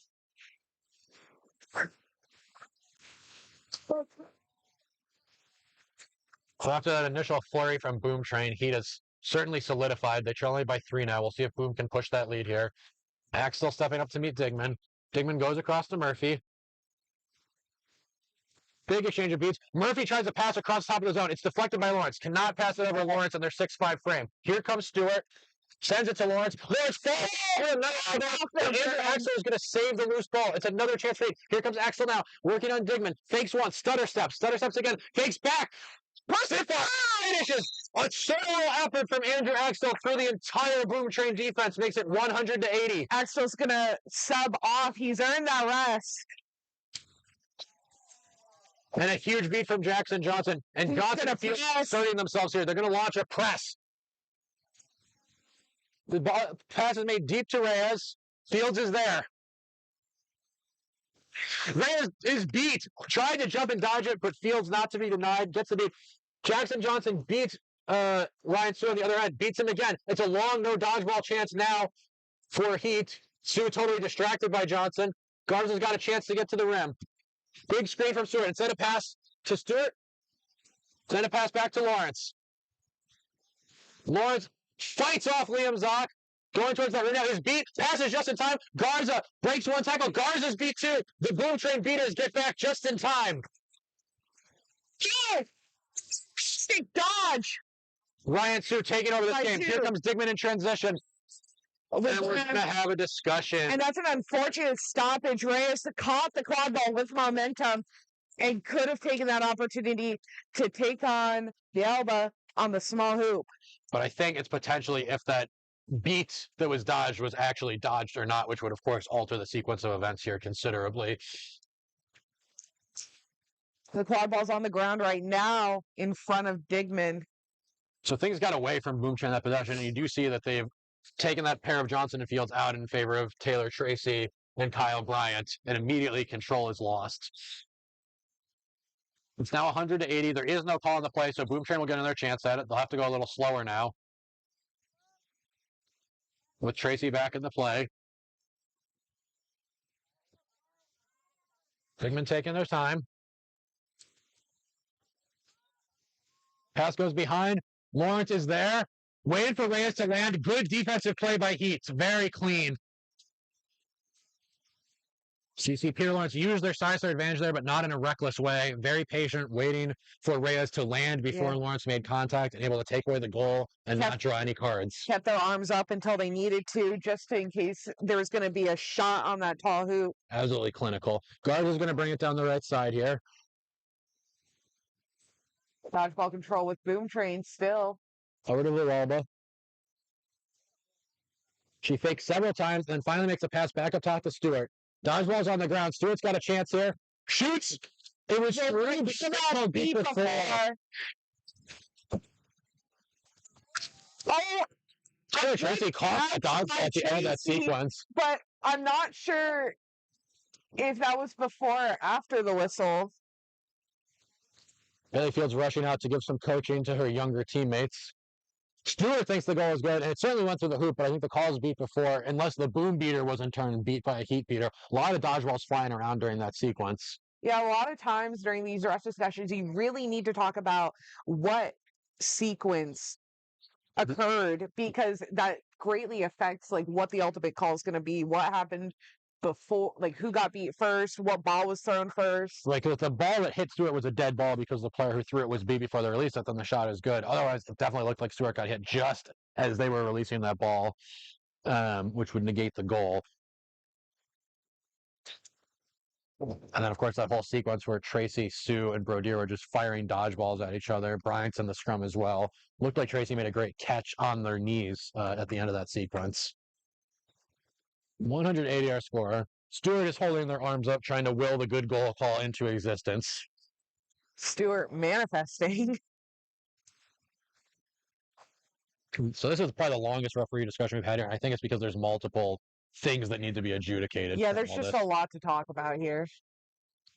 Quadball's going to go somewhere. Yeah, unclear who's going to end up with the ball here. I'm not sure if the ref knows right now,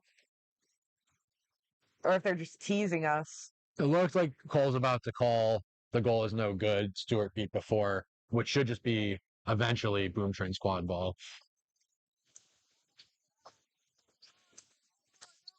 Yeah, so the ball is just going to be way back there where Vincent Reyes was about to inbound it before the stoppage.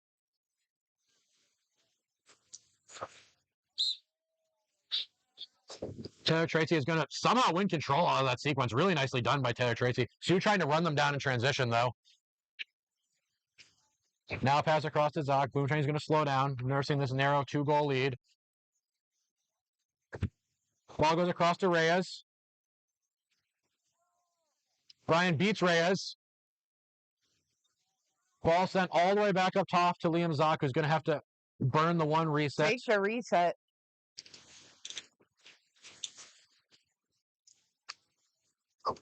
Boom Train's going to have to keep it crisp now. They will not be able to use another. Ball's going to go across to Zoc.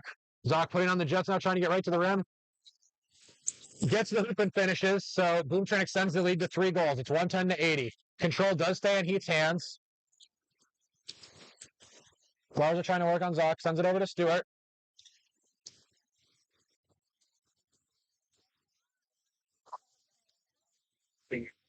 Now back to Garza. Over to Lawrence.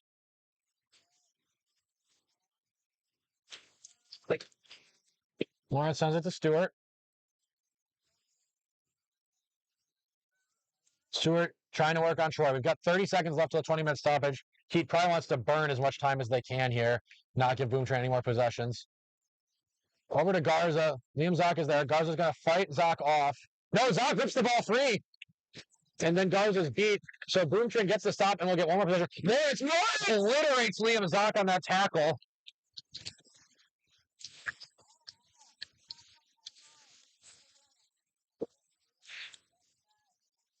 And the refs, yeah, there's certainly a hard hit. The refs are going to discuss if it was an illegal hit. If Lawrence initiated from the front or from the back is going to be the consideration. Yes. Liam Zoc is subbing out. That looked like it hurt. Yeah. Lawrence is called for contact from behind, so they'll be sent to the penalty box. It is 110-80, and Boom Train has a chance to extend the lead back to 40 before the release of the flag runner here. Troy's going to start with the quad ball. However, he has dodgeball control now. And you have to think this pair of Himes and Nunez really wants to hold on to that control here.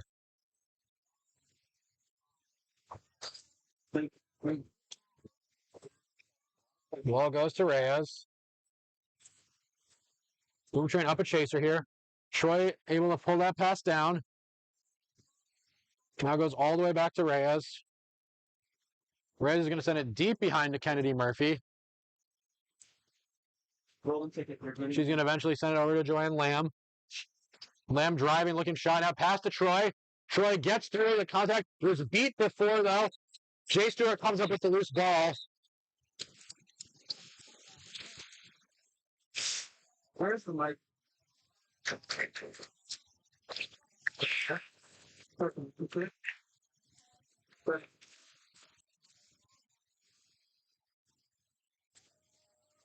So 20 minutes is reached. Heat gets the stop, and it looks like they'll end up with dodgeball control. Maybe here, one ball is loose on the ground behind the hoops. Either way, it's 110 to 80. The set score is going to be 170. So the first to 170 claims the championship, goes home with the trophy and the gold medals. And this is a much different game than we saw at the beginning, where Boom was just able to run their offense in transition, and he was giving them that transitions without much of a fight. He has finally figured it out. He's and really they're playing rallied. much more of a competition. And we saw Johnson and Fields just utterly dominant in their minutes to help turn things around. But Boom Train still holding on to a 30-point lead. And the difference really is that run where they just went on like a 5-0 run to really blow the game open. Heat has fought back some since then, but it's only a 30-point lead for Boom Train. So the catch would tie the game back up. And again, as we mentioned at the top, Heat was almost in this exact situation in their semifinal game. They were down 20, 90 to 70, going in into the finals, into the stitch on pitch, but they caught the flag runner, racked up a bunch of goals, and got the win. And both teams have just fantastic seekers. It looks like we've got Stewart starting seeking for Heat, and that's going to be Zoc starting seeking for Boom Train. Stewart had the catch that put Heat through to the finals in that game against Dice on the other field.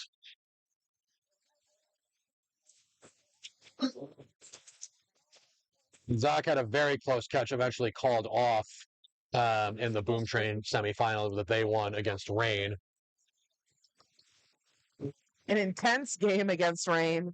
Yeah, extremely intense game. A lot of runs in that one too. And that was the same one where Boom Train was able to build a big lead, partly because of Rain's cards. And then Rain brought it back close, but Boom Train was able to finish it off. They'll look to execute that same game plan here. Boom Train would love the catch because that makes it easy, but they can win without the catch here. You just are in such a strong position being up 3 goals. Correct. And obviously the beaters will be what we want to watch here. It's Jackson Johnson and Baldemar Nunez together at beater for Heat versus Channon Ong and Matt Brown at beater together for Boom Train.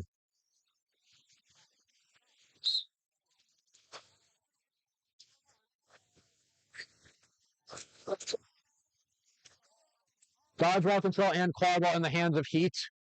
They're going to try to wall off this flag runner, who's confidently coming out to meet the Seekers. Jay Stewart's going to get a chance here.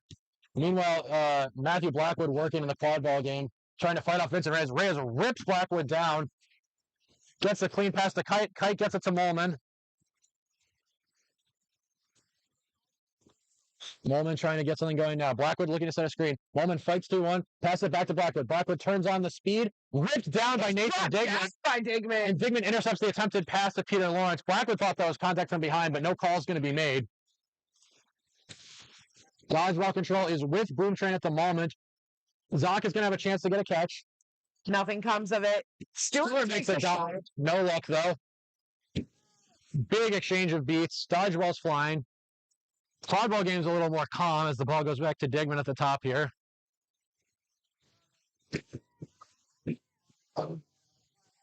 Digman puts on the Jets, shoots, hits the top of the rim, and dips in. Just makes it.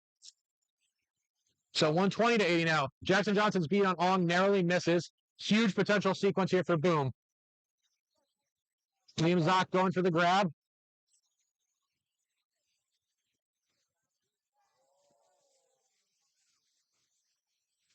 Zoc's going to sub out. Peter Lawrence meanwhile going to bring the ball down the field for Heat. Tries to go past try. Lawrence gets right to the rim and they score. Oshra's coming in to seek. 120 to 90. They get a shot. For a beat. Dodgeballs everywhere. Kyle Bryant beats Matt Brown. Jackson Johnson is going to probably win control for Heat here. And now Stewart's going to have a chance. And Matthew Troy just walked in to Jackson Johnson. Matthew Blackwood picks up the loose ball, rushing in, spins. Oh, down. Blackwood twice unable to finish near the hoops in this flag runner on pitch, period, and that could be a huge problem for Heat if they don't come up with the grab.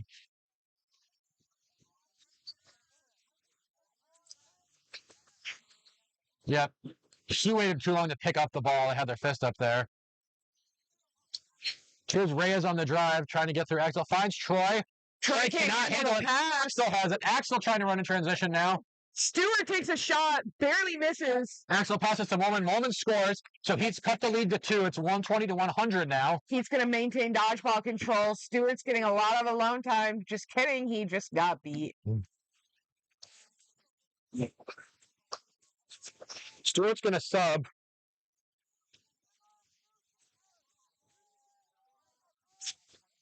And a chance for Christian Cortez to come up big for Heat. Meanwhile, Nathan Digman working in the quad ball game. Going to get to the rim without too much difficulty. A nice screen set there to take Axel out of the way.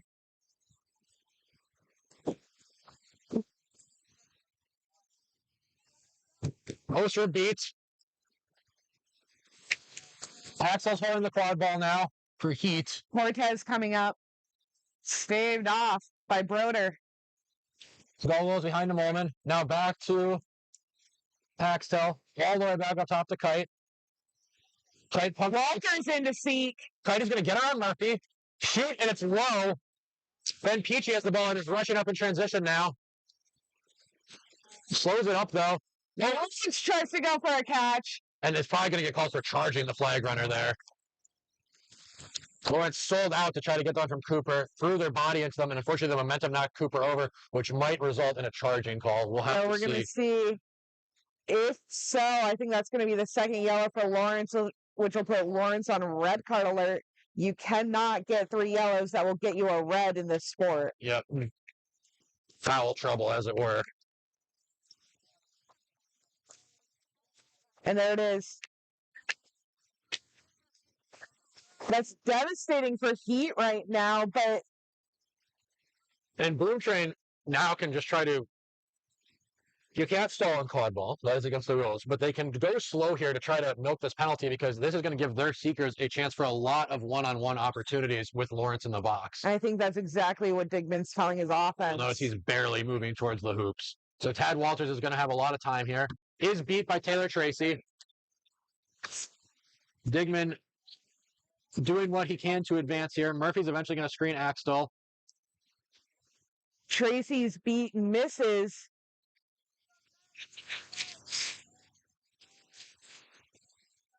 Taking his sweet time back there is Digman. Fields is in. Murphy's going to send it back behind the hoops. Back to Murphy.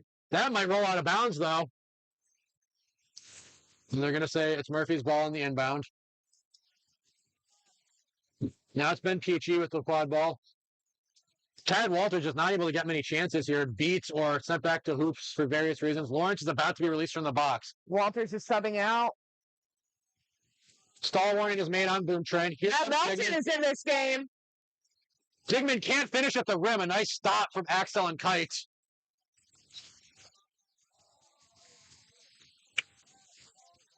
We have a very reactive crowd here at the finals. Obviously, Boom Train, brought their own B team, Trainwreck, to the championships. And a fair number of the Midwest teams are coached by players. And that's a yellow card for Beavers. Casey Beavers sent to the box. That's only going to be one Heat player in the box, so Lawrence is back in. Back in the game, and Heat is getting to the point where they're going to need the catch to have any hope of coming back into this game. The score is 130 to 100, but Boom Train is going to get essentially a free goal here. Digman's going to have the ball right on the hoop and just is going to have to push it through.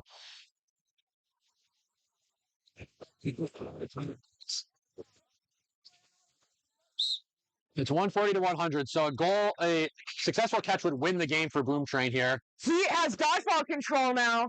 Here comes Lawrence, another chance to make up for that card. Lawrence is beat out by Brodier. There's a dodgeball turnover. All no longer has control. In Boom Train's possession, one on Boom Train's hoops. Lawrence beat. Bailey Fields recovers her one dodgeball. Heat loses the ball, but eventually comes up with it. Sammy Garza saves it. Fights through Ben Peachy. Working on Murphy now. Cuts back. Shoots. It's deflected by Digman. And Digman's running. Away. Met by Molman. Molman unintentionally screened by a referee, and Digman scores. It is now 150 to 100.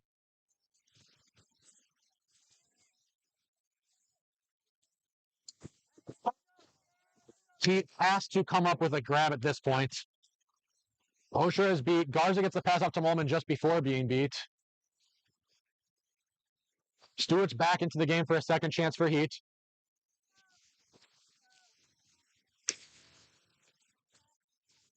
Desperation time for Heat. Stewart not able to get close enough.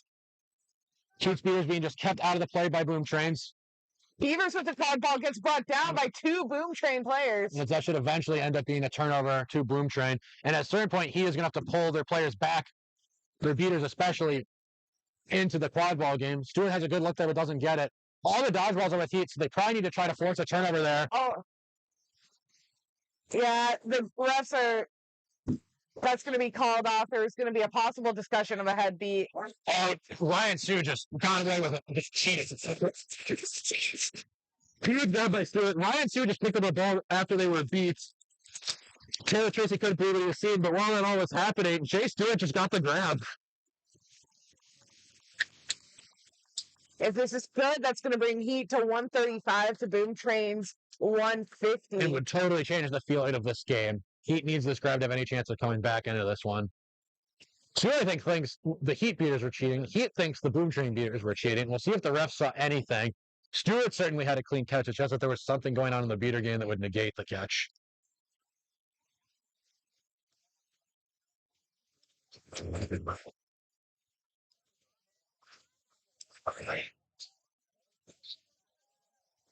Heat catches the Heat catch.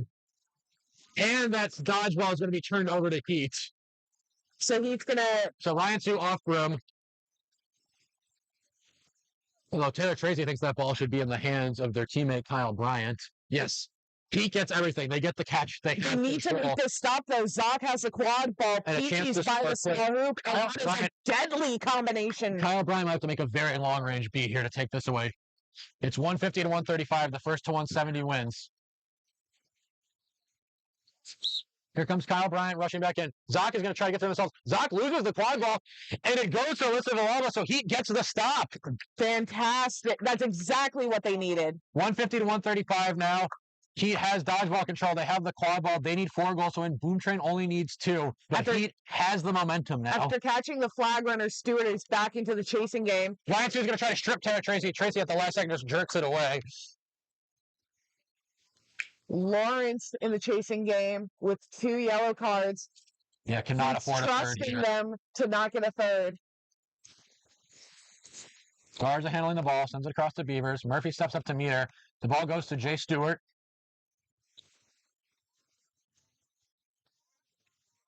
Stewart thinking. Sends it to Beavers. Beavers to Stewart. Stewart's going to drive. Wrapped hard. And the arm pinned, but the ball comes to Garza. That's legal tackle by Zoc. Hard on Zoc. That's a hustle play that sometimes you gotta try to make. That probably saved the goal. If Zoc just says, I am behind Garza, I will not make contact. Garza probably just scores. By Zoc laying out and pulling Garza down, there's a chance for Boom Train to maybe get a stop here still. Garza has Peachy in front of them, and Sue with a dodgeball. Garza flicks a shot, it's no good, but Lawrence rebounds it, goes back to Garza. Garza goes back over the top to Lawrence. Sue covering a lot of space. Lawrence shoots, and it's deflected by Peachy. Liam Zoc's yellow card pays off, and Boom Train gets the stop. Garza's going to try to rip the ball back from Kennedy Murphy, but eventually just get beat. So a missed opportunity for Heat, but they do still have dodgeball control. 150 to 135. 4 goals needed for Heat. 2 needed for Boom Train.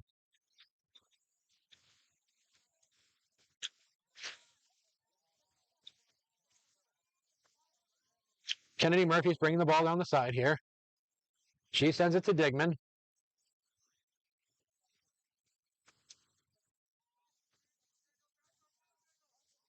Heat's beaters trying to stay out of the range of Matt Brown without totally ignoring the quad ball. A screen is going to be set by Murphy here. Digman's going to drop back now. Big exchange of beats. Matt Brown's now beat. It's a chance for another. Jay Stewart swats the pass, though, and Peter Lawrence is going to try to run in transition. No dodgeball's back. Lawrence has Stewart streaking up the side. Sends it off to Garza instead. Garza now goes to Stewart. Stewart manages to stay on brim. Tries to pass it back to Garza. Garza comes up with it. Garza on the run now. Fakes. Gets to the rim and finishes. 150 to 145. Digman is running. We've got hands up. We've got hands up indicating a possible Heat foul. 150 to 145 there. After that huge goal from Sammy Garza that Heat needed in a major way.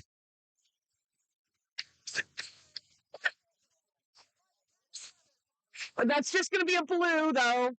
Lawrence has received a blue card for an illegal swat. But because it's a blue, they don't have to worry. Goal is the question. Was it before or after the goal?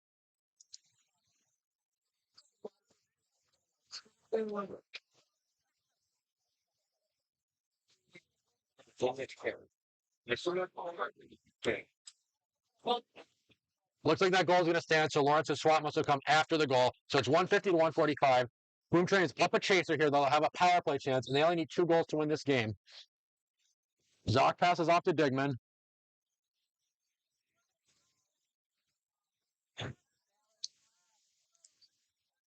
The ball's going to go behind the hoops. Shot is low. And Stewart comes up with it. Have a couple subs coming in for Heat. If they're going to get Blackwood and Molman, who've been huge contributors in this game, back in for Heat. And, of course, Jackson Johnson back in as well at beater.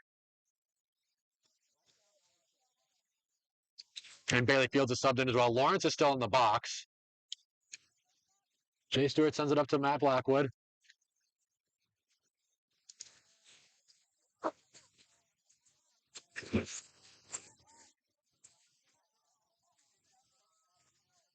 Matt Blackwood's going to burn a reset and ask for the hoop to be reset.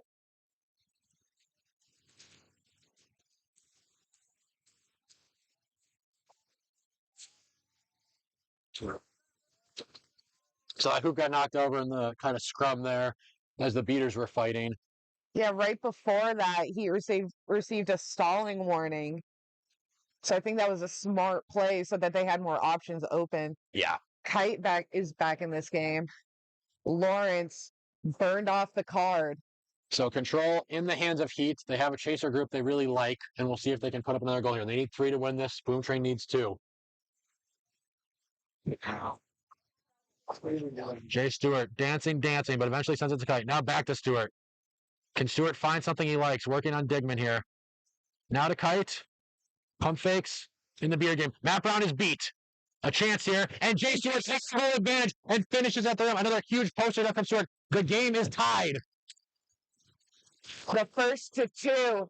And you have to wonder. Earn their second championship. Boom Train, a lot of these players were on the Chicago Power team that was 1 goal away from winning the MLQ semifinals last summer and just couldn't put it away. Starting to get that same sense of tightness as this game gets down to the wire. They've blown the lead now. It is now tied. Can they recover from this, overcome it, and punt this game away? Murphy passes to Digman. Murphy driving. She's beat, but gets the pass off to Reyes. Reyes shoots. No good. Digman's going to be a reset used for Boom Train. But Digman will get to it before it's a second reset. But he has to like their position now. Fields, meanwhile, working the field, beat just about everybody in Boom Train out of the play. It feels like Boom Train doesn't have much time to work here with the pressure these beaters are putting on their offense. Digman's going to go across to Zach. A chance, but Zach doesn't take it. Now back to Digman. Digman can get very close to the hoop here. Sends it back to Zach. Zach to Digman. Digman to Zach. A lot of patience from Boom Train here. Dodgeball's on the ground. Matt Brown's on the only arm beater in the play for Boom Train. Digman sends it deep behind the hoops to Reyes. Jackson Johnson beat by Matt Brown. The ball comes back up to Digman. Jackson Johnson's going to pick that ball up. Digman trying to wrong foot Brown. Passes it behind to Murphy.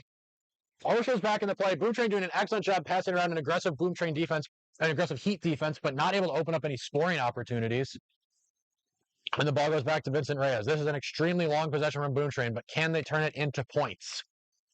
It doesn't matter how long an offense takes, as long as you get a score. But now a Boom stalling Train has a warning. stalling warning. Here comes Reyes. Reyes is going to go for the finish. Deflected on the hoops. And the Beaters clean it up. Jay Stewart has been all over this game. Comes up with another big stop there. Running in transition. Oh, a momentum killer for Heat right now. Lawrence has the quad ball. There's one dodgeball back on defense for Boom Train.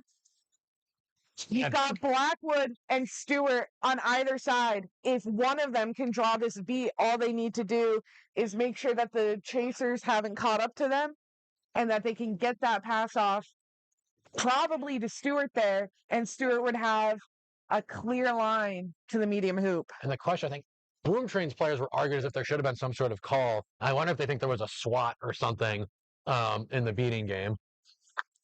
Because the referees are discussing something. No play. So this is a great transition opportunity for Heat now, as you so well called out. We have both Stewart and Blackwood as passing options for Lawrence. Only one dodgeball back for Boom. Liam Zock is on Broom. Vincent Reyes is off Broom. The Heat certainly has the numbers advantage. That's going to be something. Is Heat? So both teams use timeouts. Boom Train appealing? Yeah, there can't be a timeout there. There has to be some call being appealed. And players are being sent back, so this has to be an appeal, but it was a no call, so I'm not sure what the appeal would be. So an odd turn of events here at the 2026 finals. Boom Train and Heat are tied 150 to 155. Each team 2 goals away from winning. Yeah, we have head ref Justin Cole coming out to give us some insight. Oh, there's an appeal to determine if a player was playing after they were beat. So I assume that was what Boom Train was asking for call-wise. They didn't get it, and now they're going to appeal it. It would be hard to imagine this being overturned because it's not any sort of a rules question. It's just a judgment call. Like the standard for appeals is a clear misapplication of the rules. But the only way this would be wrong is if a Heat player got hit with a dodgeball and the ref said, you're allowed to keep playing after the dodgeball, that's appealable. But the referee is just disagreeing about if the player was beat or not isn't really appealable. I don't see how Boom Train can win this unless there's something we're missing. But not a bad way to get a second timeout. Not a bad way to get a second timeout. And I'm not entirely sure how correct this is. This is just what I've heard through the grapevine through playing this weekend. I have heard that if you try to appeal a call that is unappealable, the speaking captain could receive a card. The town is going nuts for Archer Melton, by the way. That's what you're hearing and seeing. One of the youngest players to ever hold a dodgeball on a championship pitch, no doubt. And there's The star is born, playing to the crowd already.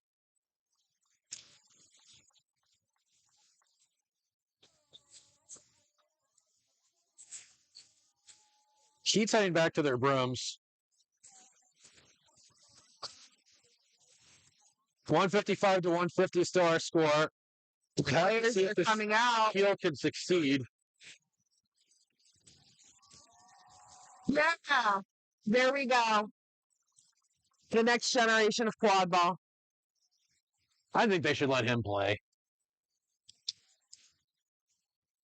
Maybe he has the answer for Johnson and Fields.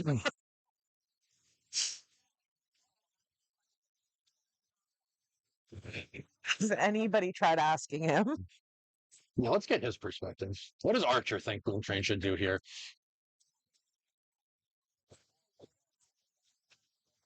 All right, here come the referees.